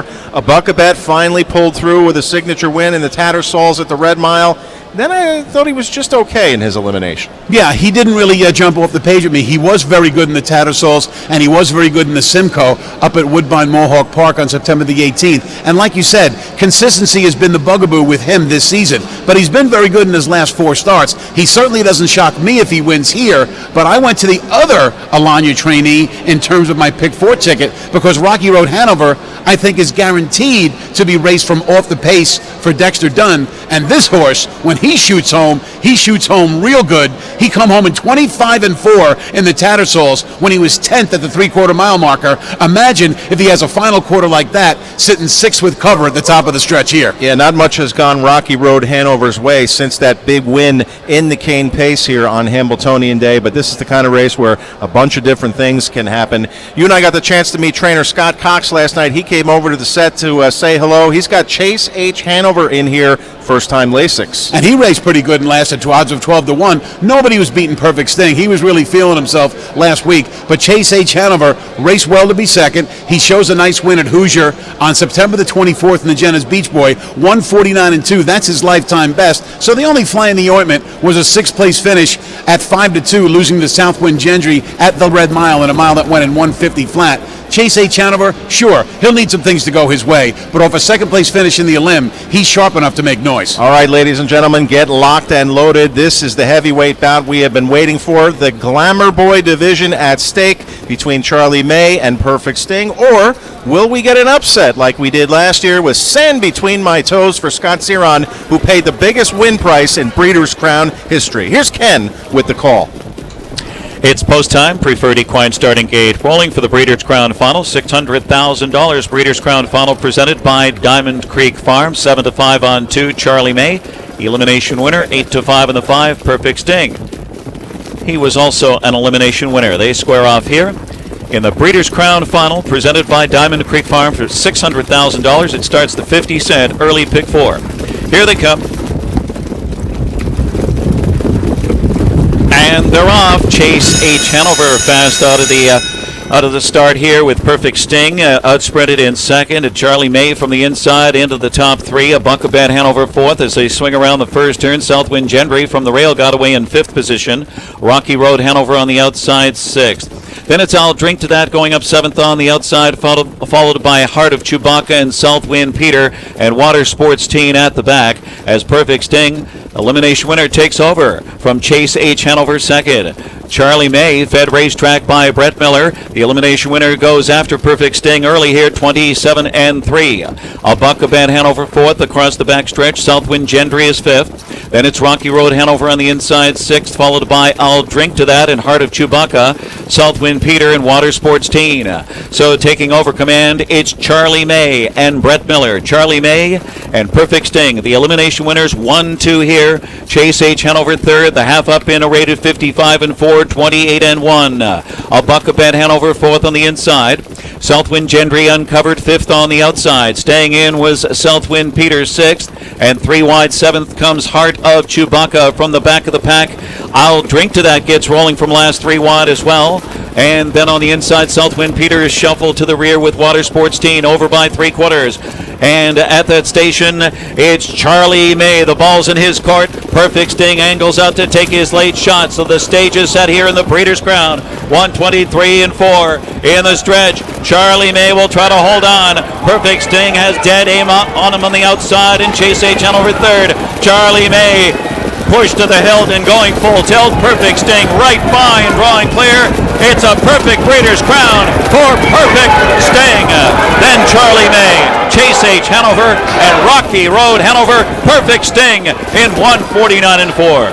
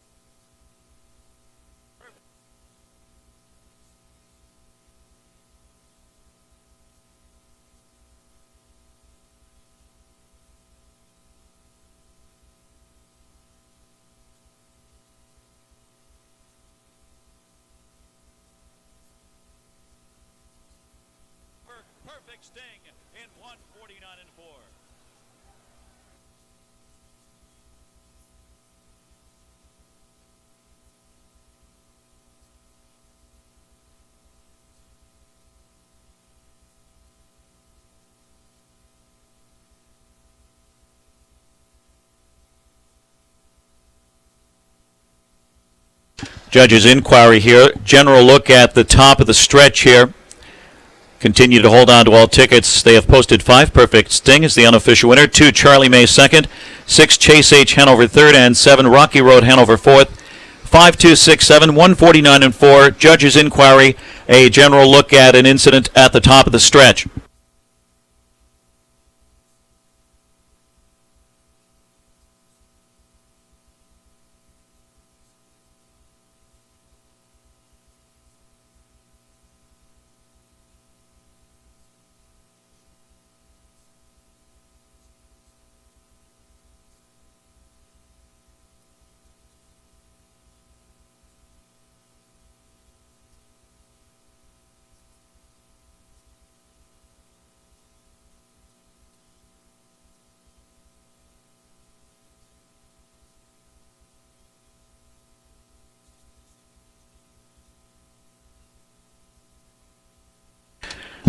Judges' inquiry being shown now on your TV monitors and on the infield jumbotron. Top of the stretch. Unofficial winner, 5 Perfect Sting. 3-year-old Bay Colt by Always Be Mickey out of the world champion mare She Be Stingin' by Better's Delight. Bred by Brittany Farms in Kentucky, Valdor Farms, New Jersey. The ownership, Brittany Farms, LLC, Versailles, Kentucky, Valdor Farms, Spring Lake, New Jersey. Hall of Famer Joe Holloway trains his 9th Breeders' Crown Trophy. And the second today for Hall of Famer Dave Miller, the Buckeye, with his 29th Breeders' Crown Trophy. Perfect Sting last year was a perfect 10 for 10 and involved in the first win-dead heat ever in the Breeders' Crown history. Dan Patch Award winner. And this year, he's been a picture perfect, or a picture of consistency, with his 7th win of 2021, 17th career victory.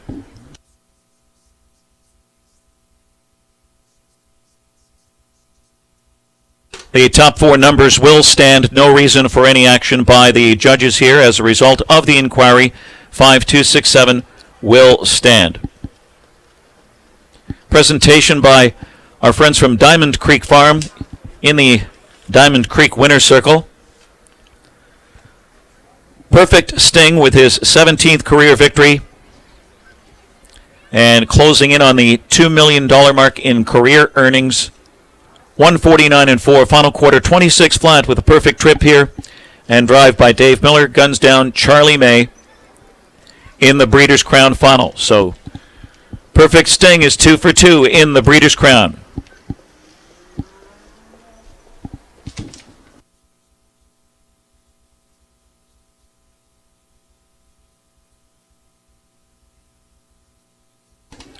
Trainer Joe Holloway goes all the way back to the very first Breeders' Crown, 1984. He won this event in 1995 at Woodbine with the great Jenna's Beach Boy. And Dave Miller won this event in 2003 with No Pan Intended, right here at the Meadowlands on his way to Horse of the Year, no pan intended.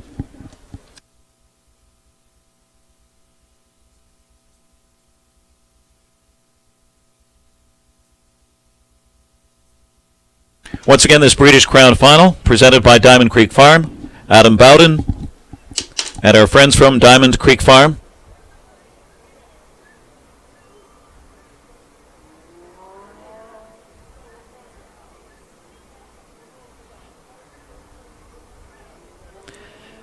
And the sign says, "You have earned an invitation to the TVG final.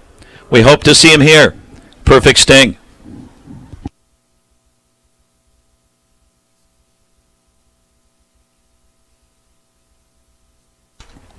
Number 5, Perfect Sting, pace 440, 240, and 220. It's official. 2, Charlie May. Looks like 280, 220, and the 6th, Chase H. Hanover, 640. 5-2 exacta, $10. The 5-2-6 trifecta, 84.20. Post time for the 7th race is 2:51 in 16 minutes. No changes. Breeders' Crown Final, 3-year-old filly trotters presented by Libfeld Katz Breeding Partnership. It starts at pick 3.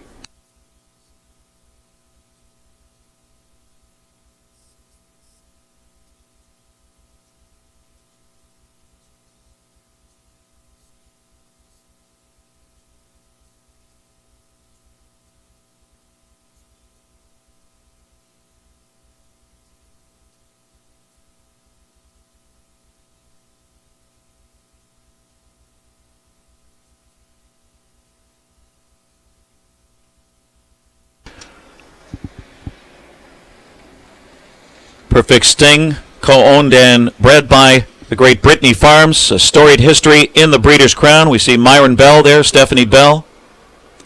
George Siegel, of course, also with the trophy, Adam Bowden. Diamond Creek Farm.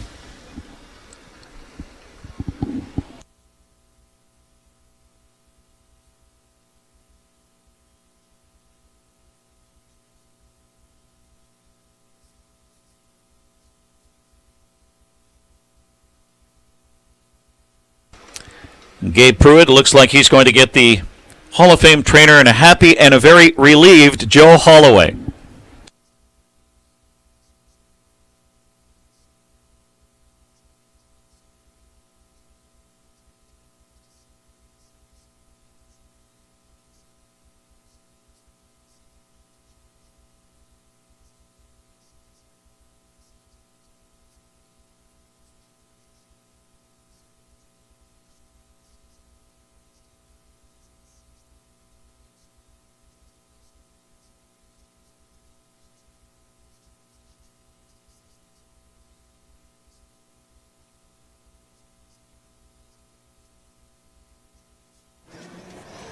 Thanks so much standing by with trainer Joe Holloway. Joe, take us through the emotions here. You had a deep breath as you approach me over here. Is it a sense of relief, accomplishment? How does it feel to get this big win with Perfect Sting? Well, both of those. Relief, he finally showed up, and we've been consistent all year but hadn't gotten the job done. We needed to get a signature win. This is a pretty good way to do it. Yeah, and it's your 9th Breeders' Crown. Never gets old, I'm assuming. No, that never gets old, but it's really special with this horse. And what do you think, as you said, you mentioned last week, maybe he doesn't always get the respect he deserves to be such a consistent animal all season long. You know, this signature win has to beat a lot. Exactly. He's been the most consistent. He's paid the most money. And I realize we lost a few races. It looks like we should have won. But I just think he's a great horse, and he deserved today. Over $1.2 million this season. We're going to bring in co-owner Mr. George Siegel here at Brittany Farms. And Mr. Siegel, talk to us, co-owner, of course, along the Valley Your Farms. Talk to us about this today. Trip worked out pretty good. Got to leave, got to sit on Charlie May's back, and outslugged him down the finish.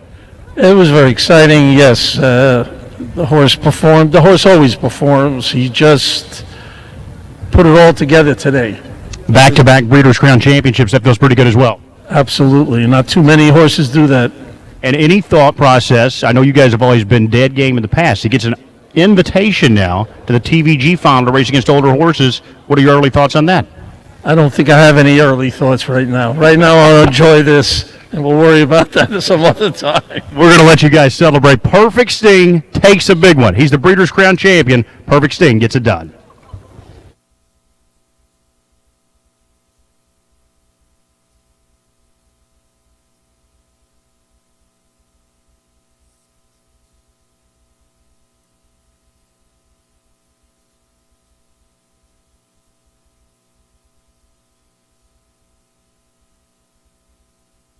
Final presented by Diamond Creek Farm, 7-5 on 2, Charlie May. And they're off. Chase H. Hanover fast out of the start here with Perfect Sting, outsprinted in second, and Charlie May from the inside into the top 3. A Buckabad Hanover fourth as they swing around the first turn. Southwind Gendry from the rail got away in 5th position. Rocky Road Hanover on the outside 6th. Then it's I'll Drink to That going up 7th on the outside, followed by Heart of Chewbacca and Southwind Peter and Water Sports Teen at the back as Perfect Sting, elimination winner, takes over from Chase H. Hanover second. Charlie May fed racetrack by Brett Miller. The elimination winner goes after Perfect Sting early here, 27-3. A buck a bet Hanover fourth across the backstretch. Southwind Gendry is fifth. Then it's Rocky Road Hanover on the inside, sixth, followed by I'll Drink to That and Heart of Chewbacca, Southwind Peter and Water Sports Teen.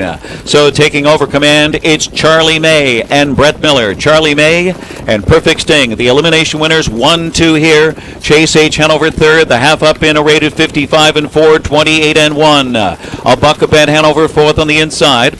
Southwind Gendry uncovered fifth on the outside. Staying in was Southwind Peter sixth, and three wide seventh comes Heart of Chewbacca from the back of the pack. I'll Drink to That gets rolling from last three wide as well. And then on the inside, Southwind Peter is shuffled to the rear with Water Sports Teen over by 3/4.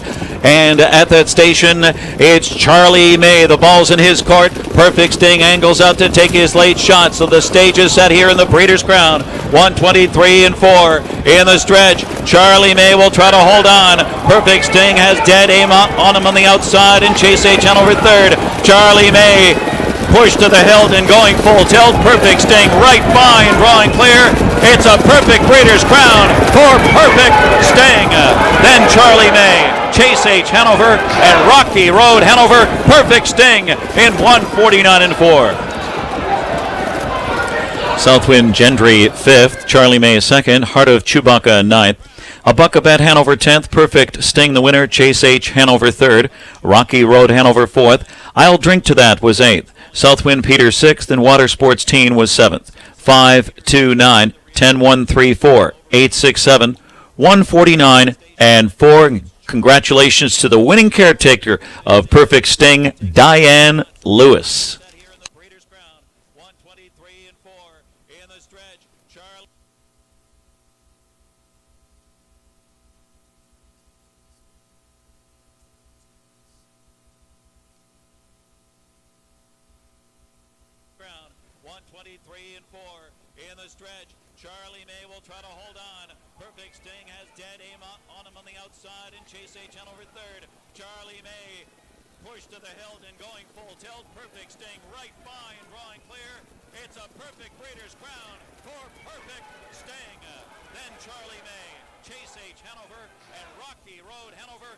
Sting in 149-4.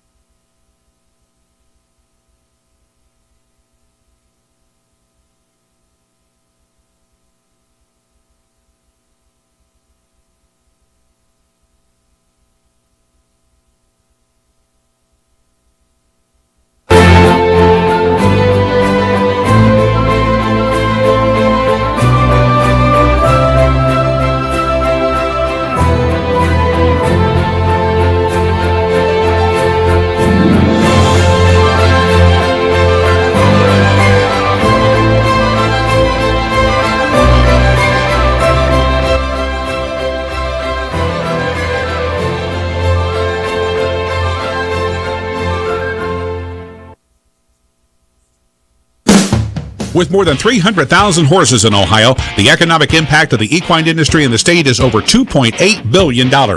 Much of that value comes from standardbred horse owners, breeders, trainers, and drivers who participate in the sport of harness racing.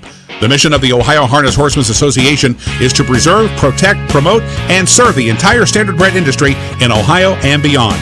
To learn more about the Ohio Harness Horsemen's Association, go to ohha.com. That's ohha.com.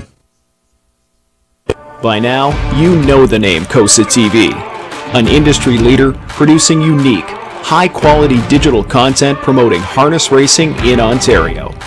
Features, virtual programming, live events, and more. KOSA TV has it covered. Follow our social media channels and be sure to subscribe to our YouTube page to view the latest content. And if you're looking to bet your favorite Ontario track, check out hpibet.com. KOSA TV, taking Ontario racing global. Captive audience on the outside of... Discover the best in North American standardbred racing at Woodbine Mohawk Park. T-Tric's got the motor start. With over $200,000 per night in purses, racing 4 nights a week, and an industry-leading stakes program, Woodbine Mohawk Park offers the most opportunities to win. Rushes up on the far outside. Join the growing ranks of owners from all over the globe and race with us at Woodbine Mohawk Park. Alarage Farm has been an award-winning trendsetter in modern trotting for more than 3 decades. With world-class breeding nurseries located in New York and Pennsylvania, Alarage alumni include Millionaires, Fern, Muscles Marinara, Whiskey Tax, and Dewey Color in the Line. The Alarage Farm star-studded broodmare band features world champions Ice Attraction and Perfect Alliance, along with Cena, who produced the $480,000 sale topper and 150-1 performer Beautiful Sin. Alarage Farm recent foals hail from the exciting first crop of World Champion 6-pack. Among their exceptional yearlings offered at major sales are 2 by the Red Hot Woner, Walnisa, a filly by Alarage Star, and Wallander, a colt out of Glitzy Gal. Also 7 Ways Ahead, a Chapter 7 sister to Barn Doll, Lava Field, a first foal out of the Lucky Ava, and Down to Earth, a tactical landing sister to Opulent Yankee. Alarage Farm, a great foundation of success, producing trotting's future stars. For more information, log on to alaragefarm.com and follow us along on Facebook.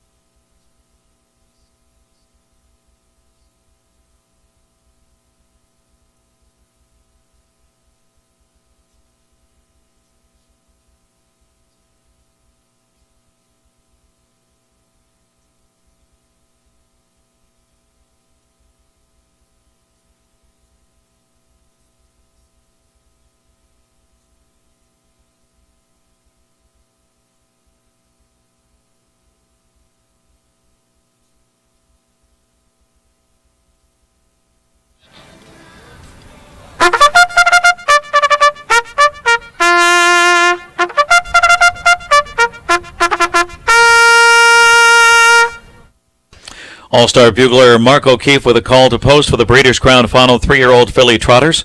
$650,000 presented by Liebfeld Katz Breeding Partnership. Once again, our post parade sponsored by the Standardbred Breeders and Owners Association of New Jersey. Leading it off, the one Amazon du Hara. James McDonald driving for Denis Gariel at Harris de la Estrie Incorporated.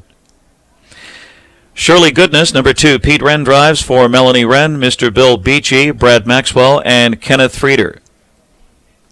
Bella Bellini, number 3, Dexter Dunn, Nifty Norman, owner David McDuffie. 4 is Chablis with Tim Tetrick, Jonas Arneson trains for Constance Racing Stable. Elimination winner Alter, number 5 with Yannick Gingras for Nancy Tactor, Diamond Creek Racing, Yannick Gingras in the Diamond Creek colors. Anoka Hanover, number 6 with Andrew McCarthy, trainer Noel Daly, Caviar Farms, Crawford Farms Racing, LA Express Stable, Noel Daly. Splash Blue Chip, number 7, Akas Fonstead, trains, drives, co-owns with Melby Guard Incorporated. The 8 is Iteration with Brian Sears for Marcus Melander and Courant Incorporated. Brian Sears in the Courant colors. U Auto Dream, number 9, Jeff Gregory, trains, drives, and co-owns with William Richardson, George Romanoff, and Martin Gary. Herculesa, number 10, with Brett Miller, trained by Virgil Morgan Jr. for Jez Morel Stable. That's the field of 10 3-year-old filly trotters, $650,000. The Breeders' Crown Final, presented by Liebfeld Katz Breeding Partnership. Exacta Trifecta, Dime Superfecta, and Pick 3. The standout here at even money is 3, Bella Bellini. The Hamba Oaks champ has maintained her consistency this fall. That was a methodic, wrapped-up rally from post 7 last week. Finally draws inside to stock and pop again. The 5, Alter. Give her some love. 8-5 here. Rebounded from a rare miscue at the Red Mile. Unleashed an emphatic elimination. 150 and 3 mark in the Bluegrass is worth noting. And she owns dangerous, controlling speed. The 10, Herculesa, 7-1, put forth an excellent, aggressive, acclimating mile for the Ohio Kingpin Virgil Morgan Jr. Slam with post 10 again, but she can blast off and play the opportunist role here. 3-5-10, good luck.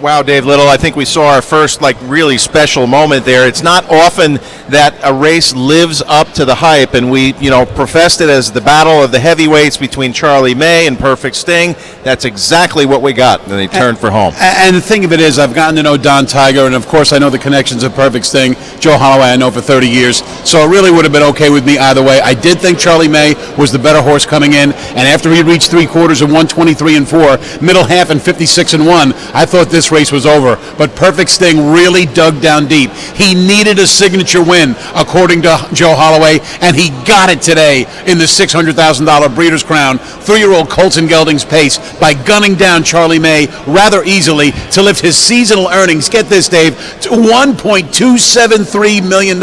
Will he take on the older folks in the TVG final in a couple of weeks? I don't know, because that's a tough road to hoe, but he's perfectly sound and really good right now. Congratulations to the connections of Perfect Sting. Sting, a 2-time Crown champion, and he is a homebred for those connections that you met in the winner's circle. Of course, the Brittany Farms, George Siegel.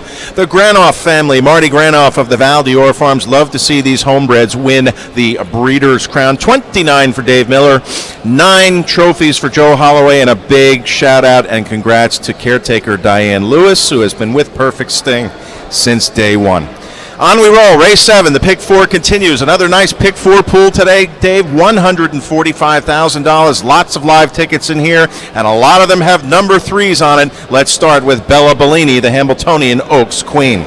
And what Bella Bellini did in the Hambletonian Oaks, and what Bella Bellini did last week in the Breeders' Crown elimination for filly trotters, was roar home off cover. I think that's when she is at her absolute best. She loves to come from off the pace. I thought that she might have hit a little bit of a bump in the road when she had narrow defeats back-to-back in the Elegant Image and the Kentucky Filly Futurity. But she really looked tremendous last week, winning for Nifty Norman in 152 and 4. But don't go to the windows yet and empty out your pockets, because there's another one in here, Dave, I'm sure, who impressed you last week on the front end. Yep, Bella Bellini, owned and bred by David McDuffie. Good luck to him. The one you're talking about, that speedball, Yannick Chingra, boy, was he a happy camper to sit behind Altar for the first time, and she's wicked fast. And how does the race break down? Altar's going to be on the lead. If Altar reaches the half in right around 55 seconds, which is what I think will happen, and there's no pressure coming, she's going to be tough to beat. Now, if Altar's sailing along on the front end and Bella Bellini has to come first over, that's going to be tough for Bella Bellini to overcome because Altar's going to have the positioning edge. The best scenario for Bella Bellini, Altar goes to the lead, somebody comes first over and covers Bella Bellini up. That's the scenario where Bella Bellini wins. If Altar goes to the lead and she gets left alone to the half and Bella Bellini has to come first over, that's the scenario where Altar wins. Number 2, Shirley Goodness made it into the final for Pete and Melanie Wren, and it was 25 years ago that Pete Wren last drove a Breeders' Crown winner. And Pete and Wren has a distinctive shot in here because Shirley Goodness won 2 in a row at Hoosier Park on October the 7th and 15th from off the pace. So let's say Altar and Bella Bellini duke it out, head and head, nose to nose, around the far turn, coming to the top of the stretch. If Shirley Goodness can work out a trip very close to the action, boy, oh boy, can she light up the board right now. She's up there at 23-1. Now, there is potential early speed from all 3 of the outside horses in here. The 8 iteration for Sears and Melander, the 9 You Ought to Dream for Jeff Gregory, and the 10 Herculesa, who was very, very good last week.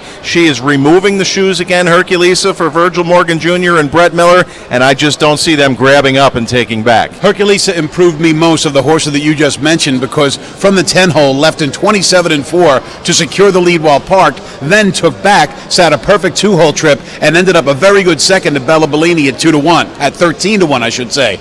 You Ought to Dream. I think this one might be a little bit more talented than Herculesa, and Jeff Gregory, I don't care that this horse is 70-1. He's going to send this daughter of Donato Hanover away from the gate. I don't know if she's going to make the front, but she's certainly going to get a middle of the pack position. Hopefully, she works out a trip along the inside, and maybe she can be there at 70-1, Dave. And there you look at Herculesa, Super Brett Miller adjusting his handholds. The filly looks nice and relaxed out there. She really impressed me in that one start in Lexington. The first one, she made a break in the Filly Futurity. No idea why. Let's see if she brings her A game. She was a serious Ohio champion throughout the year for those connections. So we are just about ready to go. The countdown clock has expired here. Last year's winner of this 3-year-old filly trot was Next Level Stuff and a bit of an upset, and the stakes record belongs to her. It's 152 flat. Final call to wager on race 7. They're heading to the gate.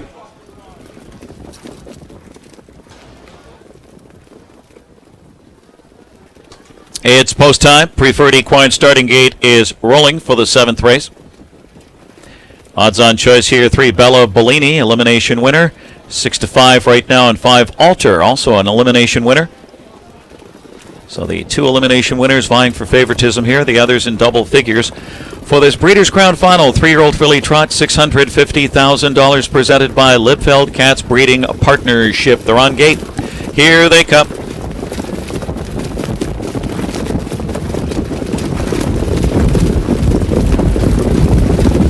And the fillies are off and trotting. It's Altar shooting out of there. Iteration from the outside with Herculesa early speed. Bella Bellini's put in play. Amazon Du Hara on the rail. 4 across the track. James McDonald guns Amazon Du Hara. Bella Bellini on the outside, and Altar is 3 deep and driving, and 4 wide. Now 3 wide is Iteration, 4th and gaining.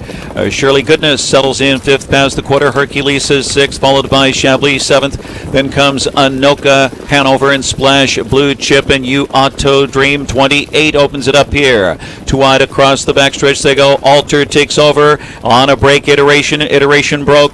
Bella Bellini now pockets up here behind Altar. The elimination winners 1-2. Amazon Du Hara is trotting in 3rd. It's Shirley Goodness 4th, a loose 4th at this point. Herculesa 5th on the inside. Shooting a gap is Splash Blue Chip, then Chablis on the outside with Anoka, Hanover, and You Ought to Dream. Still on a gallop. Iteration, the half 56 and 4, 28-4 rating.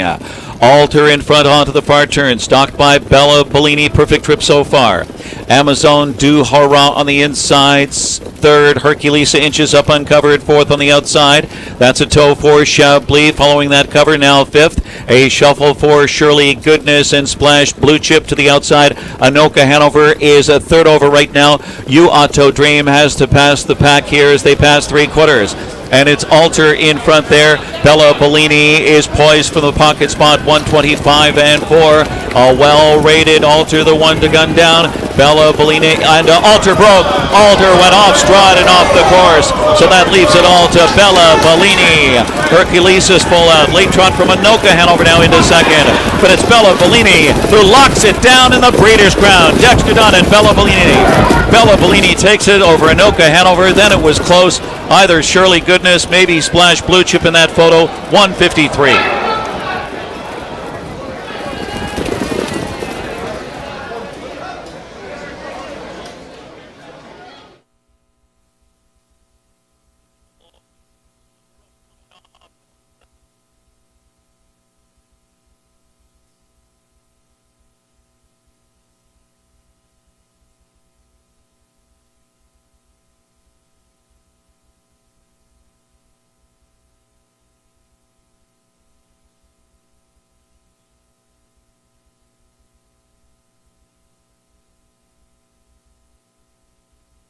Judges have posted 3 Bella Bellini, the unofficial winner, 6 Anoka Hanover second. Photo for show 153.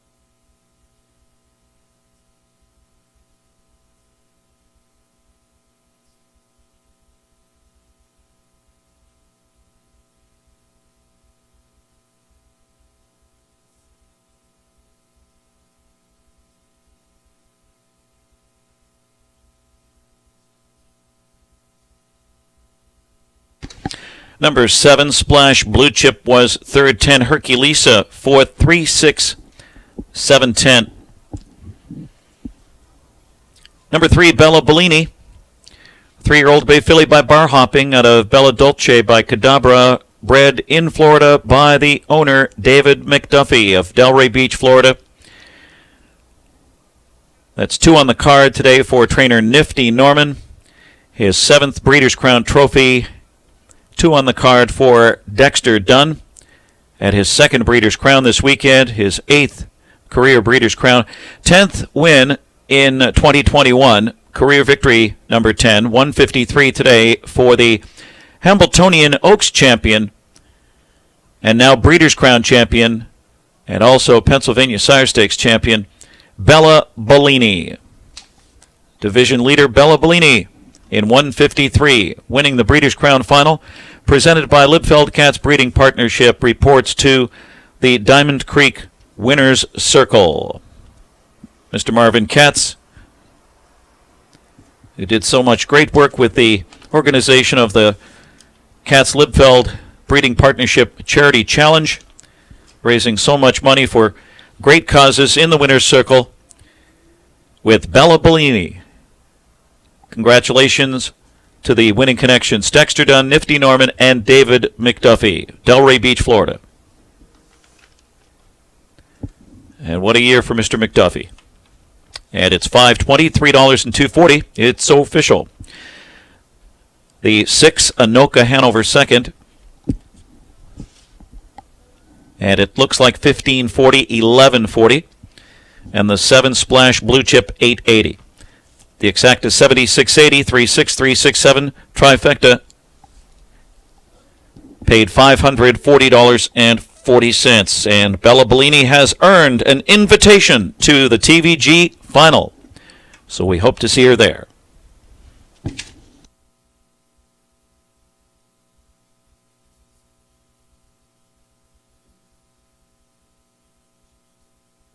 Nifty Norman won this division in 2013 with Be a Magician en route to Horse of the Year honors.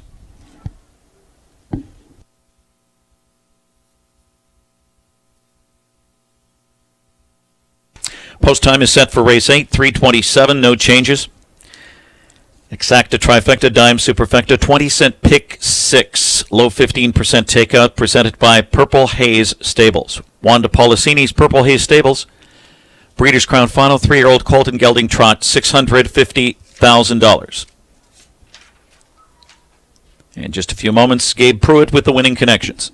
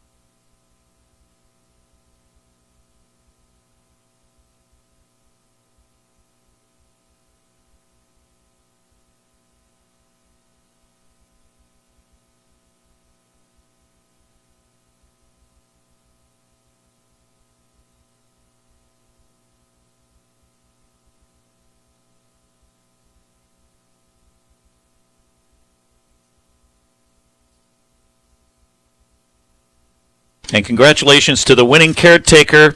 It's Stephanie Petherick.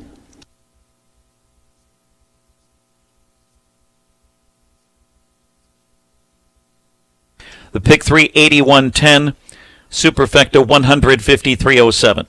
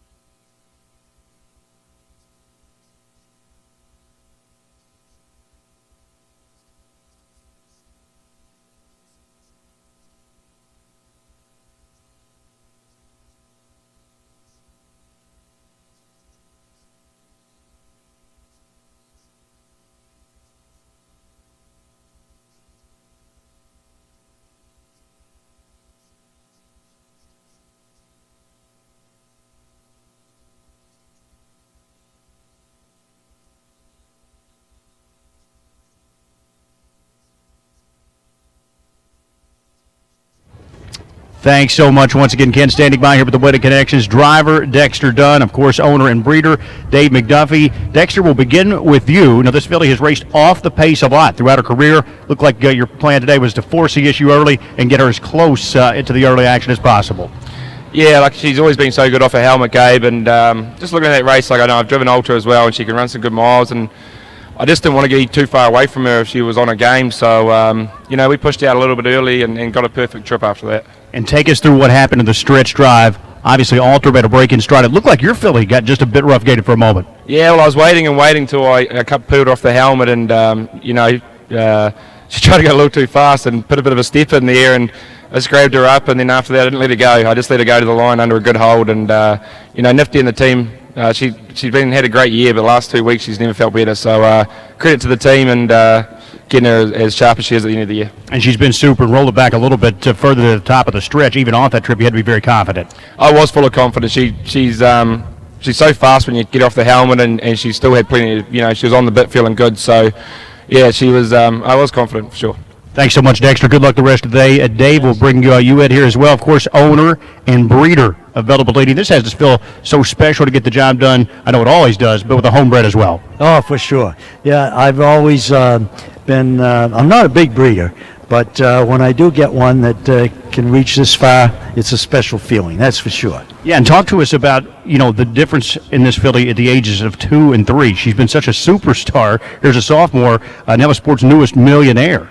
Yeah, it's incredible. I mean, it's probably great for the sport. Be an awful lot of people that will be happy going forward with horses that maybe weren't quite as good as they thought they could be at 2, but at 3, this is hope for everybody. It's been a while since I've seen this type of turnaround from 2 to 3. It's incredible.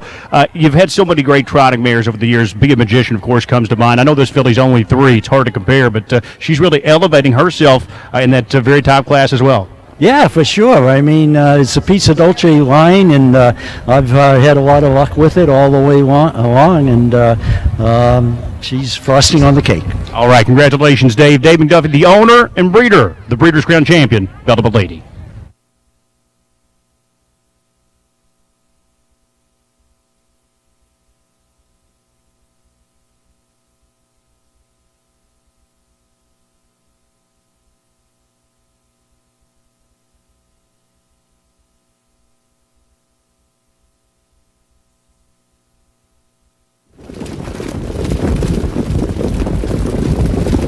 And the fillies are off and trotting. It's Alter shooting out of there. Iteration from the outside with Herculesa, early speed. Bella Bellini's put in play. Amazon Du Hara on the rail. 4 across the track. James McDonald guns Amazon Du Hara.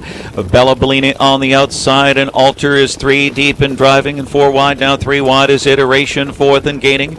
Shirley Goodness settles in 5th past the quarter. Herculesa 6th, followed by Chablis 7th. Then comes Anoka, Hanover, and Splash Blue Chip, and You Auto Dream 28 opens it up here. 2 wide across the backstretch they go. Alter takes over on a break. Iteration broke. Bella Bellini now pockets up here behind Alter. The elimination winners 1-2. Amazon Du Hara is trotting in 3rd. It's Shirley Goodness 4th, a loose 4th at this point. Herculesa 5th on the inside. Shooting a gap is Splash Blue Chip, then Chablis on the outside with Anoka, Hanover, and You Auto Dream. Still on a gallop. Iteration, the half 56 and 428.4 rating. Alter in front onto the far turn, stalked by Bella Bellini. Perfect trip so far. Amazon Du Hara on the insides, 3rd. Herculesa inches up uncovered, 4th on the outside. That's a toe for Chablis. Following that cover, now 5th. A shuffle for Shirley Goodness and Splash Blue Chip to the outside. Anoka Hanover is a 3rd over right now. You Auto Dream has to pass the pack here as they pass 3/4.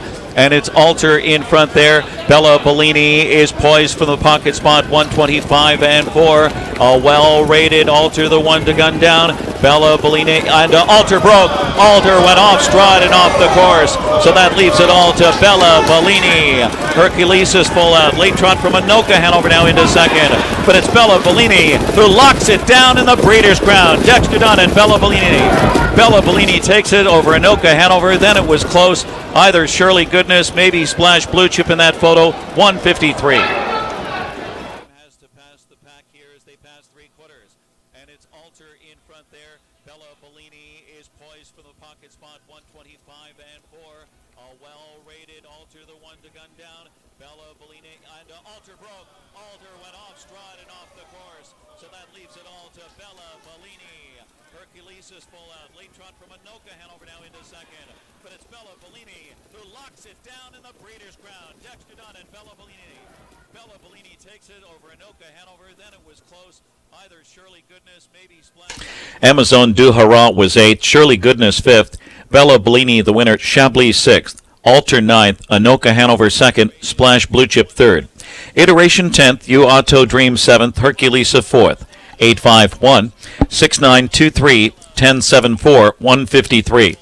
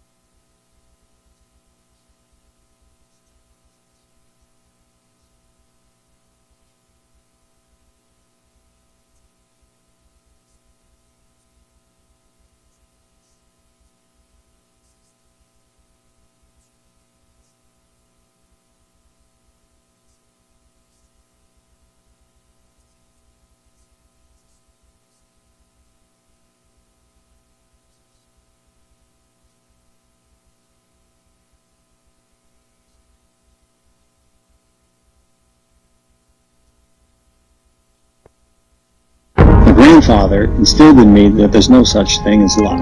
He said luck is where hard work meets opportunity.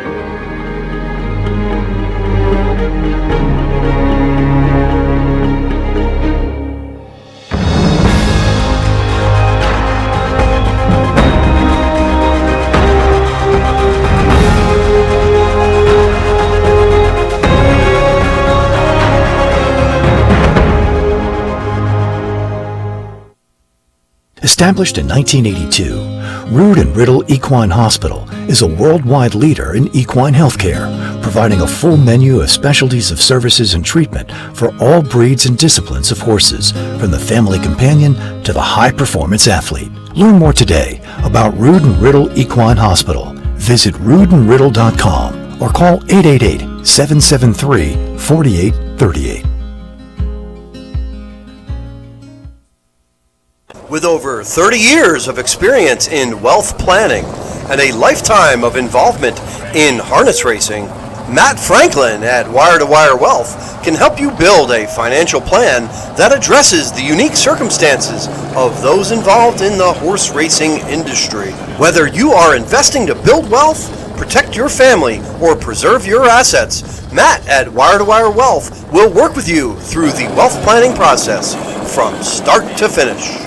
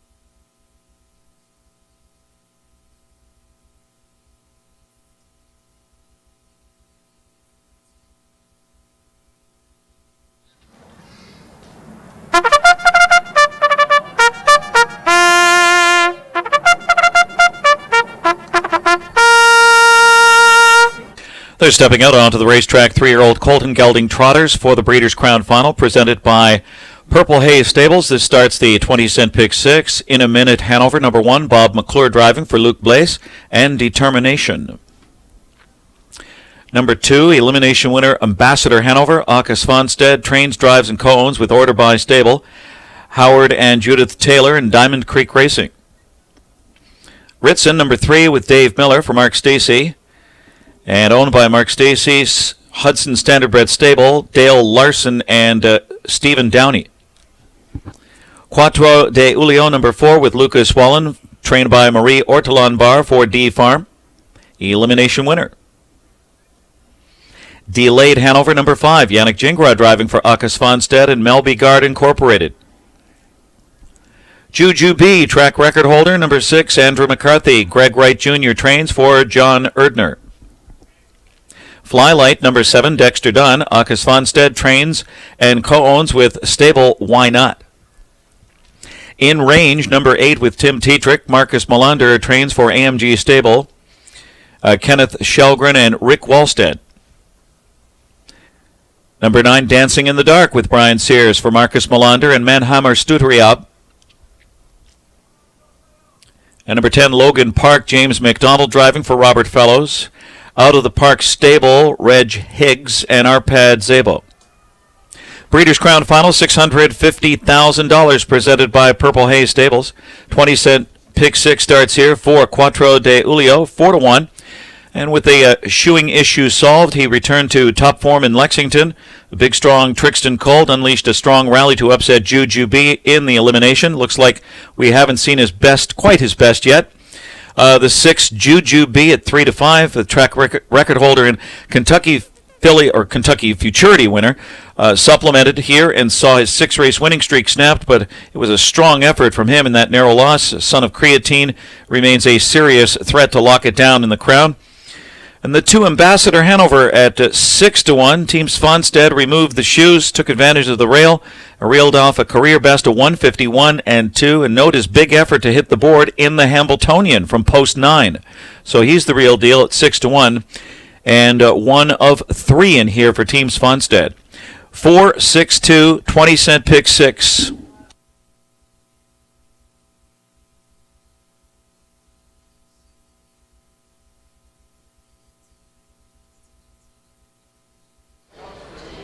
Before we get to the trotting colts, Dave Little, a little bit more about Bella Bellini, who captures off that rare Oaks Crown double, 8th Crown win for Dexter. I don't even know how many Nifty has. And congrats to the caretaker there, too, Stephanie Petherick. She was with Be a Magician years ago, and now she's got maybe another one. That's a pretty good pair, Be a Magician and Bella Bellini, now 10 for 17 on the season. I interviewed Nifty Norman before the Hambletonian Oaks, and he said to me, last year, she could never get comfortable on the turns. She never matured, but she showed some speed, and being a homebred, David McDuffie decided to keep her and give her a shot. What could we have been hoping for after last year? It's the biggest turnaround I've seen with a horse I've ever had. Congratulations, Bella Bellini. Nothing at 2, but a superstar at 3. Harness Racing's newest millionaire. So we turn the page on to the 3-year-old trotting colts and geldings, another marquee matchup, and we're going to have to see if Juju B bounces back. His win streak got snapped last week. Didn't really seem to affect trainer Greg Wright Jr. too much. Made a couple of changes. Thinks he's got him heading in the right direction. And when I got the chance to talk to Andy McCarthy out in Kentucky about this horse, he had nothing but rave reviews. Very rare that I'll go off a horse who was 1-5 the week before and missed a neck. And his Kentucky Futurity Mile, that was simply sensational. 149 and 3, equaling the fastest by a sophomore trotting colt in 2021. But Juju B did show a little bit of vulnerability a week ago when he provided the live cover that Quattro de Julio vaulted off of to defeat him by a neck in 152 and 2. Will Juju B return to his speed ways? I suspect Andy McCarthy is going to head for the top. The front end might not be the perfect place to be today, but I think it's the perfect place for Juju B if he expects to win the Breeders' Crown. The eliminations last week were captured by Ambassador Hanover and Quattro de Julio. Let's start with Ambassador. Now that monkey is off, trainer Oka Svanstad's back here. he's going to have to be good again today, but I think he's got him in top form. I liked him earlier in the season, so I was kind of surprised at how easily he won his elimination a week ago. So the turnaround has been pretty severe for Ambassador Hanover, and that turnaround is for the good. Can Åke Svanstedt pull off a training driving double the first time he's ever tasted Breeders' Crown Glory?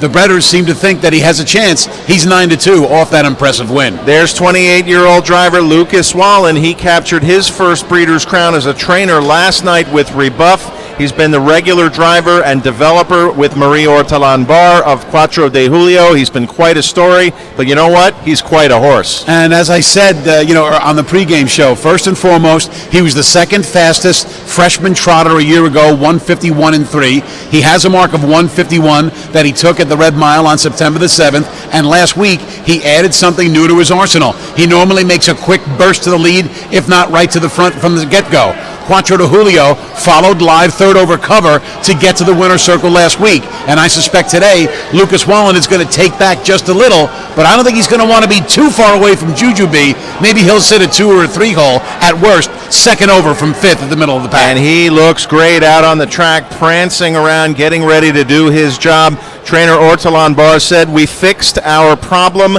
We now have shoes he likes. His feet were good. I'm super happy."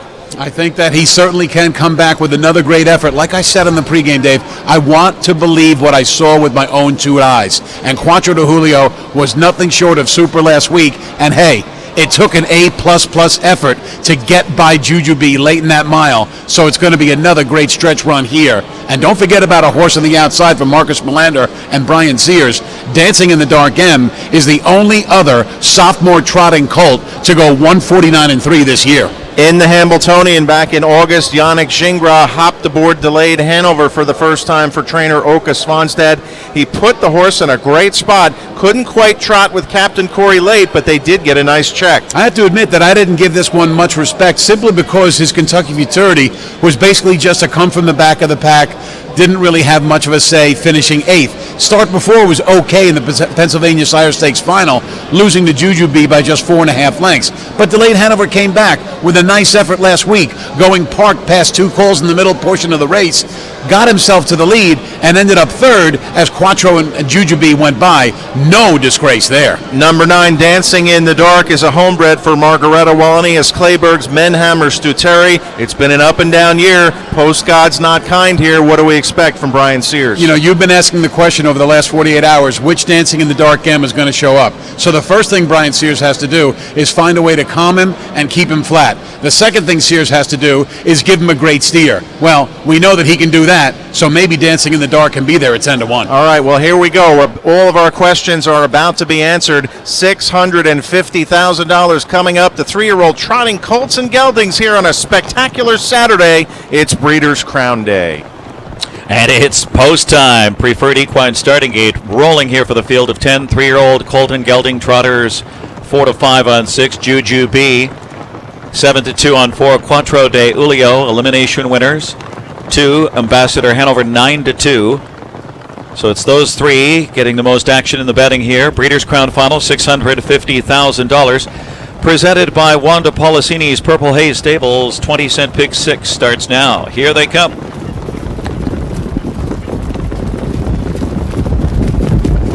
Three-year-olds are off and trotting. Logan Park on the outside. Dancing in the Dark broke. Jujubee charging out of there with Delayed Hanover and Cuatro de Julio and Ambassador Hanover right to the top for Åke Svanstedt. It's Ambassador Hanover. Jujubee goes after him on the outside as Cuatro de Julio takes a seat in a minute. Hanover on the rail. Delayed Hanover is going up on the outside from 5th. On the move up is Flylight from 6 past the quarter. Then comes Ritson and in range Hanover after the early break. Logan Park and way back is Dancing in the Dark. Hot quarter here. 26-2 for Jujubee. Andrew McCarthy grabs in. Looks to ration out the speed. Ambassador Hanover, elimination winner right there in the second spot. The other elimination winner, Cuatro de Julio, is third as they continue across the backstretch. Delayed Hanover, parked on the outside uncovered. In a minute, Hanover stride for stride with him in 5th. Flylight is second over 6th. Ritson pinned in 7th on the rail. Then comes In Range and way back Logan Park and Dancing in the Dark. 55-3 was the rated half. So it's Juju B by 2. He is the target. Juju B. Ambassador Hanover on the inside. Quattro de Ilio is asked the question on the outside, and he's coming on in attack mode. As they around the far turn, delayed Hanover. Second over behind him. In a minute, Hanover stride for stride with him as they pass 3/4. And it's Juju B by 2. Quattro de Ilio inching in. Ambassador Hanover stride for stride with him. 123 and 4. 28 and 1 in the third quarter. Into the stretch of the Breeders' Crown, and it's Juju B by 2, 2.5. Quattro de Ulio trying to rev up and come after him. Ambassador Hanover to the inside. Delayed Hanover towering up late here as they appear to be getting to Juju B, but he hangs in there. Juju B almost there. Juju B, yes indeed. Then close flylight, or in range was flying late. Right there with delayed Hanover. Juju B, 151 and 2.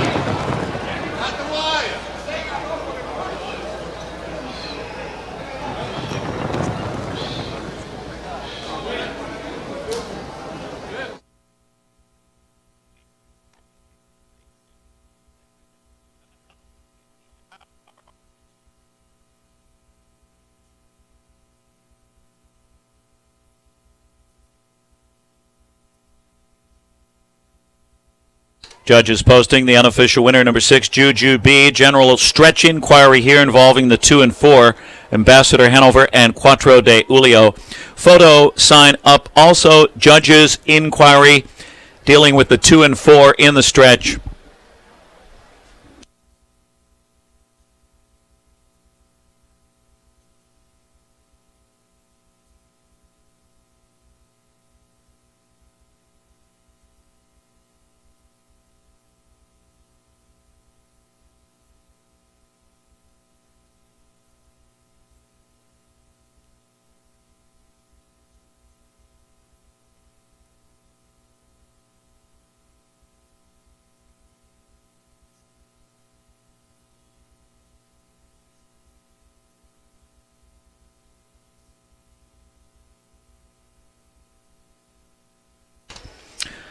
Number 8 in range was 3rd and 4. Quattro de Ulio 4th, 6, 7, 8, 4.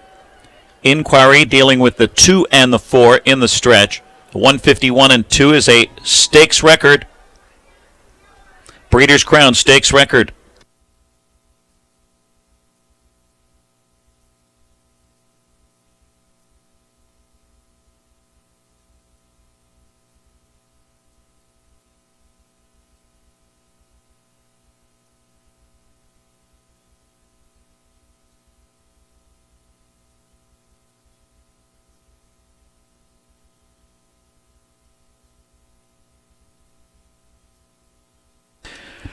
And here's Juju B, our track record holder. A 3-year-old brown colt by Creatine out of La Cantera by Cantab Hall. Bred in Florida by the owner, John Erdner of Lakewood Ranch, Florida. As Juju B reports to the Diamond Creek Winner Circle. Congratulations, trainer Greg Wright Jr. with his first Breeders' Crown. And driver Andrew McCarthy, the Thunder from Down Under, with his 5th Breeders' Crown trophy. For Juju B, his 14th win this season, 16 career victories, 151 and 2.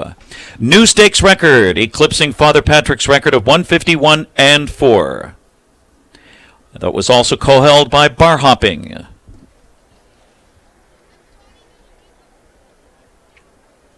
Inquiry continues here, looking at the stretch run, 2 and 4.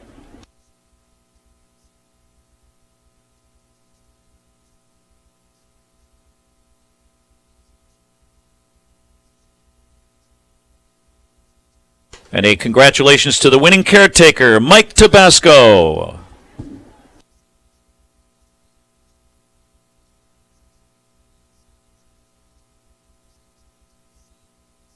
This race presented by Wanda Policini's Purple Haze Stables, one of our great sponsors. And a happy group here greeting Juju B, who set a track record at the Meadowlands in the Muscle Hill on Hambletonian Day. Kentucky Futurity winner, 149 and 3. And a supplemental gamble pays off for the connections of Juju B.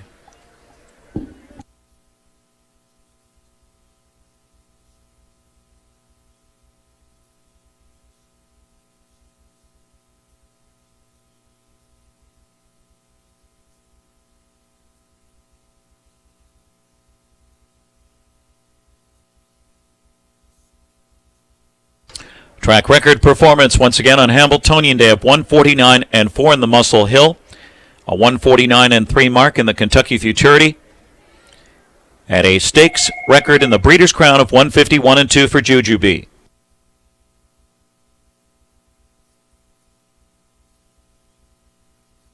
These top 4 numbers will stand. No reason for any action to be taken by the judges here.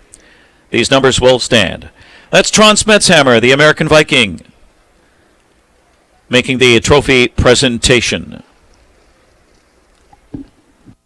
A winner of numerous Breeders' Crowns, Hambletonian winning trainer, and also a trainer of numerous trotting millionaires, including the great Arch Madness.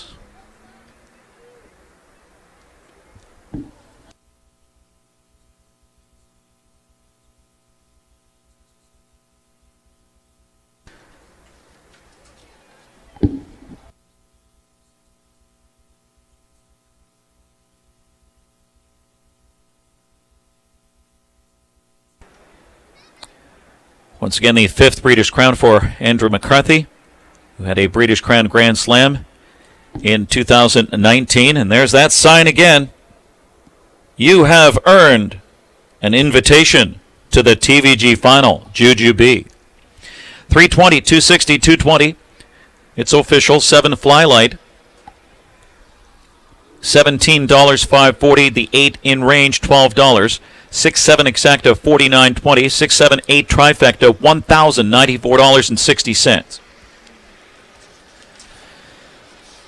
The upcoming 9th race at 401, the Breeders' Crown Final for pacing mares for $330,000, presented by Kentuckiana Farms. Exacta, trifecta, dime superfecta, and pick 3. Gabe Pruitt in just a few moments with the winning connections.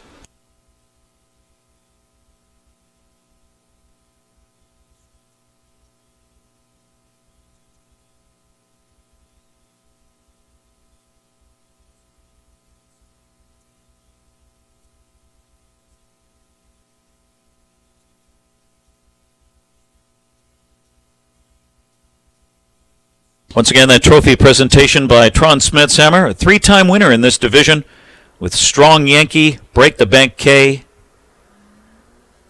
and Arch Madness.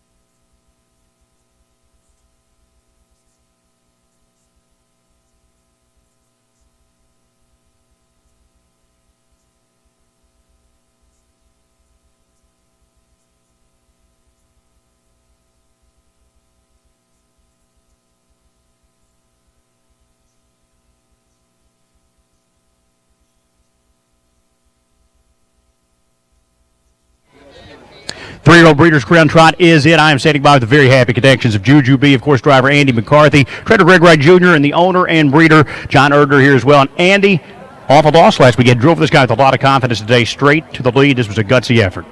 Yeah, I turned him, scored him down a little bit today, and he felt terrific. And it was a big first quarter, it really was. But I kind of want to take chance out of it today and get him where he likes it. And he dug deep and raced terrific. What were your thoughts when you saw that 26-2 first quarter? I'm like, come on, boy, reel it in a little bit here. I was trying to get him to go as slow as I could. He was ready to march on, but I got him to steady down there that middle half, and down by the wire there, he was getting a little tired, but he's such a gutsy horse, and he knew them horses were on the outside of him, and he wasn't going to let them go by. Yeah, he showed a lot of determination there today to get it done. You had the other elimination winner on your back, Ambassador Hanover. Cuatro de Julio got away third. Did you have confidence turning for home that you had enough left in the tank? Well, that's the thing. I knew I had the two best horses on my back, but that's I really tried to slow him down, so I knew that I'd have a little pop finishing. But he's just so gutsy. He's like I said, he kind of looks at them horses and he won't let them go by. He's always been that way, the way I felt him, and so mid-stretch I was a little worried, but I kind of looked over and I seen they were tired too, and I knew he'd get it done. Congratulations, Andy. We're going to bring in trainer Greg Wright Jr. And Greg, the colt, awful loss, a little bit different today. Did you make any changes into this model? Yeah, we took his back shoes off today and seemed to help him free him up a little bit. But we did some work on him this last week. He came in that race a little dehydrated from shipping and all that. So, we were able to get him back to close to 100% as we could. And he just showed what a champion he is today. I mean, I was a little concerned going into the race. It's been a long year, but he just showed what kind of horse he is. He's just had remarkable consistency. I'll ask you the same question I asked Andy. When you saw that 26-2 first quarter, what were your thoughts? The track, it's a little tiring track still today, and the wind, and there hasn't been a lot of front end horses holding on. So I was a little concerned, but he had him in the right spot. I mean, if he was going to, be a champion, he was. That's what champions do. Congratulations, Greg. You've done a great job managing them all season long. We'll bring in owner breeder John Erdner. And, John, it feels good to get another big one in the bank, I'm sure. Oh, that's wonderful. And you are noted as saying you don't fly. So how did you get here from Florida this afternoon? I want to make sure I get here, so I drove. Yeah, and I almost got delayed, so I understand your thoughts on that. You don't travel light, though. This is the biggest group I've seen in the winner's circle all afternoon. Who are all these people with you, friends and family? Family and relatives. And friends. And the fan club for Juju B just continues to keep growing. It does. And we've seen so many homebreds get the job done in these Breeders' Crown Championships. It seems it always feels special anytime to win a Breeders' Crown, but with the horse you're bred, I'm sure, extra special. Well, it is. It makes it all worthwhile. And I know it's early, but as we've noted before, the 3-year-old champions, they get an invitation to that TVG against the older trotters with the major races at the end of the year. What are your early thoughts on that? Well, I can think about that now because we're eligible. Yeah, you're eligible. You got that in the bank for sure. And we don't have to declare right now, so we'll let you think about that. Congratulations, John. All of the connections. Juju B, Breeders' Crown champion.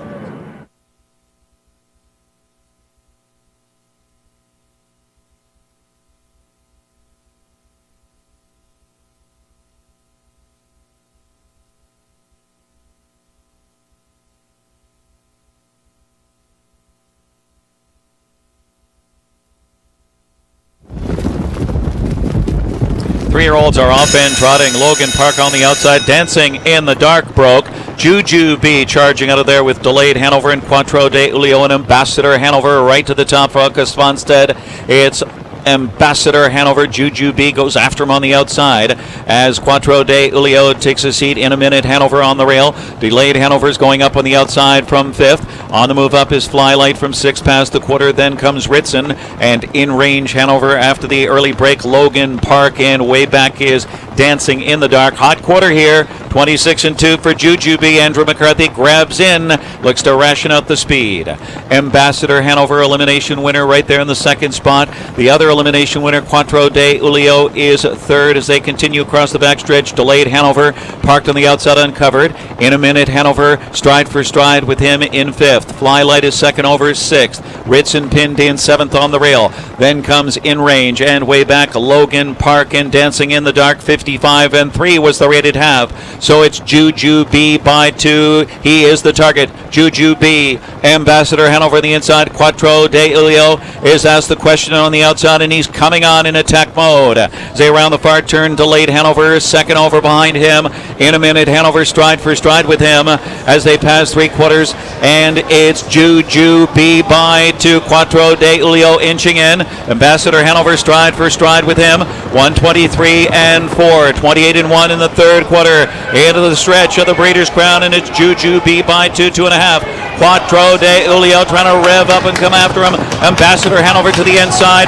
Delayed Hanover towering up late here as they appear to be getting to Juju B, but he hangs in there. Juju B almost there. Juju B, yes indeed. Then close Flylight, or In Range was flying late. Right there with Delayed Hanover. Juju B, 151 and 2. In a minute, Hanover 7th, Ambassador Hanover 6th, Ritson 8th, Quattro de Ulio 4th, Delayed Hanover 5th.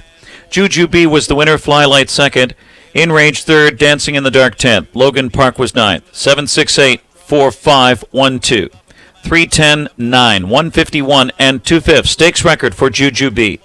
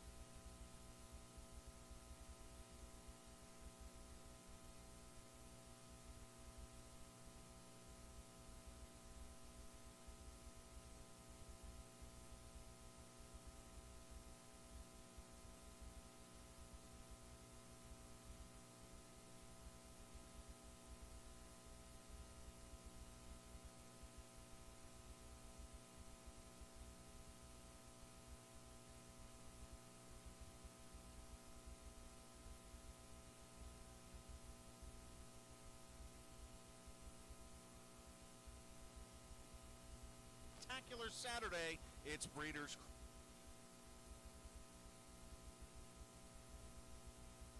Felicity Shagwell and win.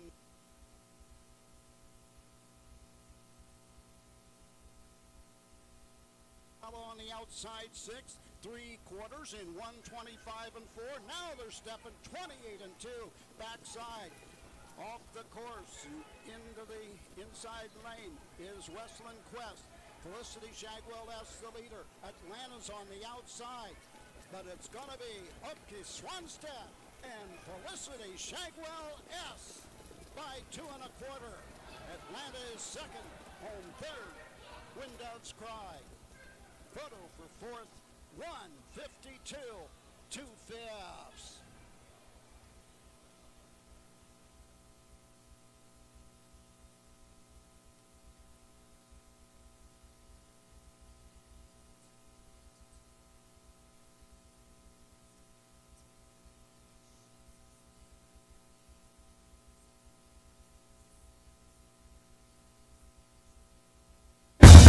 Wherever harness racing's most important stakes races are held, from the east to the Midwest to Lexington to Ontario, you'll likely see a racehorse bred by Brittany Farms in the winner's circle.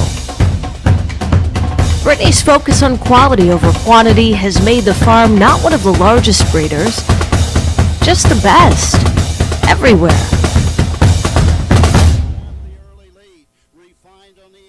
American Dream is open. Featuring DreamWorks Water Park, the largest indoor water park in North America. Ride the greatest slides. Get close up with your favorite characters and relax in our luxury suites. Learn more at AmericanDream.com. Root and Riddle Equine Hospital is a worldwide leader in equine healthcare, providing a full menu of services and treatment for all breeds and disciplines of horses, from the family companion to the high-performance athlete. Learn more today. Visit rootandriddle.com.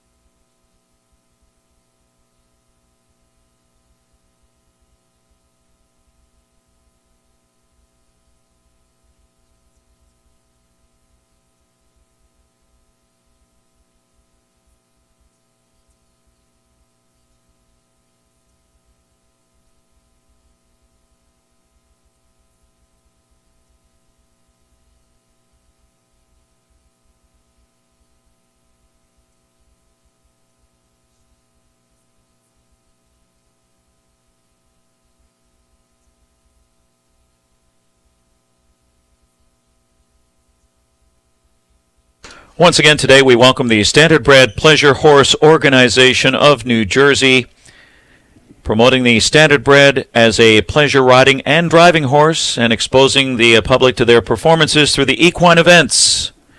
Whatever their discipline, eventing, western pleasure, driving, hunter, jumping, trail riding, or dressage, they do it all. Their mission to let the public know the Standardbred is the very versatile breed. And today on the post-parade, it was Shifting to Glide, Forensic Z-Tam, Big Bickies, and Chocolate Delight.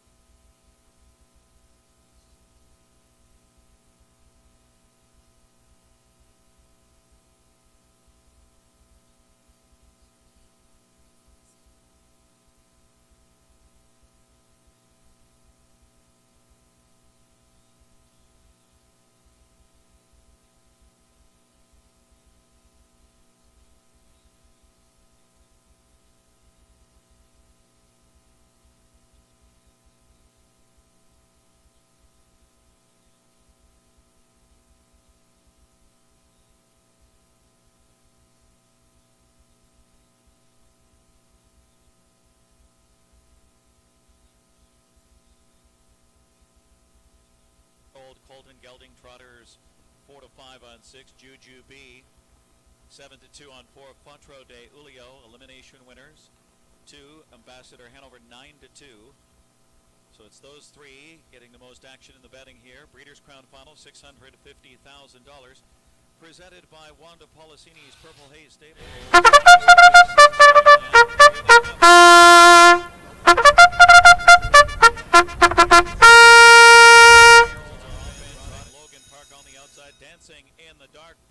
Pacing mares coming out for the 9th race Breeders' Crown Final presented by Kentuckiana Farms. $330,000. Rocknificent, the elimination winner in 148 and 4. The one with Scott Zuran for Linda Toscano. Enviro Stables Limited.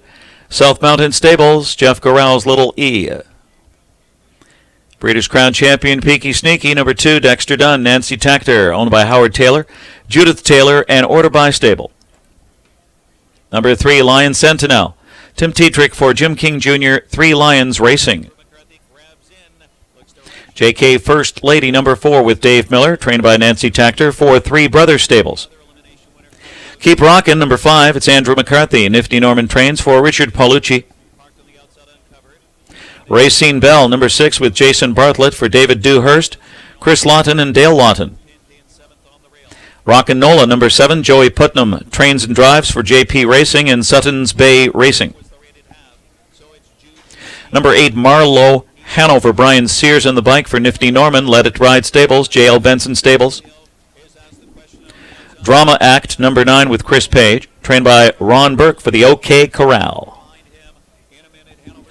And Treacherous Rain, number 10, with Bob McClure for Tony Alanya. Alanya Racing, Big Al Stable. Let It Ride Stables, Bottom Line Racing. Breeders' Crown Final, pacing mares, 3-year-olds and up. $330,000 presented by Kentuckiana Farms, Exacta Trifecta, Dime Superfecta, and Pick 3. And we'll take a price play here, 12-1, the 2, Peaky Sneaky. It's hard to believe the 2020 Breeders' Crown upsetter is 0 for 14 this season, just missed with a mighty late surge in the lone elimination. Draws inside, Peaky at a price here for Dexter Dunn and Nancy Tactor. 4, Lion Sentinel, 2-5, the 1 to beat. Horse of the Year leader was a tad too far out of range, still paced home 26th and 3 after missing 3 weeks. She was on a 7-race winning streak before that, now draws better and a chance to atone. And the 1, Rocknificent at 5-1. She followed up her 148 track record at the Red Mile with a perfect trip elimination score. She's an ultra-consistent mare, lands the rail, chance to set up an ideal stocking scenario here. So it's a 2-4-1, race 9. Good luck.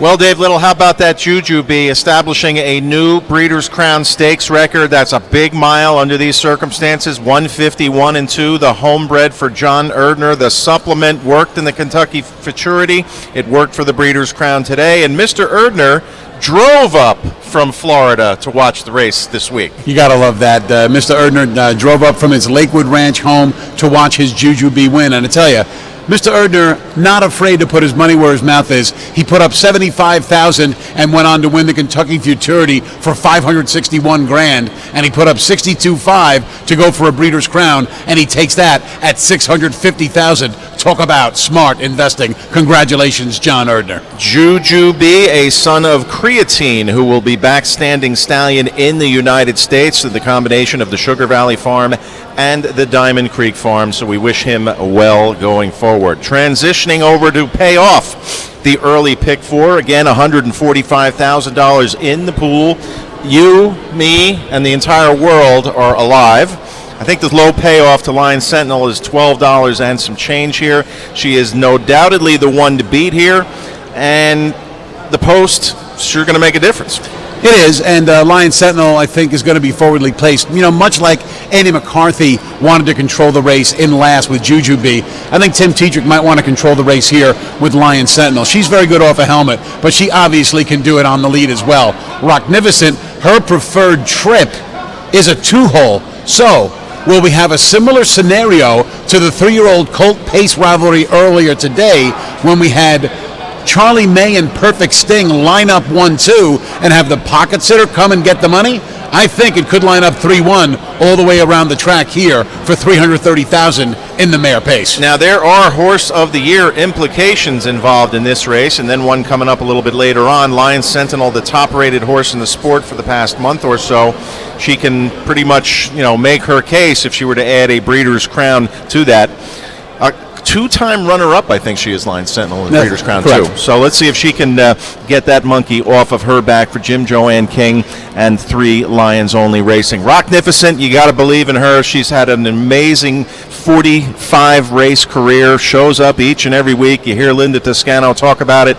She's just super iron tough, and the pole position gives Scott Zeron all the options that he wants. And there are a couple of favorites that I took a swing against today, and, I tried with Charlie May, but I got beat there. I tried with Bella Bellini, and I hit there. I tried to go off Bella Bellini, no good there. Here, I really do think Rocknificent can catch Lion Sentinel because Rocknificent was so magnificent, winning in 148 flat 2 back at the Red Mile, took 2 weeks off, came back in the Breeders' Crown, won from off the pace in 48-4. She is really just raring to go right here. Lion Sentinel's going to have to bring her A-plus game, a game that she did not bring last week after missing 2 weeks after winning the Dayton Distaff. Trainer Nancy Tactor won this division last year with the Great Kissin' in the stand and a stakes record of 148-4. 4.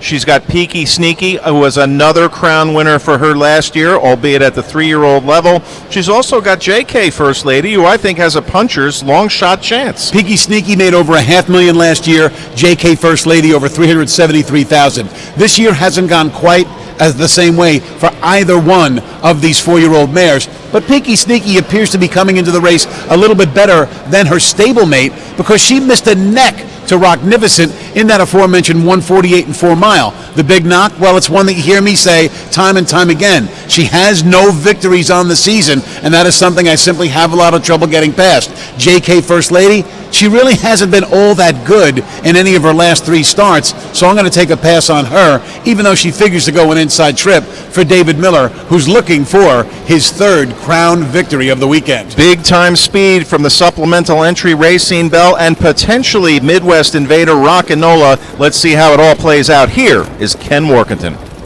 And it's post time. The preferred equine starting gate is rolling. Odds on at 1-2, 3 Lion Sentinel. At 7-2, the elimination winner, Rocknificent. The Breeders' Crown final. 3-year-olds and up, fillies and mares, $330,000 presented by Kentuckiana Farms. Field of 10 on gate. Race 9. Here they come.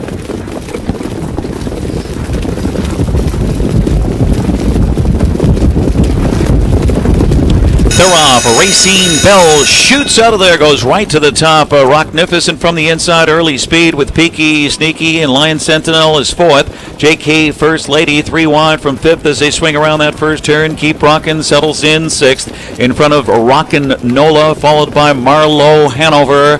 And then it's Drama Act on the outside, and Treacherous Rain trails. Quick dart to the front. Rocknificent, the elimination winner, with Scott Ciron. Plants are up front here, in control, 27 flat. So Racine Bell secures that pocket ride with the early speed. Peaky Sneaky close to the pace in 3rd. The odds-on choice, Lion Sentinel, bides her time in 4th position. It's JK First Lady looking to be an anxious 5th here. Keep Rockin' is 6th as they continue towards the half underway. Is Rock'n'Nola to the outside. Then it's Marlowe Hanover. Drama Act is underway. Gap at the back is Treacherous Rain. And it's Rocknificent with the stranglehold on at 5-2 on the board here. 55-1, 28-1 second quarter. Rocknificent, perfect 2-hole ride for Racine Bell and Jason Bartlett as they round the far turn. It's Peaky Sneaky who stayed in. Lion Sentinel has to do it uncovered as they head to 3 quarters. Grabbing her cover, JK First Lady on the outside. She's all set to come 3 wide right now. Keep Rockin' with a shuffle on the inside. Rock'n'Nola has some work to do, but it's Rocknificent on the engine at 3 quarters and 1:22 and 3. Lays down a 27 and 2 in that 3rd quarter into the stretch of the Breeders' Crown. Rocknificent, and on the outside, Lion Sentinel is coming up to challenge. Racine Bell trying to squeeze on through. It is still Rocknificent. Lion Sentinel on the outside and Racine Bell. Rocknificent is Crownnificent. It's Rocknificent. And then Lion Sentinel. Then close either Peaky Sneaky or Racine Bell. Rocknificent in 1:49 in the Breeders' Crown.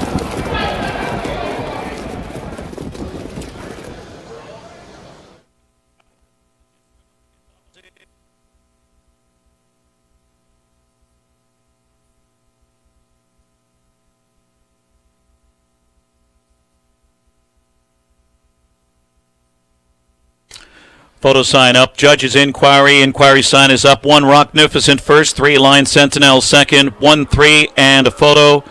Judges inquiry. Continue to hold on to all tickets. 1:49.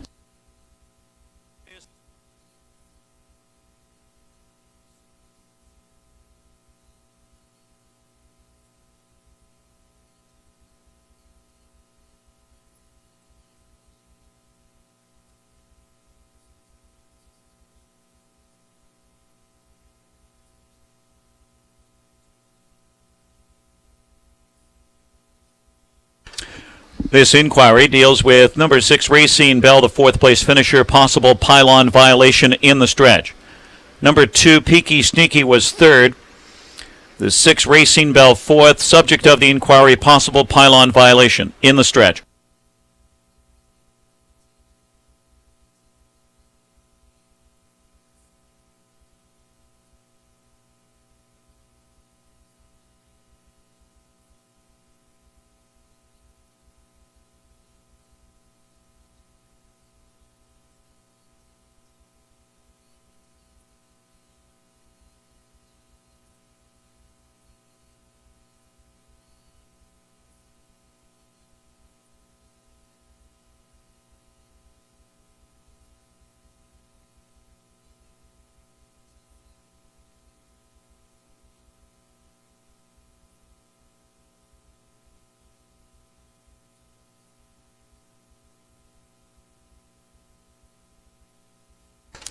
Judge's inquiry being shown on your TV monitors and on the infield matrix jumbotron.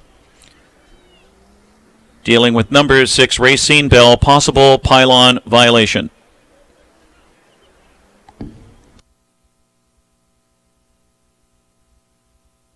And here's the one, Rocknificent, 4-year-old bay mare by Captain Treacherous out of Rocklamation by Rock and Roll Hanover. Bred by Deo Valente Farms and TLP Stable in the state of New Jersey. And owned by Enviro Stables Limited, Sunny Isles Beach, Florida. South Mountain Stables, Millburn, New Jersey. And Jeff Corral's Little E, LLC of New York, New York. Chairman of Meadowlands Racing and Entertainment. Hall of Fame trainer Linda Toscano with her 8th Breeders' Crown Trophy. Scott Ciron, the money man, with his 5th. And 2 this weekend.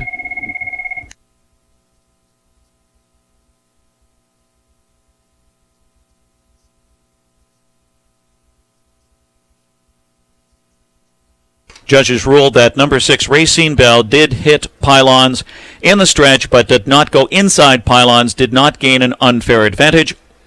As a result, will remain in the 4th position. No change here, 1-3-2-6. So reporting to the Diamond Creek winner circle, it's the one, Rocknificent, the elimination winner in 148 and 4, comes right back to win the Breeders' Crown Final in 149 flat. It's her 5th win of the season, 15th career victory as she vaults well past the $1 million mark. She's harness racing's newest millionaire, Rocknificent, in the Breeders' Crown Final. Hall of Fame trainer Linda Toscano got it all going with her first Breeders' Crown back in 2002, right here in this division with Molly Can Do It. She became the first female trainer in history to win a Breeders' Crown. And now it's her 8th trophy. This race presented by Kentuckiana Farms.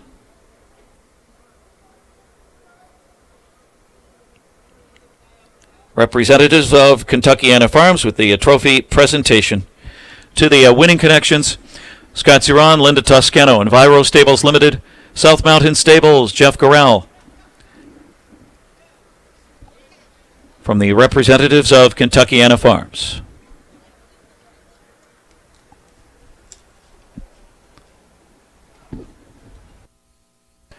Rocknificent, fresh off a 148 track record in the All-Orage Farms at Lexington's storied Red Mile on October 10th.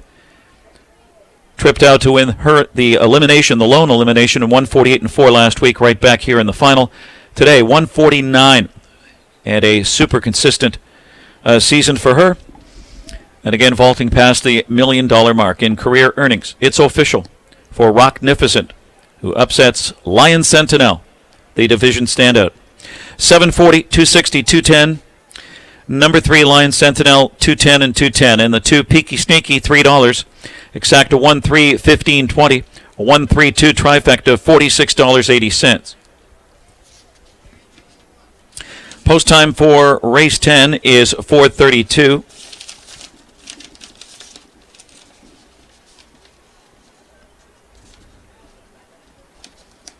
And congratulations to the winning caretaker, Jessica Flouet. Way to go, Jessica.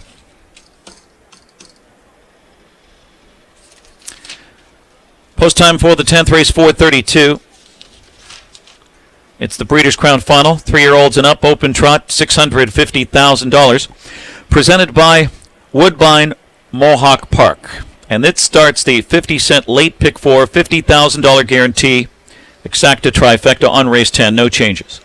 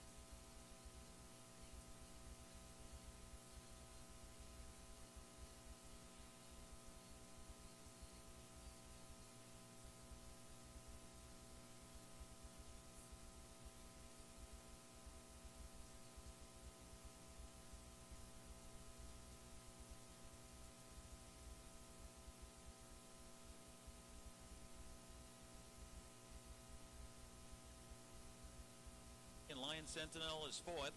JK first. Racine Bell shoots out of there, goes right to the top. Rocknificent from the inside, early speed with Peaky, Sneaky, and Lion Sentinel is fourth. JK First Lady, 3.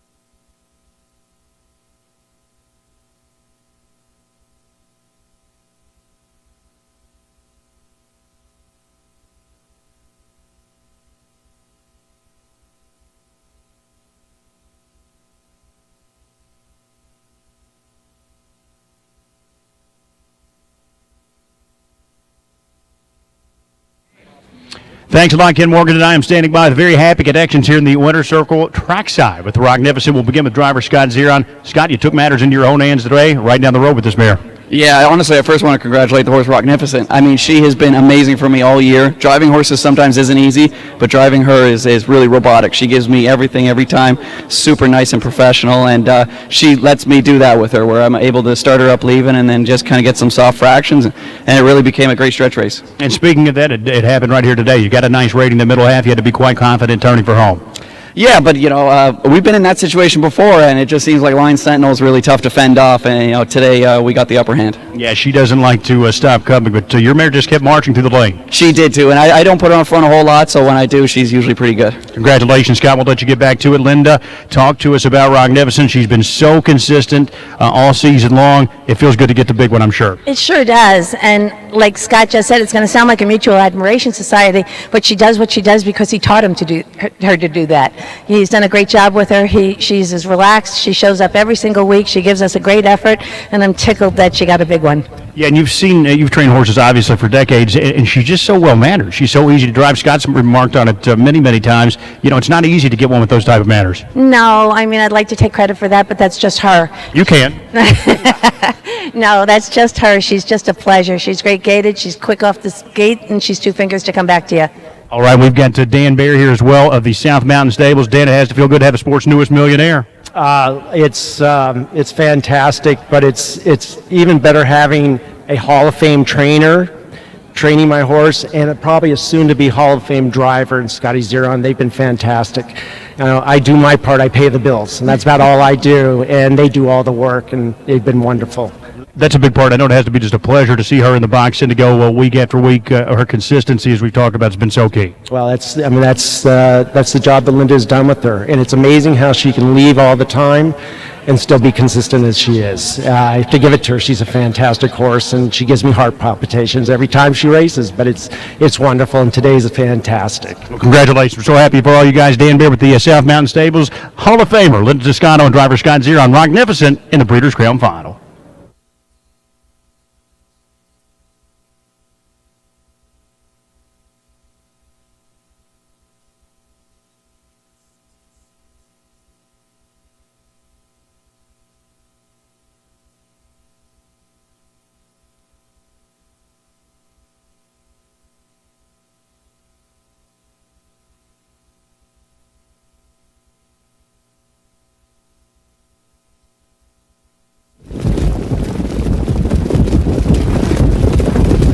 They're off. Racine Bell shoots out of there, goes right to the top. Rocknificent from the inside, early speed with Peaky, Sneaky, and Lion Sentinel is fourth. JK First Lady 3 wide from fifth as they swing around that first turn. Keep Rockin' settles in sixth in front of Rockin' Nola, followed by Marlowe Hanover, and then it's Drama Act on the outside and Treacherous Rain trails. Quick dart to the front. Rocknificent, the elimination winner, with Scott Zeron. Plants her up front here, in control, 27 flat. So Racing Bell secures that pocket ride with the early speed. Peaky Sneaky close to the pace in third. The odds-on choice, Lion Sentinel, bides her time in fourth position. It's JK First Lady looking to be an anxious fifth here. Keep Rockin' is sixth as they continue towards the half underway. Is Rockin' Nola to the outside. Then it's Marlowe Hanover. Drama Act is underway. Gap at the back is Treacherous Rain. And it's Rocknificent with the stranglehold on at 5-2 on the board here. 55-1, 28-1 second quarter. Rocknificent, perfect two-hole ride for Racine Bell and Jason Bartlett as they round the far turn. It's Peaky Sneaky who stayed in. Lion Sentinel has to do it uncovered as they head to three quarters. Grabbing her cover, JK First Lady on the outside. She's all set to come three wide right now. Keep Rockin' with a shuffle on the inside. Rockin' Nola has some work to do, but it's Rocknificent on the engine at three quarters and 1:22-3. Lays down a 27-2 in that third quarter into the stretch of the Breeders' Crown. Rocknificent, and on the outside, Lion Sentinel is coming up to challenge. Racing Bell trying to squeeze on through. It is still Rocknificent. Lion Sentinel on the outside and Racing Bell. Rocknificent is Crown-nificent. It's Rocknificent. And then Lion Sentinel. Then close either Peaky Sneaky or Racing Bell. Rocknificent at 149 in the Breeders' Crown. Rocknificent the winner, Peaky Sneaky third, Lion Sentinel second, JK First Lady fifth, Keep Rockin' was sixth, Racine Bell fourth, Rockin' Nola was eighth, Marlowe Hanover seventh, Drama Act was ninth, Treacherous Rain 10th, 1-3-2, 5-6-4-8, 7-9-10, 149.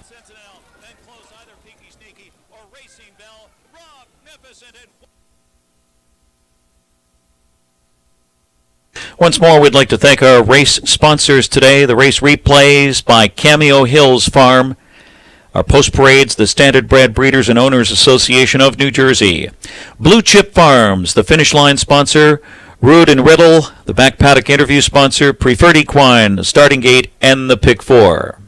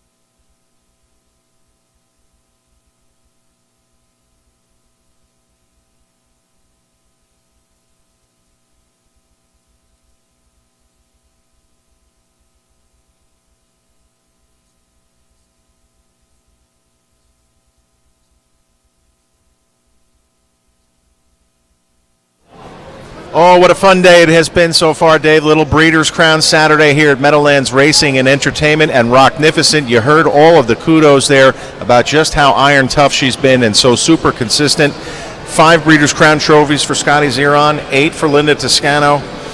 Harness Racing's newest millionaire, bred, the filly by Captain Treacherous, bred right here in New Jersey by Mike Alata's Deo Valenti Farm, Tom Pontone's TLP stable.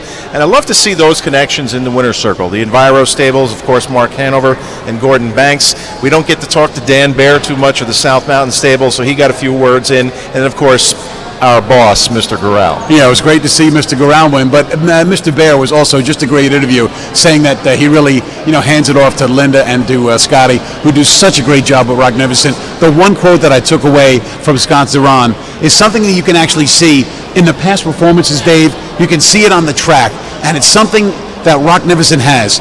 And what Scott Zeron says, she gives me everything she has every time. So while it wasn't good enough on more than a handful of occasions during the course of the season, taking on Lion Sentinel, it was good enough today. Rocknificent now, the newest millionaire in racing, wins her third straight and cops the Breeders' Crown. All right, congratulations again to those connections. But guess what? It is now late pick four time. I'm going to take a little bit of credit for the early pick four, although we did not get rich. I turned my 8, I think, into 27. All right. So how much is it going to take to hit the late pick four? Well, it's going to take the usual for me. The fact is that I've hit 3 pick fours in a row, but I hit one for 300 and then one for 30 and another one for 27. So we're not getting rich, but at least we're cashing tickets. We had the one nice one. Maybe we can get a nice one here, but we're going to have to try and beat number 3, Acuri D, which could be a tall order. Now, this is going to be his second start since shipping over from Europe, where he was very successful, 16 for 22 lifetime. Acuri D, I know he takes a lot of catching. But if he doesn't bring his A game today, I also have the 5 beads, the 2 forbidden trade, and the 4 it's academic on my ticket. In the 11th race, that's my single. We all know I love Allywag Hanover. Brett Pelling has this one, I'm sure, loaded for bear today. Imagine that. He didn't even use Lasix when he went 146 and 4 in his last betting start. We'll spread 4 wide in the 12th. 1, 2, 6, and 7. J.M. Mandamin, I think, can win that for Jen Bongiorno. And finally, in the 13th and final, Gangster Hanover leads the pack. He might go all the way, but I'm probably going to need to beat him. I'm also going to use 1, 4, and 6. $32. Maybe we can scream home something that pays maybe $100, Dave? I don't know. You're asking for a lot, especially with Allywag Hanover. He might be a single for a lot of those people. Well, I spent 8 to hit the first one. Right. I'm going to spend 18 to hit this one, and we are singling Acuri D. This is the most impressive horse I saw throughout the 2 weeks of the Grand Circuit out in Lexington. That was a spectacular North American debut. I think he will be even better here today. So that kicks off leg 1. Now I'm going to spread a little in that final Breeders' Crown event. Yeah, I know Allywag Hanover is probably going to win, probably should win, but he still has post 8. It's been a speed kind of a day, so I'm going to use Warrawee Vital. This is the plan in Cattle Wash as well, hoping for a little bit of a scrum. 12th race, we're back to the overnight card there with the $100,000 to $150,000 claiming handicap. Tough race, got to use J.M. Mandamin, G's Joe, and Twin B tough enough for the Burke Brigade. And if I make it to the last, my price play of the day is not going to be much of a price, though, is Kings County. He's number 4. We'll add in Dunbar Hall on the class drop and Gangster Hanover, who will be shoeless today for Oka Svanstead. So 32 for you. 18 for me. That adds up to $50. That's a reasonable play. Good luck, everybody, in the pick 4. And again, you had heard Ken thank all of our sponsors. Well, we want to thank our sponsors here too. Complete Breeders' Crown broadcast coverage has been brought to you by the Ohio Harness Horsemen's Association, and we thank them, all the good folks out there that do all the good work. We're glad to have them on board with us. And harness racing, it's a team effort, our industry, so we thank them for their support. Yeah, it's a cooperative, and there were so many great sponsors during the course of the weekend, and obviously Marvin Katz Breeders' Crown Celebrity Challenge. It's just great to see everybody support the game, and of course the Ohio Horsemen's Association, who sponsored the Breeders' Crown coverage throughout not only this weekend but last weekend as well. A big tip of the cap to those folks. Ohio racing is certainly one of the great circuits in this country. From all of us here at Meadowlands Racing and Entertainment, and as part of the Breeders' Crown Hambletonian Society, we say thank you, and we say good luck here in the late pick 4.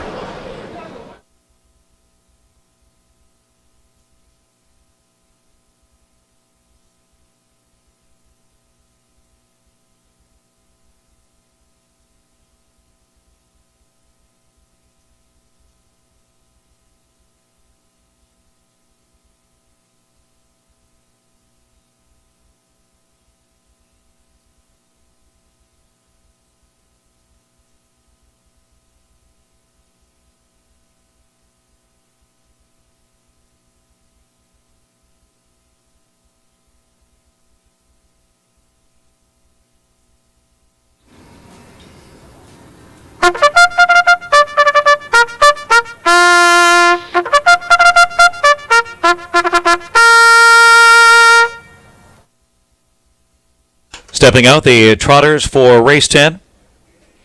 A Breeders' Crown final, 3-year-olds and up. Open trot, $650,000, presented by Woodbine Mohawk Park. It starts the 50-cent late pick 4, $50,000 guarantee.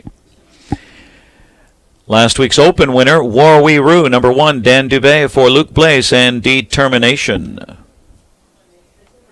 Luke Blaise, Determination's Forbidden Trade. Hambletonian champion, number 2, Bob McClure. Acuri D, number 3, Aki Svanstead, trains, drives. for Marco Creevy Stables, Suleiman Yüksel at August Fonstead. It's Academic, number 4, with Yannick Gingras, trainer Ron Burke, owner Brad Grant. 5 is Beads, Dave Miller, Per Engblom, trains for Buckstone Land Livestock. 6 is Sermon with Casper Foget for Per Engblom, Constance Racing Stable, Longbridge Trotting Incorporated. Majestic Players, number 7 with Brett Miller, trained by Walter Haynes Jr. for Jeff Fout Racing, Brian Carsey, and John McGill. Ready for Money, number 8, Andrew McCarthy, driving for Nancy Tactor, Lindy Farms of Connecticut, John Fielding, Herb Liverman, and Bud Hatfield. A 2-time Breeders' Crown champion, the 9, Amigo Volo, Dexter Dunn, Nifty Norman trains for Pinsky Stables, and David J. Miller. Back of the Neck, number 10, with Scott Ziron, August Fonstead, trains and co-owns with Howard Taylor, order by Stable, Judith Taylor. Second tier, 11, Chin Chin Hall, Todd McCarthy, Nifty Norman trains for Oldford Racing, and David McDuffie.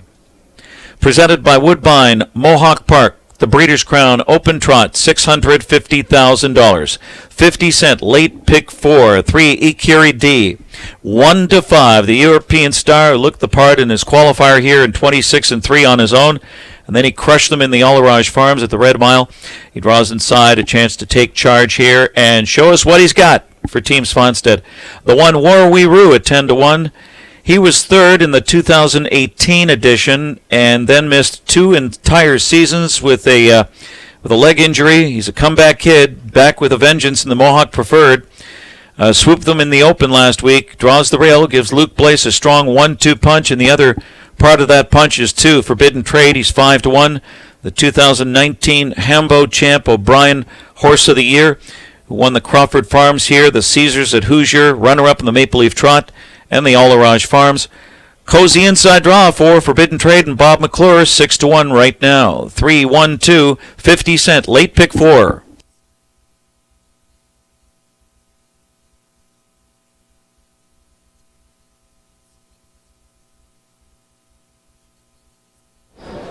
Two big Breeders' Crown finals remain as we close out the Saturday card here, the Open Trot and the Open Pace. Let's begin with the Trotters here for $650,000 here. Dave, let's begin our discussion with Ecuri D, a smashing North American debut in the Alarage out at Lexington. We just saw him scoring down. He looks magnificent out on the racetrack. Honest to goodness, Dave, I guess I've seen horses look better on the track in the after the post parade, but I certainly don't know when. Ecuri D just looks magnificent out there on the track today. Yes, I used 4 horses. I did not see him live at the Red Mile. Why don't you just give us a little bit of your insights on what you saw that day on October the 10th? He sprinted to the front, he relaxed nicely, and when he began to accelerate away from the field, when speed was no good on that particular day at the Red Mile, it was an amazing performance. That 150 in 4 time is not really indicative of how good he was. He'll be better today. He'll be stronger with that race under his belt. Certainly, if he's better today, he's going to take an awful lot of catching. I believe, however, that a horse like Beads, if he sits a tight 2-hole trip, might be able to challenge. He did take a lot of money into Ecuri D when they met on October the 10th, but of course Beads that day was no match for the winner, finishing 4th, beating almost 4 lengths. So it's really going to be a tough task. Whoever is close to him, maybe Warrawee Roo, who closed from 6 3/4 to get a win in last week's Open, might be able to challenge late. Now, as for Ecuri D, if you don't think that the Breeders' Crown is a truly international event, here you go. Ecuri D, bred by a Frenchman, sired by an Italian sire, registered in Denmark, developed in Norway, and he's owned by Swedes. How about that? I don't think I've ever heard of any type of tributary of countries leading to a Breeders' Crown, but it certainly looks like the winning path today if you like 2 to 5 shots. And, you know, I certainly have liked my share over my career. Ecuri D looking great out on the racetrack. You know he's going to motor up to the top, and I think the real race, Dave, in the early stages is going to be who can grab the pocket, because whoever grabs the pocket is the most likely upsetter. Can it be Forbidden Trade? I think. Can it be It's Academic? Maybe. Will it be Beads? I think that's the horse who has the biggest chance if he comes back with a top effort. He will try to follow in the footsteps of former Open Trot finalists from Abroad, Bold Eagle, Commander Crow, and even Varenne, all the way back to here at the Meadowlands. One of the greatest races and efforts I've ever seen. So let's talk about trainer Luke Blay. He got a little love from the post gods here. He's got 2 in the final. Forbidden Trade, the former Hambletonian champion here, off a sensational qualifier, and Warwi Rue, who will pick up Dan Dubé. If the players are going to play one exacta, assuming that Akiri D can't lose, then choosing between the 1 and the 2 might be a tough way to go. However, I think that Forbidden Trade, with the stronger of the 2 resumes, is certainly the one you got to look to, especially since in that Alaraj Mile, when Akiri D was winning in 150 and 4, Forbidden Trade was making up quite a bit of ground. Still 7 3/4, closed in 26 and 3, and obviously, how far behind Akiri D can he be today, having outdrawn that foe? He's going to be in close attendance once they get past the half-mile marker for sure. How about a little love for Chin Chin Hall? He developed into his best top form over the past couple of months here at the Meadowlands, or even winning one over at Pocono Downs. What's he going to need to do from the second tier to sneak into this? Well, Chin Chin Hall, when he won on September the 4th, when you were away, he sat a 4-hole, and basically Victor Kirby steered him to the outside, and he absolutely shot home to win in 27 and 1. That was his first of 3 wins over a 4-race span, and his second-place finish in most recent at 19 to 1 was not a bad effort by anybody's measure. He missed by less than a length to Warwi Rue. So Chin Chin Hole from the second tier, can he get away 5th or 6th? Maybe he can, and if so, I don't know if he's firing past everybody, but he might complete an attractive exacta. Last year, the Open Trot was captured by Jim Panzi for Team Melander out at Hoosier Park. The stakes record is 151 flat, and it was shared in 2014 by Commander Crow and 2013 Hambletonian champion Market Share. Will they beat the 151? I wouldn't be surprised. It's post time. Preferred equine starting gate rolling for the field of 11, 1 to 5 on 3. Ikiri D, the Scandinavian or European sensation, looking to go 2 for 2 in the U.S. 5 to 1 on 2. Forbidden Trade, Hambletonian champion here. 9 to 1 on the 5 Beads. They're set for the Breeders' Crown Final. Open Trot, $650,000. Presented by Woodbine, Mohawk Park. Here they come. And they're off into trotting. It's academic and Beach shooting out of there from the outside. Comes Ready for Money, and Amigo Volo is widest of all. And right there is Ikiri D, the heavy favorites, now second, as Forbidden Trade cuts the corner from third. So it's Beads on the outside, fourth, looking to slide in. And then it's Warwi Rue. He's stride for stride with Ready for Money. 3 wide comes Amigo Volo at the rear of the field. Then comes Sermon to the outside. Pinned in is Chin Chin Hall after the second tier start, then back of the neck, and Majestic Player 11th and last, 27 and 3. Crisp opening quarter. Ikiri D and Okies Fonstead takes the lead. Here comes pressure from Forbidden Trade. The Hambletonian champion challenges. It's academic on the inside, third as they get close to the half. Ready for Money is fourth on the outside. Beads is fifth. Amigo Volo is sixth. Warwi Rue on the outside, seventh, followed by Chin Chin Hall, eighth on the inside. Then comes Sermon on the outside underway with Majestic Player and back of the neck. Half was 55 and 1. And now it's Forbidden Trade. The ball's in his court. It's Forbidden Trade. And charging up and quickly after him is Ready for Money and Andrew McCarthy. That one means business. Ikiri D already back to third on the inside. Warwi Rue gapping on the outside fourth, and squeezing out was Ikiri D. Got some room to squeeze out. It's academic from the inside. Has some trot to offer.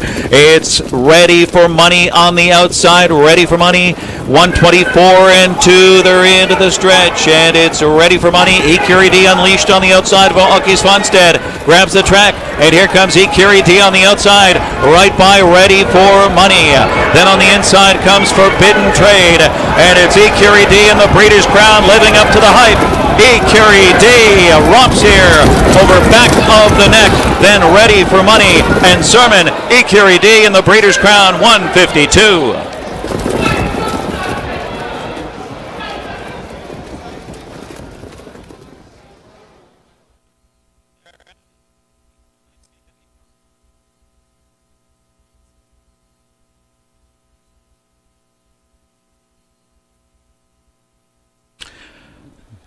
Judges have posted 3, Ikiri D, the unofficial winner, in 152. 10, back of the neck, second. The 8, Ready for Money, third. And 6, Sermon, fourth. 310, 8-6.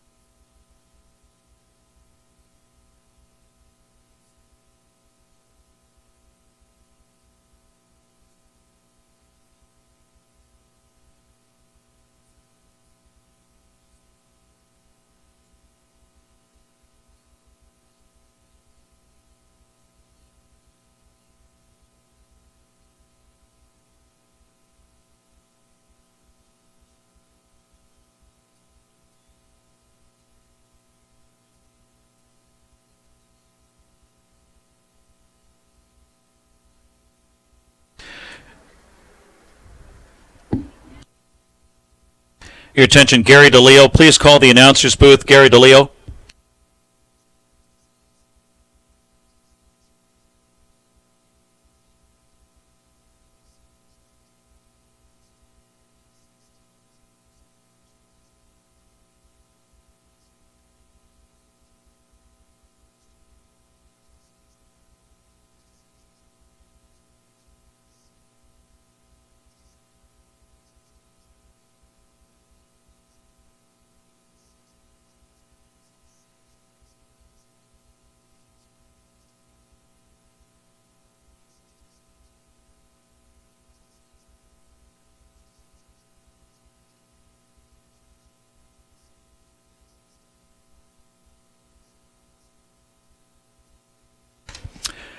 Number 3, Ikiri D, returning to the Diamond Creek Winner's Circle. International star. Now 2 for 2 in the U.S. A 5-year-old bay horse by Infinitive. Out of Too Soon by Muscles Yankee. Bred in Kentucky by the master Jean-Pierre Dubois. Owned by Marco Creevy Stables, Delray Beach, Florida. Suleiman Yüksel Stables, Delray Beach, Florida.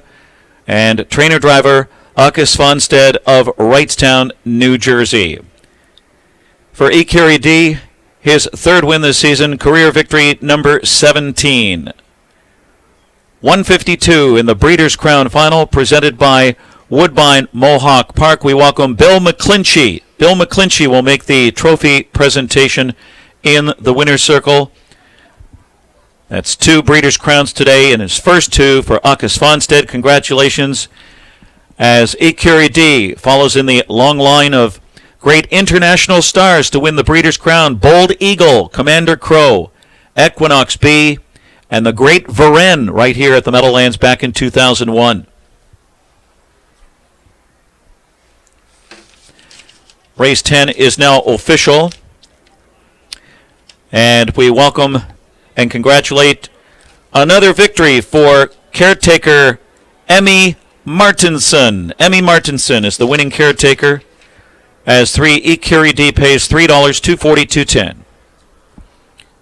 Number 10, back of the neck, pays $26, $16.20, and the 8, ready for money, $8.20.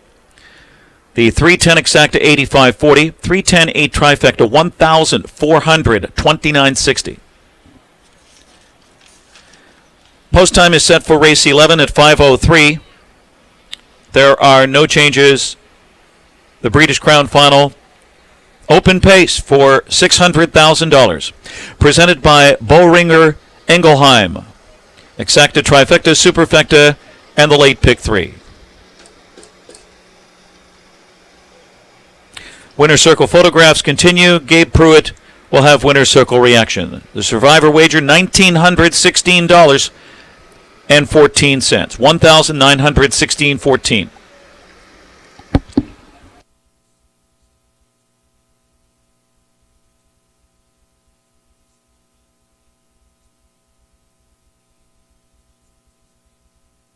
And as the guys pointed out, this is a real international star. Bred by a Frenchman, sired by an Italian stallion, registered in Denmark, developed in Norway, and owned by Swedes. And he wins in America for the second time.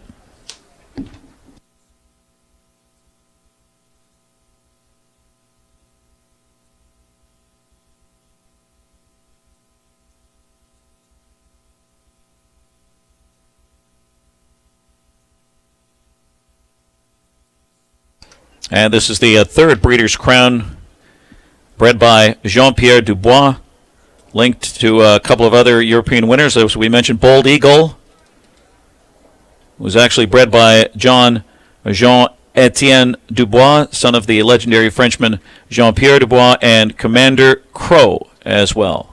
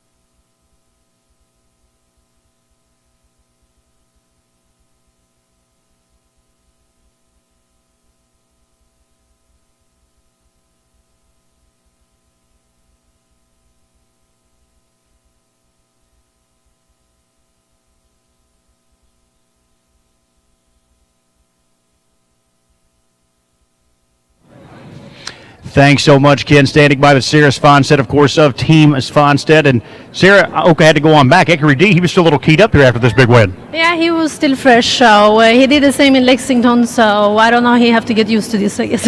Should be used to winning. Well, we know that he knows how to do that. Yeah, I agree on that one, but obviously he did not like this part of the racing. No, he races, it looked like, from my vantage point, not with earplugs. You know, he has cotton in his ears. Talk to us about that. Is that common? Correct. He is, I shouldn't say a hot horse, but mentally he's race fresh. So if they are like that, dog is prefer to just try to keep them calm. And the first Team Svanstedt winner today, Felicity Shagwell, that was rather uneventful on the lead. This one couldn't have gone much differently. There was lots of action. I agree that for Felicity, I was very surprised because most drivers knows the dog wants to race her on the helmet, but no one came, and I saw 57 on the half. So if she have those type of races, she's very strong and tough to the finish. So that was a big surprise. Well, they must have rethought that situation because this time everyone came. This was a different race, and I didn't see last turn because I was standing with Emmy, but he found his way out and he finished good, and I absolutely love to see this horse on the track. He's gorgeous and performs, and supplement a horse like this with those money, and now at least that is home. So I'm happy for the owners, and I feel bad for the owners they can't be here, but hopefully soon. Hopefully soon. And as hot as he is, as you mentioned, maybe off the track, he must be a little easier to drive because he left and then he released a horse. He was actually jammed in for a minute. Around the far turn, he sort of got out there in pretty tight quarters. So he's really, easier to manage, I guess, on the track when he's in a race. Yeah, before the race he's more alert, and as soon the gate goes off he's actually 2 fingers, so it's more to save the energy for the race, and Aki have plenty of those horses on his back to know how to do that, so he knows what he's doing. He's 2 for 2 since arriving in the United States. What's up next? It couldn't have gone any better at this point. It's TVG if he still looks good after this race, so that's the goal. All right, well, best of luck to Ecury D and Team Svanstedt moving forward. Brilliant-looking individual down here. Ecury D takes it to Breeders' Crown Open Trot.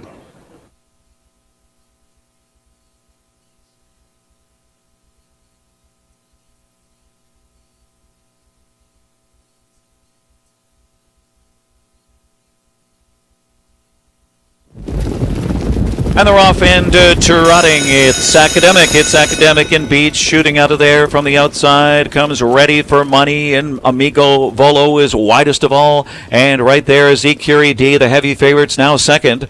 As Forbidden Trade cuts the corner from third. So it's Beads on the outside, fourth, looking to slide in. And then it's War Wee Roo. He's stride for stride with a Ready for Money. 3 wide comes Amigo Volo at the rear of the field. Then comes Sermon to the outside. Pinned in is Chin Hall after the second tier start, then back of the neck, and Majestic Player 11th and last, 27-3. Crisp opening quarter. Ecury D and Oki Svanstedt takes the lead. Here comes pressure from Forbidden Trade. The Hamiltonian champion challenges. It's Academic on the inside, third as they get close to the half. Ready for Money is fourth on the outside. Beads is fifth. Amigo Volo is sixth. War Wee Roo on the outside, seventh, followed by Chin Hall, eighth on the inside. Then comes Sermon on the outside underway with Majestic Player and back of the neck. Half was 55-1, and now it's Forbidden Trade. The ball's in his court. It's Forbidden Trade, and charging up and quickly after him is Ready for Money and Andrew McCarthy. That one means business. Ecury D already back to third on the inside. War Wee Roo gapping on the outside, fourth, and squeezing out was Ecury D. Got some room to squeeze out. It's Academic from the inside, has some trot to offer. It's Ready for Money on the outside. Ready for Money, 124-2. They're into the stretch, and it's Ready for Money. Ecury D unleashed on the outside of Oki Svanstedt. Grabs the track, and here comes Ecury D on the outside, right by Ready for Money. Then on the inside comes Forbidden Trade, and it's Ecury D and the Breeders' Crown living up to the hype. Ecury D romps here over back of the neck, then Ready for Money and Sermon. Ecury D and the Breeders' Crown, 152. War Wee Roo was 10th placed 9th. Forbidden Trade was 6th. Ecury D the winner. It's Academic 5th. Beads was 11th. Sermon 4th. Majestic Player 8th place 10th. Violation of the braking rule. Ready for Money 3rd. Amigo Volo 7th. Back of the neck 2nd. Chin Hall 9th placed 8th. Rechecking, it's 10th place 9th. 6-1-5. 11-4. 8th. Disqualified place 10th. 3-7-2. 9th placed 8th. 152.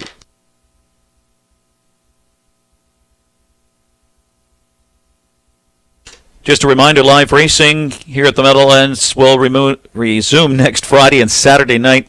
Post time at 6:20, the usual 6:20. Back to 6:20 post time next Friday and Saturday night as we present 2 days of the Breeders' Cup World Thoroughbred Championships. And don't miss the TVG and Fall Final Four. Finals on November 20th. It's Academic on the inside, third as they get close to the half. Ready for Money is fourth on the outside. Beads is fifth. Amigo Volo is sixth. War Wee Roo on the outside, seventh. Followed by Chin Hall, eighth on the inside. Then comes Sermon on the outside underway with Majestic Player and back of the neck. Half was 55-1. And now it's Forbidden Trade. The ball's in his court. It's Forbidden Trade. And charging up and quickly after him is Ready for Money and Andrew McCarthy. That one means business. Ecury D already back to third on the inside. War Wee Roo guide fourth, and squeezing out was Ecury D. Got some room to squeeze out. It's Academic from the inside, has some trot to offer. It's Ready for Money on the outside, Ready for Money. 124 and 2, they're into the stretch, and it's Ready for Money. EQD unleashed on the outside of Aki Svanstead. Grabs the track, and here comes EQD on the outside, right by Ready for Money. Then on the inside comes Forbidden Trade, and it's EQD in the Breeders' Crown living up to the hype. EQD romps here over back of the neck, then Ready for Money, and Sermon. EQD in the Breeders' Crown, 152.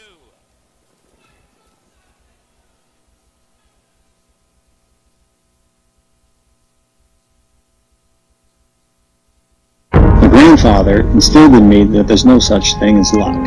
He said luck is where hard work meets opportunity.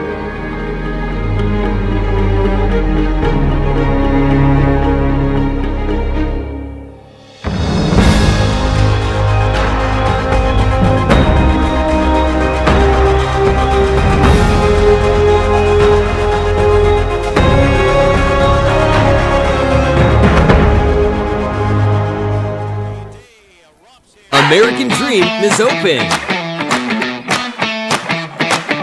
Featuring DreamWorks Water Park, the largest indoor water park in North America. Ride the greatest slides. Get close up with your favorite characters and relax in our luxury suites. Learn more at AmericanDream.com.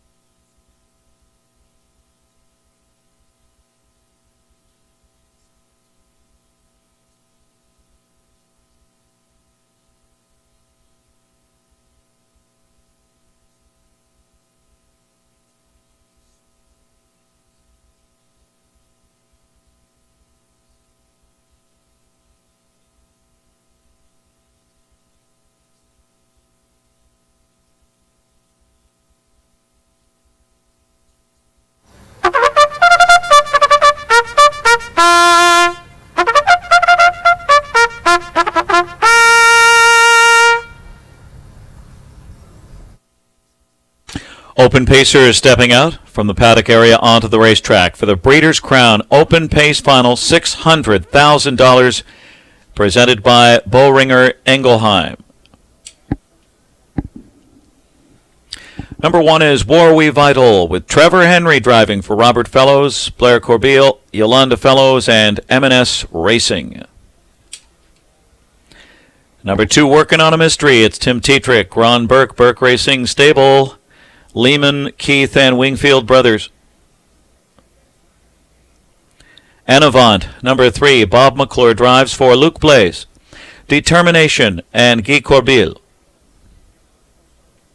This is the plan, the elimination winner, number 4, Yannick Gingras, Ron Burke, Burke Racing Stable, Weaver Buscemi, Jerry and Teresa, Silva, Purnell, and Libby, and Larry Carr. World Champion Cattle Wash, number 5, Dave Miller, Ron Burke, and owner Bill Donovan. Number 6, Nicholas Beach with Joe Bongiorno, trained by Jennifer Bongiorno for John Lengacher, Michael Cote-Gagnon, and Jennifer Bongiorno Stables. Number 7, Ocean Rock, Dan Noble drives for Christy Noble and Sandra Burnett. Alley Wag Hanover, number 8, Todd McCarthy in the bike for Brett Pelling in the Alley Wag stable.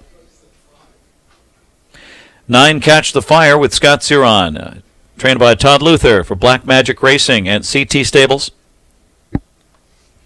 And number 10, Ruthless Hanover, Andrew McCarthy for Tom and John Cancelleri. Breeders' Crown Open Pace Final, $600,000. Boehringer Ingelheim. The presenters, Exacta, Trifecta, Dime Superfecta, Pick 3, and odds on here, 1-2 for 8, Allywag Hanover. The Division Kingpin, prepped perfectly on a 5-race winning streak. A world mark of 146 and 4 under his bridle. Work to do from post 8 today, but the Crown locks it down. Certainly a horse in the Horse of the Year conversation right now. 5, Cattle Wash.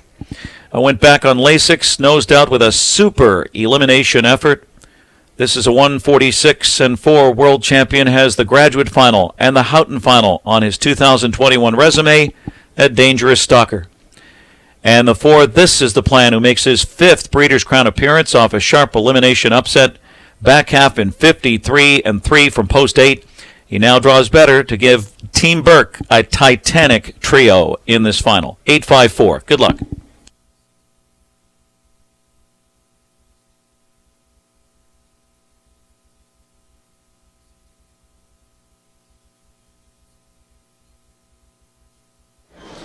Dave Little, it's been a fabulous weekend of Breeders' Crown action here at the Meadowlands, and it all comes down to one last race, the Open Pace for $650,000. But first, are you going to give me a little credit, please? Did I try to tell you that Ecurie D was a monster? Yes, I'm going to give you credit, because once Ecurie D got passed, I said, you know what, I got a chance to beat this Okas Fonstedt supposed monster.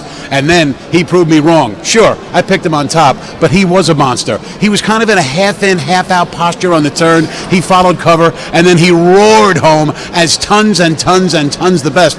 You know, Dave, by the time the dust clears at the conclusion of the TVG, were he to win as impressively that night as he did today, he'll be 3 for 3 in North America and probably get my vote for Best Older Trotter of the Year. Okay, well, that remains to be seen. Hopefully he will show up there, bred by the incomparable Jean-Pierre Dubois, owned by the Marco Creevy stables, the Suleiman Yüksel stables, and, of course, Mr. Svanstad and Sarah themselves. So, an amazing performance today. That's what we're here for. International flair at the Breeders' Crown, especially in the open trot, following the footsteps of those great previous champions. On to the pace. $600,000. Allywag Hanover is 3-5. Do you have any concern about post 8?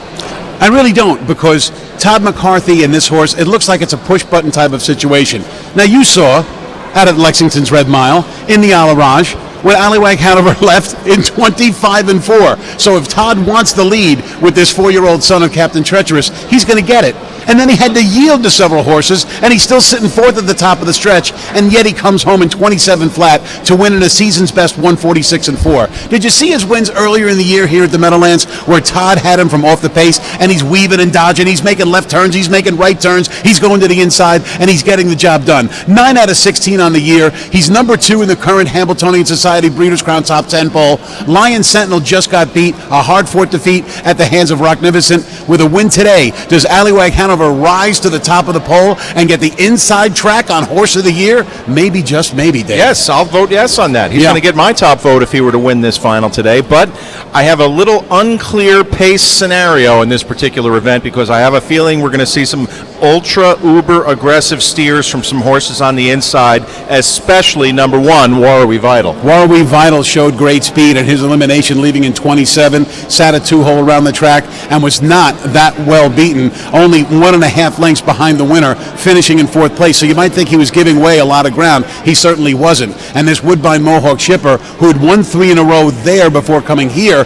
will be better this time around, as will En Avant, who raced very well for 3rd in his elimination in the same This Is the Plan race when that half-mile specialist was winning at the Meadowlands in 149-3 last week. Another horse that absolutely has to go when the man says go is the 5 Cattle Wash. That was the plan last week. We figured he would be very good in his elimination, and he was. He just got nosed out. Yes, but the thing about Cattle Wash is, I think to win this race, given the high level of competition, he's going to have to get his trip. And David Miller is just the guy who can get him there. What is his trip? Well, it's like a lot of trips. You want to be close to the action. You need a competitive pace up front. But I think you're going to get it here. We could see a half mile that goes in 53-4. And if Allywag Hanover is on the front end, maybe, just maybe, that's the way that they can beat him today. But I think Todd's going to leave like a shot and then yield to maybe 1 or 2 horses. Maybe a horse like Ocean Rock is going to be on the go early. After all, he was involved in that 25-4 and then went to the half at Lexington in 51-3. So Dan Noble is going to show no fear. Ronnie Burke told me that Danny is a very aggressive guy, and he's certainly going to have the pedal down with Ocean Rock for $600,000. There's one other question mark in here. They've made an equipment change on the Team Bongiorno gelding Nicholas Beach. He's capable of wicked early speed. Nicholas Beach went 147-2 earlier this year, and he tightened up with a speed try in most recent. He reached 3/4 in 122-3, and then in a wild finish, This Is the Plan, came and got the money. Can Nicholas Beach make the lead a little bit later today and maybe be able to carry that speed a little bit further? Maybe so, especially if he can return to that early season sensational form. Last year's open pace Breeders' Crown final was captured by Century Pharaoh. A little bit of an upset. The stakes record was set back in 2009. Can you believe it was that long ago? Right here at the Meadowlands, won the West, won in 147 flat. Let's see what happens here. The open pace, our final Breeders' Crown event on what has been a fabulous weekend, Ken Workington. Thank you for the calls. Much appreciated, guys. And we've got a couple more after this, but right here, it's the final Breeders' Crown event, and it's a good one. And right now, 3-5 on 8. Allywag Hanover back at the big end. The Breeders' Crown final open pace presented by Bowringer Engelheim for $600,000. Race 11 starts the late pick 3. Here they come.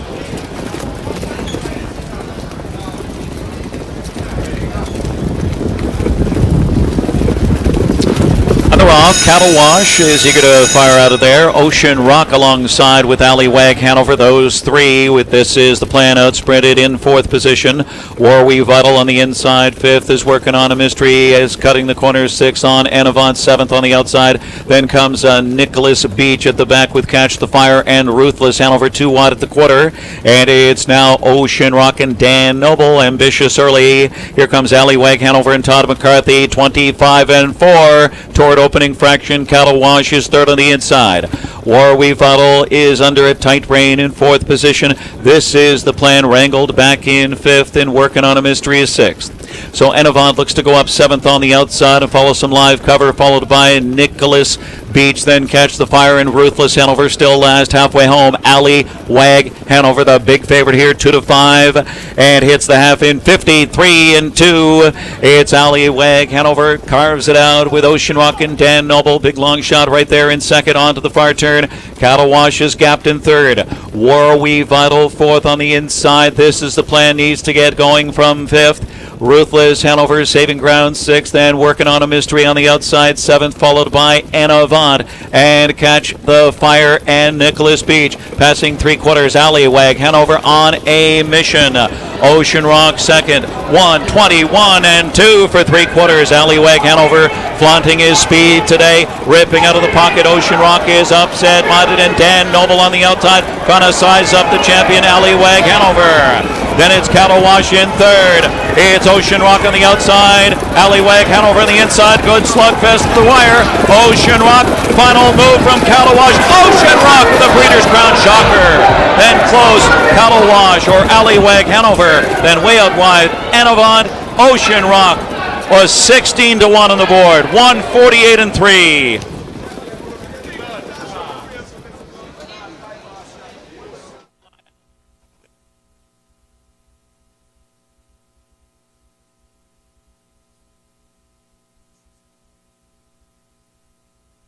Photo sign up 148 and 3.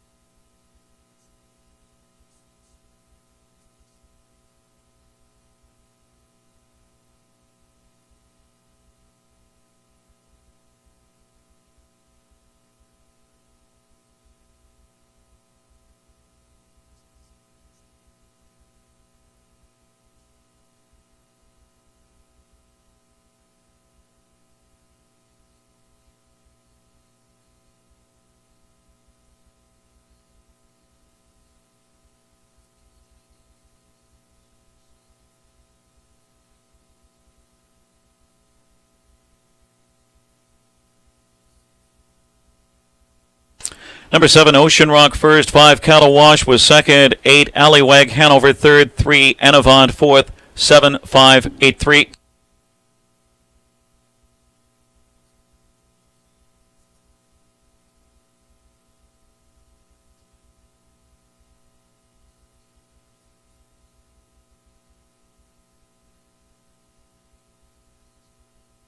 Returning to the Diamond Creek winner's circle, Ocean Rock.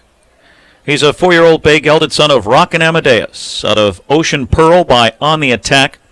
Was bred in Ohio by Sandra S. Burnett, and she is the owner from Wilmington, Ohio, Sandra Burnett.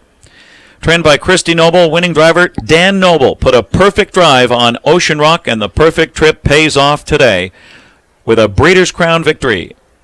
His 8th win on the season, 19th career victory, and he becomes harness racing's newest millionaire. 148 and 3 today for Ocean Rock off the perfect trip, a horse who accepted a bye into the Breeders' Crown final. Did some great work in Ohio on the smaller tracks there, won the James Ewart, the Hoosier Park Pacing Derby at Hoosier Park, and the Dayton Derby as well in 148. That was his lifetime mark.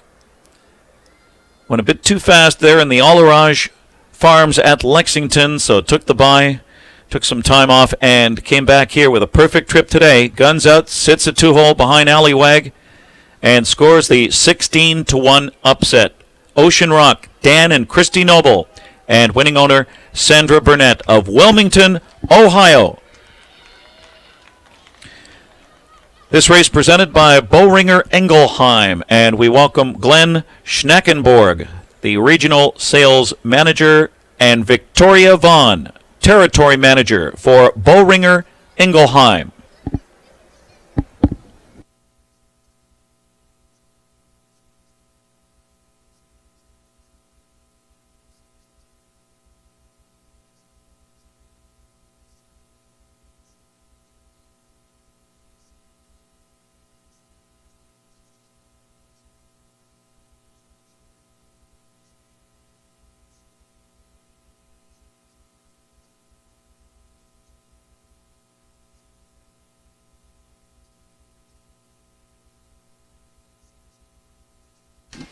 It's now official. The 7 Ocean Rock pays $34.80, $19.80, and $6.80.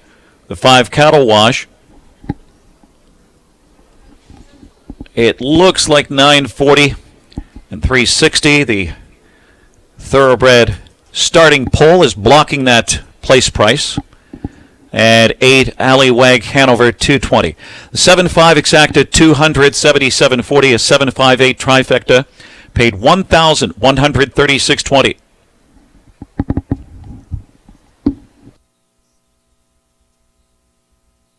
Post time is set for race 12 at 5:33. Start of the late double. Exacta, Trifecta, Dime, Superfecta, no changes. And I'm sure Gabe Pruitt will have a lot of interesting questions for the winning connections, including driver Dan Noble.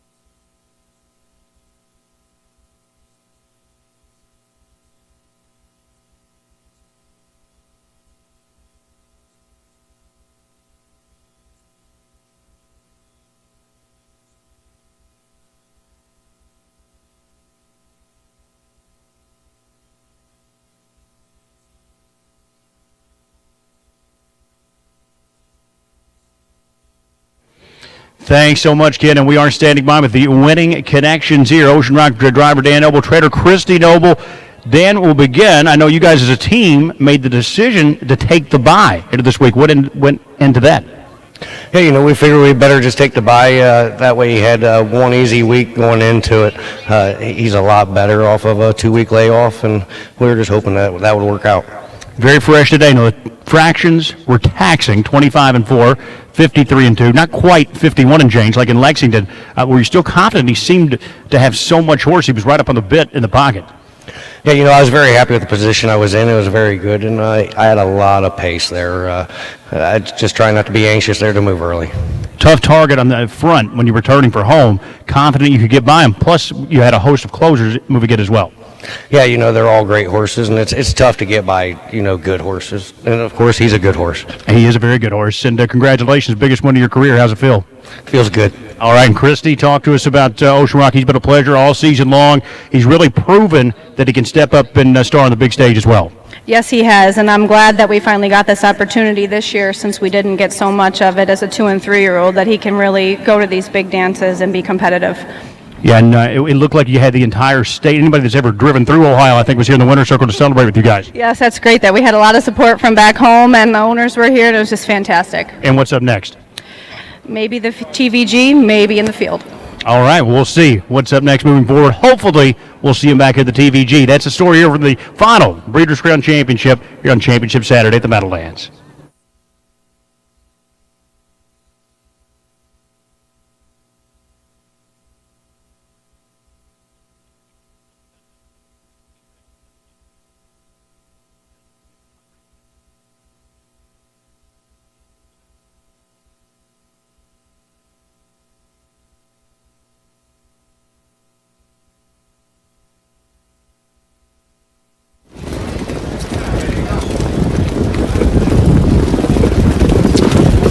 off. Cattle Wash is eager to fire out of there. Ocean Rock alongside with Allywag Hanover. Those three with This Is the Plan outsprinted in fourth position.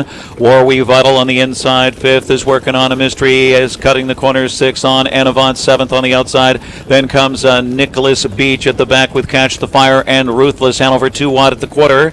And it's now Ocean Rock and Dan Noble. Ambitious early. Here comes Allywag Hanover and Todd McCarthy. 25 and 4 toward opening fraction. Cattle Wash is third on the inside. Warwe Vital is under a tight rein in fourth position. This Is the Plan wrangled back in fifth and working on a mystery is sixth.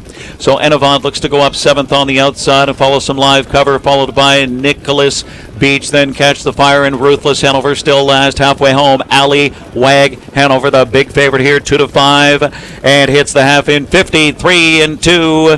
It's Allywag Hanover, carves it out with Ocean Rock and Dan Noble. Big long shot right there in second, onto the far turn. Cattle Wash is gapped in third. Warwe Vital fourth on the inside. This Is the Plan needs to get going from fifth. Ruthless Hanover saving ground sixth, and working on a mystery on the outside seventh, followed by Anavant and Catch the Fire and Nicholas Beach. Passing three quarters, Allywag Hanover on a mission. Ocean Rock second, 1:21 and 2 for three quarters. Allywag Hanover flaunting his speed today, ripping out of the pocket. Ocean Rock is upset minded, and Dan Noble on the outside trying to size up the champion Allywag Hanover. Then it's Cattle Wash in third. It's Ocean Rock on the outside. Allywag Hanover on the inside. Good slugfest to the wire.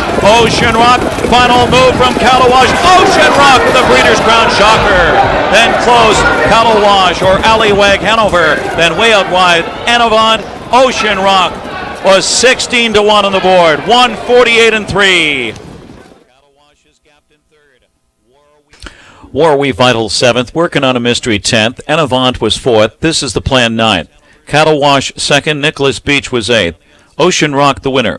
Allywag Hanover 3rd. Catch the Fire 5th. Ruthless Hanover 6th. 7-10-4, 9-2-8-1, 3-5-6, 148 and 3.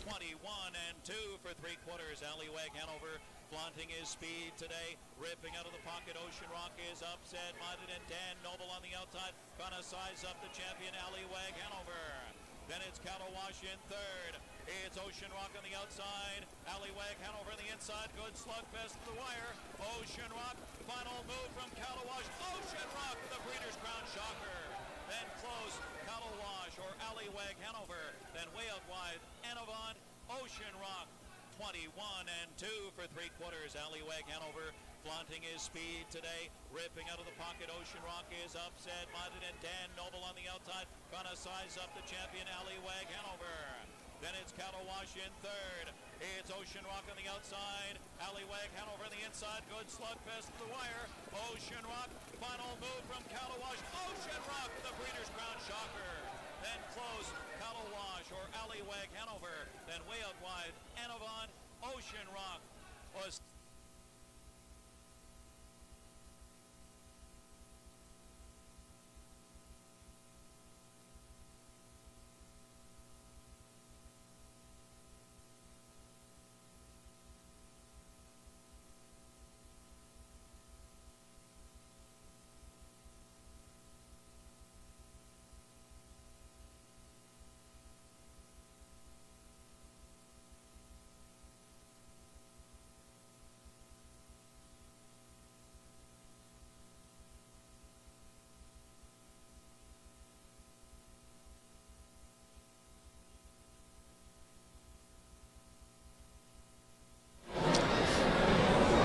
Well, there you have it, ladies and gentlemen. Our Breeders' Crowns are official. They're in the books. They are history. How about that Danny Noble there with Ocean Rock? And I tell you what, it's kind of refreshing this year to see a bunch of guys get their first Breeders' Crown triumph. Lucas Wallen and Mark Evers last night, Greg Wright Jr. today, and Danny Noble. You know, and like I told you in the pre-race that Ronnie Burke told me a couple of weeks ago that Danny Noble is a real aggressive guy, and that really gets along well with the style that Ocean Rock uses in which he wins his races. And today, to leave the gate as hard as he did in sub 26 and then work out a perfect 2-hole behind the masterful Allywag Hanover, who was so valiant in defeat today. What a performance by Ocean Rock, who really is a red-hot horse right now. Boy, what a second half of the season he has had, and congratulations to Dan and Christy. They work hard out there in Ohio, and Danny is certainly an extremely talented horseman and driver. So that wraps up the Breeders' Crown action. We have one more thing to do on camera before we get ready to close out the weekend here at the Big M. It, of course, will be Little's Late Double here, and I'm very anxious to see how you mapped out these two races, because I thought they were tough. They were tough, but at least here in the 12th race, we get a short field. So you can narrow it down, I think, to a couple of horses. And I opted to go off Semi-Tough, who I thought was a pretty good fourth in his most recent start here at the Meadowlands just last week. That said, I like number 1, J.M. Mandamin on top. I think Joe Bongiorno is going to be able to control the tempo off a speed win in 51 and a piece at Harris, Philadelphia. The only problem is, J.M. Mandamin did not race particularly well in either one of his last 2 starts at this level very recently, but of course today, the stablemate, Vettel N, who won that event 3 straight races, is not around. Twin B Tough Enough is a horse who's been right there in 4 straight. You got to use him in this double as well. Yeah, I think you do, and they have him in for the extra price tag, too. That's always a sign of protection. We turn the page to race 13. That's going to wrap up Breeders' Crown weekend. Thank you very much, Marvin Katz, who's about ready to go out and have a nice dinner somewhere, our premier sponsor of the entire event, the Libfeld Katz Breeding Partnership. Race 13, upper level condition trot. You could go a bunch of different ways in here. I like Kings County. You don't. I don't mind the fact that you like Kings County. He's got a chance to win. But I really am on this roll with the double where I don't want to stretch the soup too far. Now, Gangster Hanover came to town on September the 4th, and it was amid high expectations. He just won by almost 15 lengths at odds of a nickel on the dollar, and he came here from the rail, and he led to the stretch, but he got caught.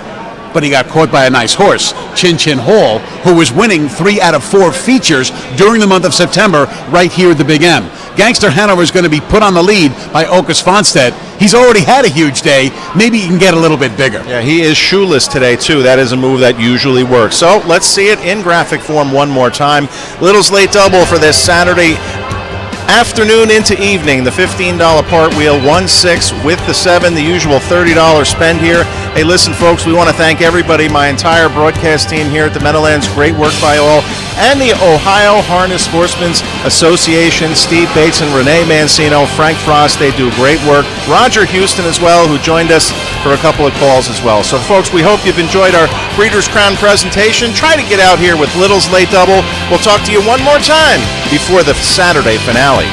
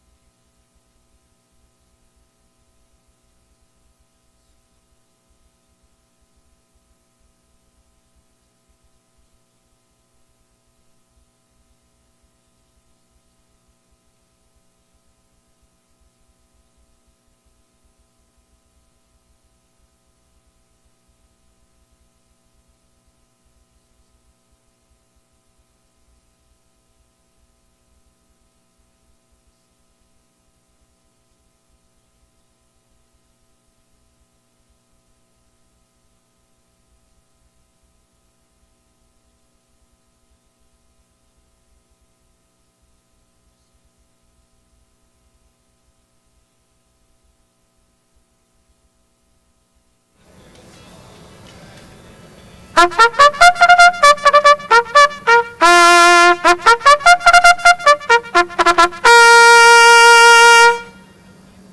thanks to Mark O'Keefe with a call to post here for race 12. Number 1 is J.M. Mandaman, just stepping out now. J.M. Mandaman's driven by Joe Bongiorno for Jennifer Bongiorno and Robert Weinstein. There's number 2, Rocky Got Framed. It's Scott Ziron. Irv Miller trains for Rocco Ruffalo. 3 is Always End Again with Andrew McCarthy, trained by Dylan Davis for Andy Berg. 4 is G's Joe with Andy Miller, trained by Irv Miller for Bay Pond Racing Stable.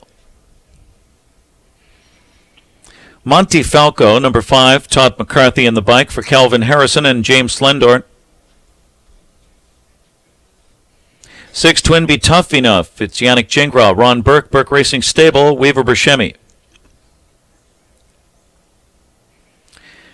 And number 7 is Semi-Tough with Dave Miller, Ron Burke Trains, Burke Racing Stable, Frank Baldacchino, Jerry and Teresa Silva, Purnell and Libby, and the Weaver Buscemi partnership. Claiming handicap pacers, race 12, exacta, trifecta, late double, dime, superfecta. So we've got the 7 here, Semi-Tough, took on his stablemate Covered Bridge first over, still paced home at 26-4 last week. He moves outside here, but he makes his second start off the bench. He got nosed out in 148-3 here in mid-September. The 6 Twin Be Tough Enough just missed to the raging Vettel back-to-back actually in September. He caught a case of second-itis, but this Team Burke trainee looks like the one to gun down here. He's got the speed. And we'll cap it off here with the 4, G's Joe at 9-2. G's Joe. We'll see what Joe shows up today. 2 back, he was storming home at 26-1. Post 8 last out, draws better today, so it's a 7-6-4, race 12, late double.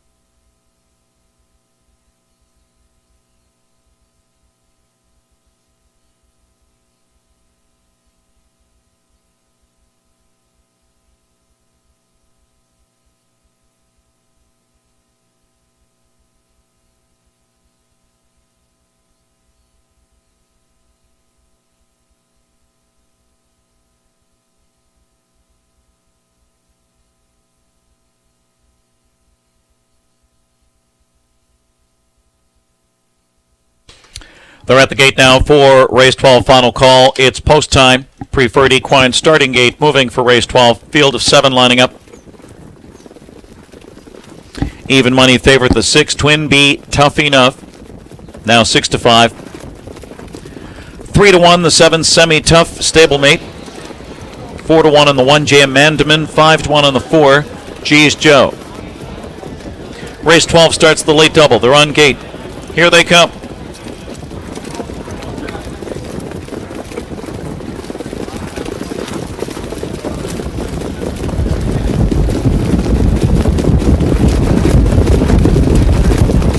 They're off. Montefalco, Twin B Tough Enough. Montefalco backed away, so G's Joe is out quickly with Twin B Tough Enough, and JM Mandamin guns the rail into the first turn. Rocky Got Frame got away 4th position as Semi Tough looks to go up 5th on the outside, followed by Always End again, and Montefalco trails. Twin B Tough Enough dashes up, takes over with Jingra past the opening quarter. G's Joe yields for the pocket spot here. JM Mandamin third, first quarter up 27-1 out of third. Goes JM Mandamin, and Joe Bongiorno looks to take command. Dashes up there with Rocky Got Framed, gapped in 4th across the backstretch. Semi-Tough 5th on the inside, followed by Always End again, and gapped at the back is Montefalco. JM Mandamin at 7-2 on the board takes the lead, grabs in, does Joe Bongiorno. On the helmet is Twin B Tough Enough. G's Joe is third past the half. Rocky Got Framed is 4th, and then Semi-Tough launched to the outside, followed by Always End again, and Montefalco rated half here, 56 seconds. JM Mandamin the target onto the far turn. Andy Miller with G's Joe goes after him first over. Twin B Tough Enough rides the pocket spot. Semi-Tough is second over, stride for stride with Rocky Got Framed on the inside. Always End again third over, 4.5 from the lead here, and then Montefalco. Passing 3/4, JM Mandamin, the one to knock off, going well. 124 well rated. It's JM Mandamin, scoots clear by 3.5. Trying to shake loose here, get going. Twin B Tough Enough trying to squeeze through. Rocky Got Framed. Down the center comes Semi-Tough in deep stretch. JM Mandamin's out sprinting them. JM Mandamin wins again. JM Mandamin. Then Rocky Got Framed. Twin B Tough Enough and Semi-Tough. 150-4.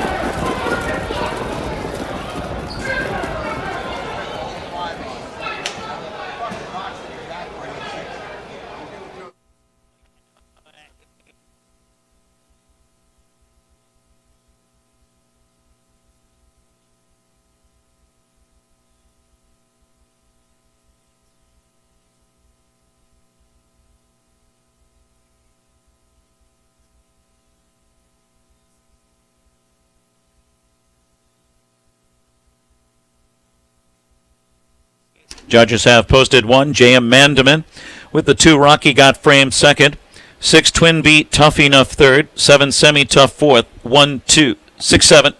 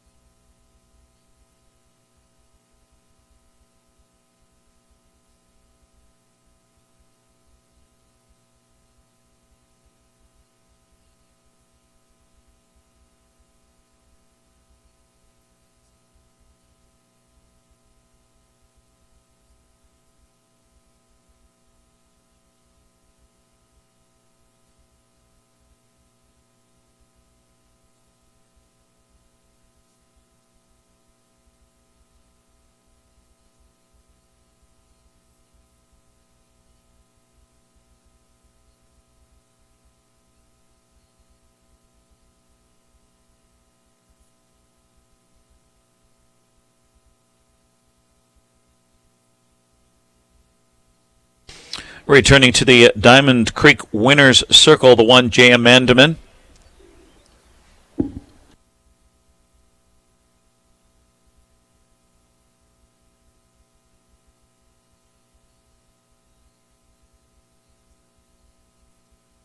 A 1 JM Mandamin, a 5-year-old bay gelded son of Mach 3 out of JM Lastax by Camluck, bred in Ontario by RK Joe Miskakomen.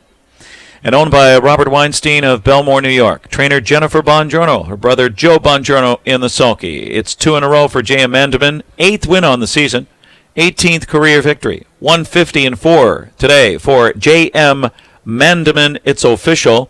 960, $5 and $2.40. The 2 Rocky got framed, $13, $4.80, and the 6 Twinbee Tough Enough, $2.20. Exacta 1-2, 100, $7.40. 1-2-6 trifecta, 200, $76.20. Post time for race 13. Our finale is 5:53. There are no changes. Exacta trifecta, 10 set high five. It's the pentafecta finale. High five mandatory payout, low 15% takeout. Dime Super paid $52.46. That's $52.46, 1-2-6-7.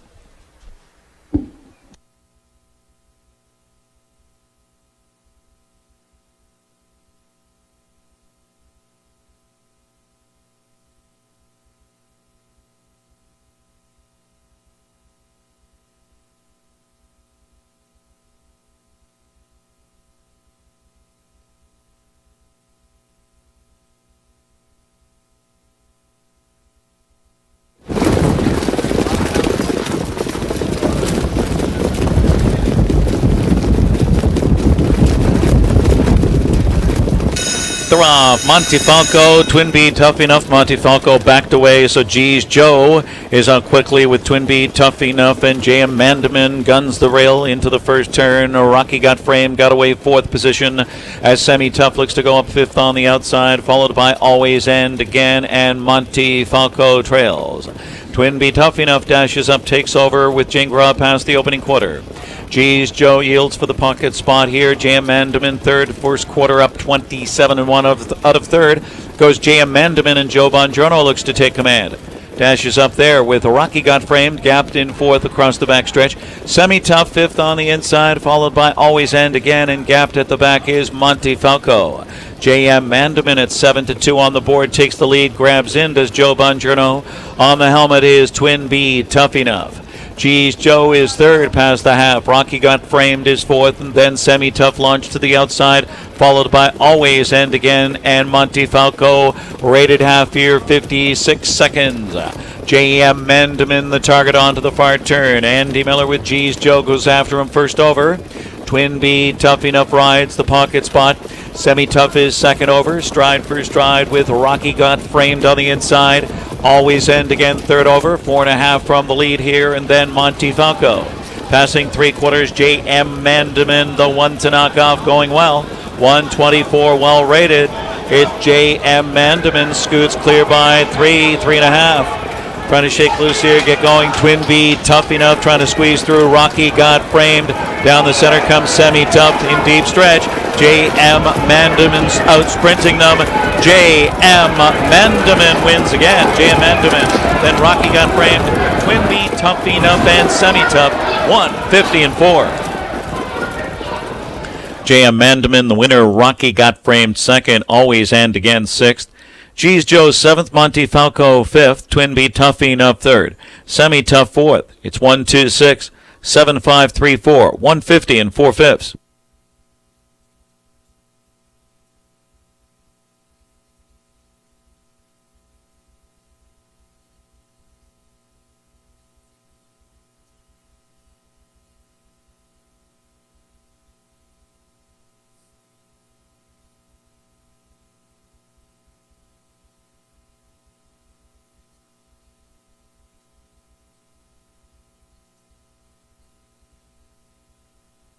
Well, 124, well rated.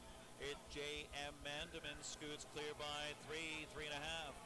Trying to shake loose here, get going. Twinbee Tough Enough trying to squeeze through. Rocky got framed. Down the center comes Semi-Tough in deep stretch. J.M. Mandamin's out sprinting them. J.M. Mandamin wins again. J.M. Mandamin. Then Rocky got framed. Twinbee Tough Enough and Semi-Tough 150-4.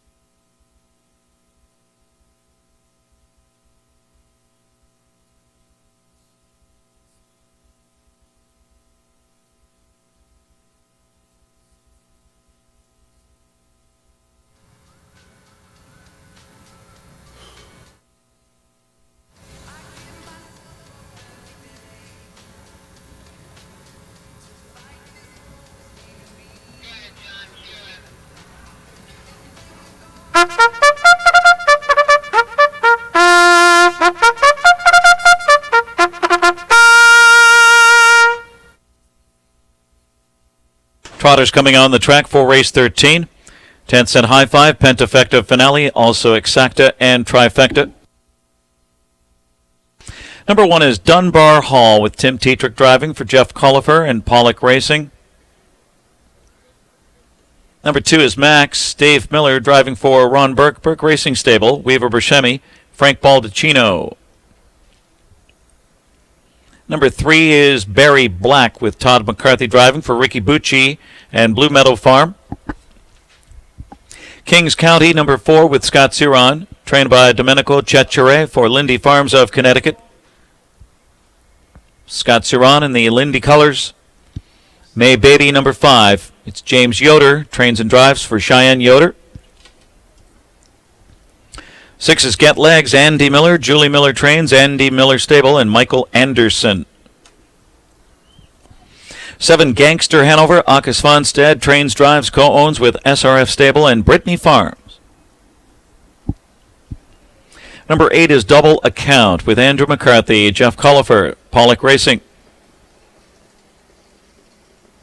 Number 9, Hockey, Hanover, Yannick Gingras, Ron Burke, Brad Grant, the owner.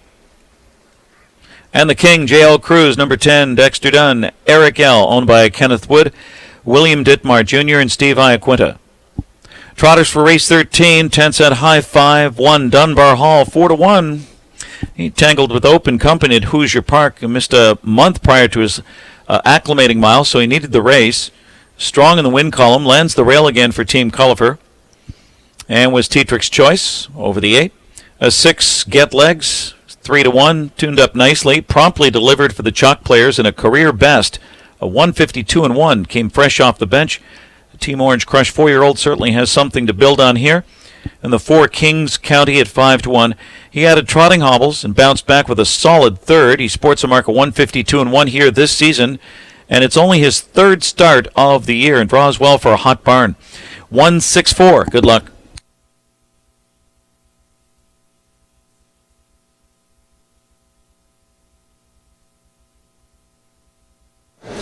And thank you very much, Ken Workington, for your excellent work. Some memorable calls as we close the chapter of another 2021 Breeders' Crown. Dave and Dave back one more time. The 10 cent super high five low takeout, a chance to get out if you didn't have some of these big Breeders' Crown winners, and a few, wide open pretty much betting board. You are alive in Little Slate Double.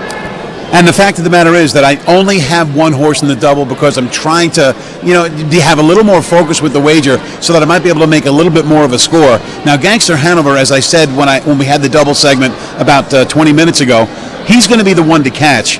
But they caught him when he raced here at the Meadowlands on September the 4th. The good news for that was he got caught by Chin Chin Hall and Chaptiyama, 2 very, very good horses.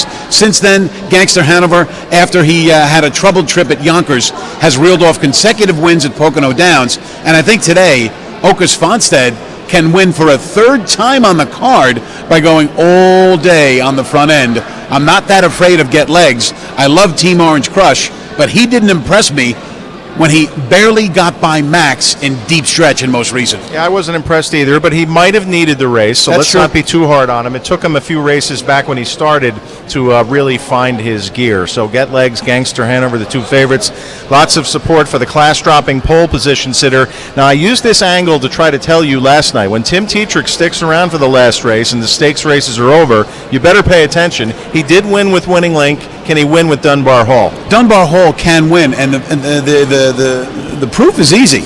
He was 5th, beaten only 2 1/4 lengths in the race where Warrawee Roo in the Breeders' Crown Prep came from well off the pace to win. Now, Dunbar Hall went an inside trip. He's out at 3/4. Maybe his line doesn't look that sensational, but he certainly was facing miles better than what he faces today. The fans who did the betting took a beating on J.L. Cruz and his comebacker last week. That was the outside post, and it was a fairly conservative try. Now he's got post 10. That's even worse. Look, we know he's an old guy with a world of talent, and we know that he's had a great career, and it's not over yet. Eric L. always, I've talked to Eric 3 or 4 times during the course of this year. He's just an old guy. He's got some bad wheels, but he keeps them as sound as he can. He likes to only race JL Cruz on the mile track. I think today Eric is going to tell Dexter, leave with him a little, see what you can work out, maybe get a nice check. And JL Cruz, who knows, he might be ready to win as soon as next week with a good mile today. And what do we do with May Baby? She's been such a great story for James and his wife Cheyenne Yoder here. She picked a really bad time to throw in a clunker in that Breeders' Crown elimination. Yeah, I'm just not sure that she stacks up very well in this field, because at Hoosier, she got beat as the 2-5 choice, and then obviously was really never involved at odds of almost 70-1 during Atlanta's Breeders' Crown elimination 1 week ago. I don't think May Baby is in the right spot to make a lot of noise. Well, she's been a good horse for them since day one. She's earned almost $600,000. Let's see if we can give her a little go-away present heading back home to Indiana with a check in this finale. Listen, I want to thank you and everybody in our entire television broadcast team. Thank the Ohio Harness Horsemen's Association one more time for sponsoring our coverage. Lots of great work done by everybody over the course of this weekend. Hey, it was fun. It really was, Dave, and I was glad to see that betting was really vigorous on the Breeders' Crown races today. We bet a total on the Breeders' Crown of just over $2.9 million over the 8 races. That's an average of $371,000 per race, and we just might eke out $4 million. If not, we're certainly going to be in the very high threes. So a big tip of the cap to our fans, who, despite betting into the belly of the beast, all the thoroughbred signals that they normally bet on Saturday, came with both hands for the Breeders' Crown card today. All right, remember, we are not closing after today. Live racing resumes next weekend, Fridays and Saturdays, first post back to the regular 6:20. We hope you'll join us. Dave and I will be here to give you all the action.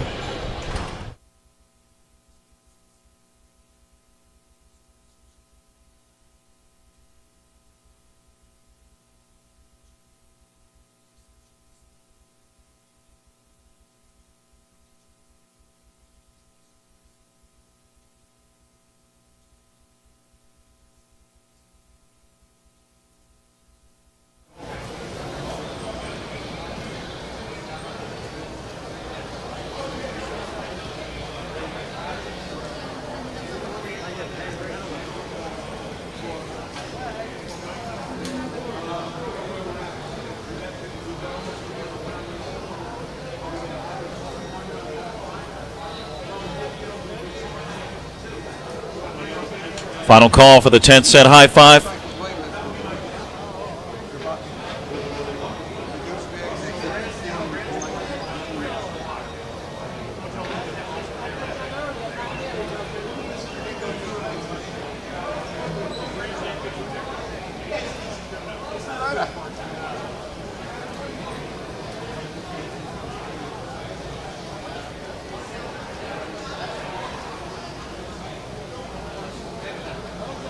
Trotters are at the gate now. It's post time. Last chance, 10-cent high five. Preferred equine starting gate is moving for the field of 10 trotters. Right now, the 1, Dunbar Hall, and the 7, Gangster Hanover, vying for favoritism, both 2-1. Also close here is 6, Get Legs at 3-1. 7-1 action on the 4, Kings County, now 8-1. 9-1 on 5, May Baby. Way back, Get Legs. Get Legs refusing to trot. Now he's trotting, but way back. The rest on gate. Race 13. 10th cent. High five. Finale. Here they come.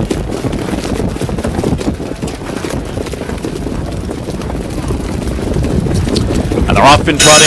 Gangster Hanover out of there with Max on the inside and Kings County.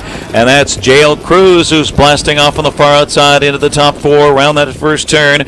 Dunbar Hall cuts the corner in 5th position.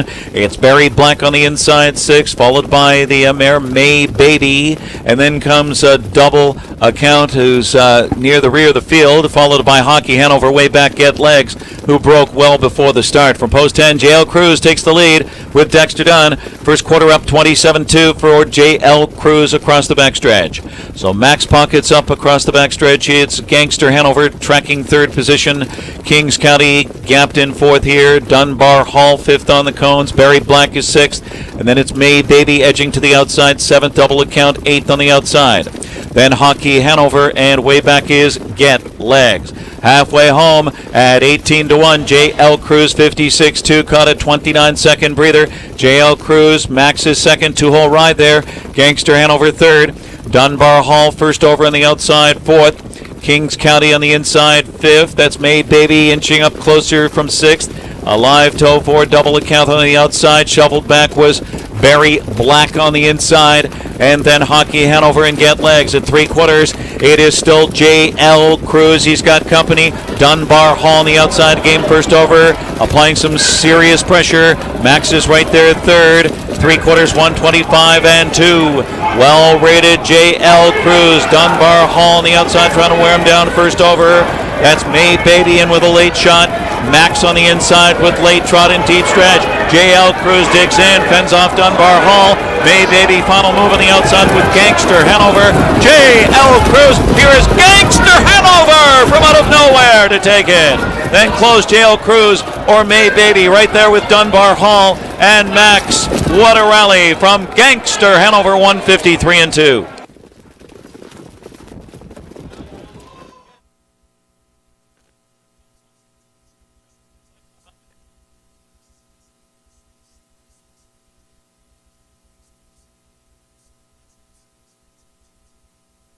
Photo for win 153-2.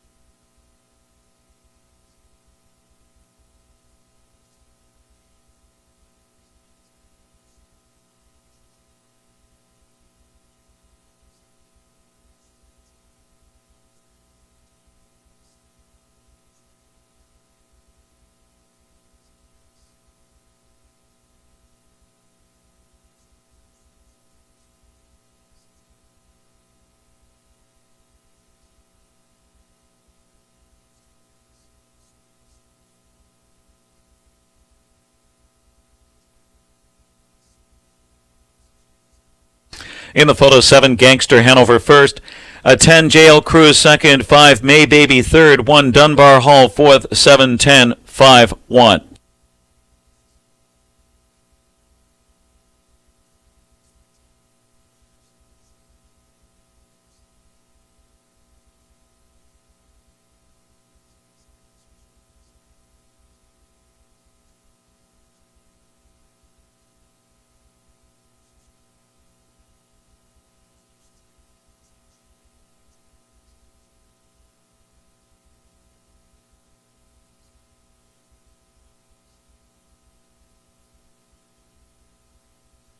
What a day for Team Svanstead and Aki Svanstead.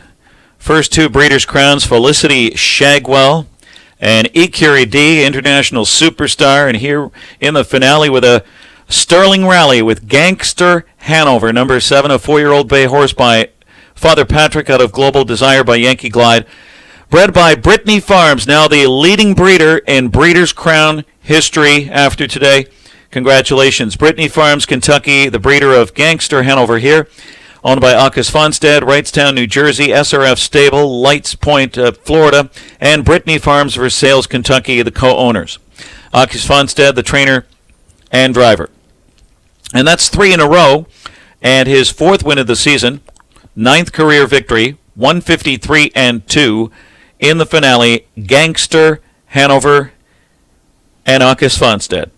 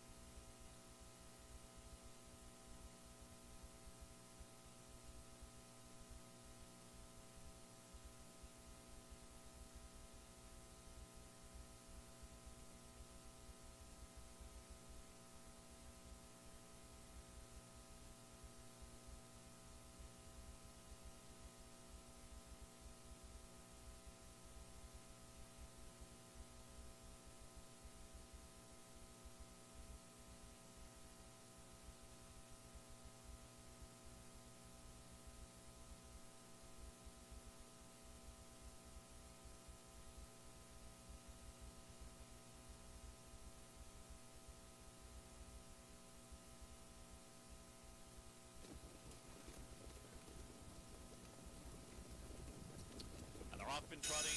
Gangster Hanover out of there with Max on the inside and Kings County. And that's JL Cruz who's blasting off on the far outside into the top four around that first turn. Dunbar Hall cuts the corner in fifth position. It's Barry Black on the inside, sixth, followed by the mare May Baby. And then comes a double account who's near the rear of the field, followed by Hockey Hanover way back, Get Legs, who broke well before the start. From post 10.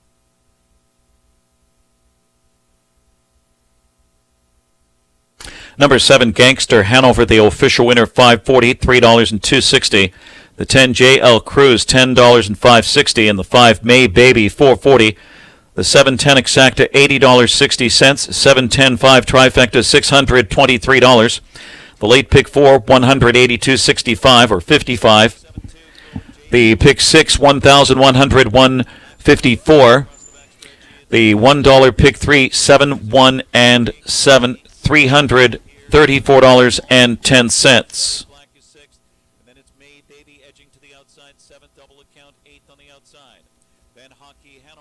The Pentafecta, $1,328.30. At 18-1, JL Cruz 56-2 caught a 29-second breather. JL Cruz, Max's second two-hole ride there.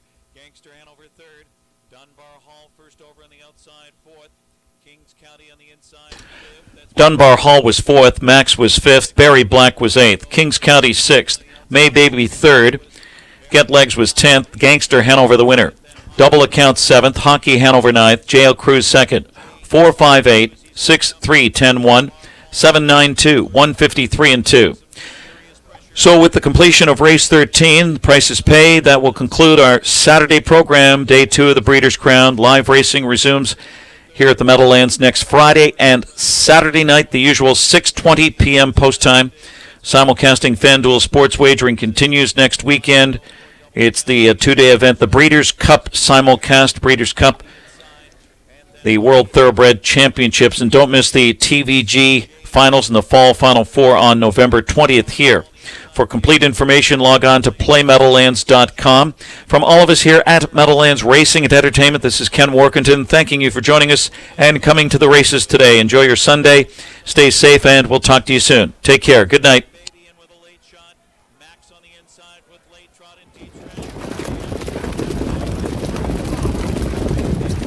And they're off and trotting. Gangster Hanover out of there with Max on the inside and Kings County. And that's JL Cruz who's blasting off on the far outside into the top four around that first turn. Dunbar Hall cuts the corner in fifth position. It's Barry Black on the inside, sixth, followed by the mare May Baby. And then comes a double account who's near the rear of the field, followed by Hockey Hanover way back, Get Legs, who broke well before the start. From post 10, JL Cruz takes the lead with Dexter Dunn. First quarter up 27-2 for JL Cruz across the backstretch. So Max pockets up across the backstretch. It's Gangster Hanover tracking third position. Kings County gapped in fourth here. Dunbar Hall fifth on the cones. Barry Black is sixth. And then it's May Baby edging to the outside. Seventh double account, eighth on the outside. Then Hockey Hanover, and way back is Get Legs. Halfway home at 18-1, JL Cruz 56-2 caught a 29-second breather. JL Cruz, Max's second two-hole ride there. Gangster Hanover third. Dunbar Hall first over on the outside, fourth. Kings County on the inside, fifth. That's May Baby inching up closer from sixth. A live toe for double account on the outside. Shoveled back was Barry Black on the inside. And then Hockey Hanover and Get Legs at three quarters. It is still JL Cruz. He's got company. Dunbar Hall on the outside. Game first over. Applying some serious pressure. Max is right there at third. Three quarters, 125-2. Well rated JL Cruz. Dunbar Hall on the outside trying to wear him down first over. That's May Baby in with a late shot. Max on the inside with late trot and deep stretch. JL Cruz digs in, fends off Dunbar Hall. May Baby final move on the outside with Gangster Hanover. JL Cruz, here is Gangster Hanover from out of nowhere to take it. Then close JL Cruz or May Baby right there with Dunbar Hall and Max. What a rally from Gangster Hanover, 153-2.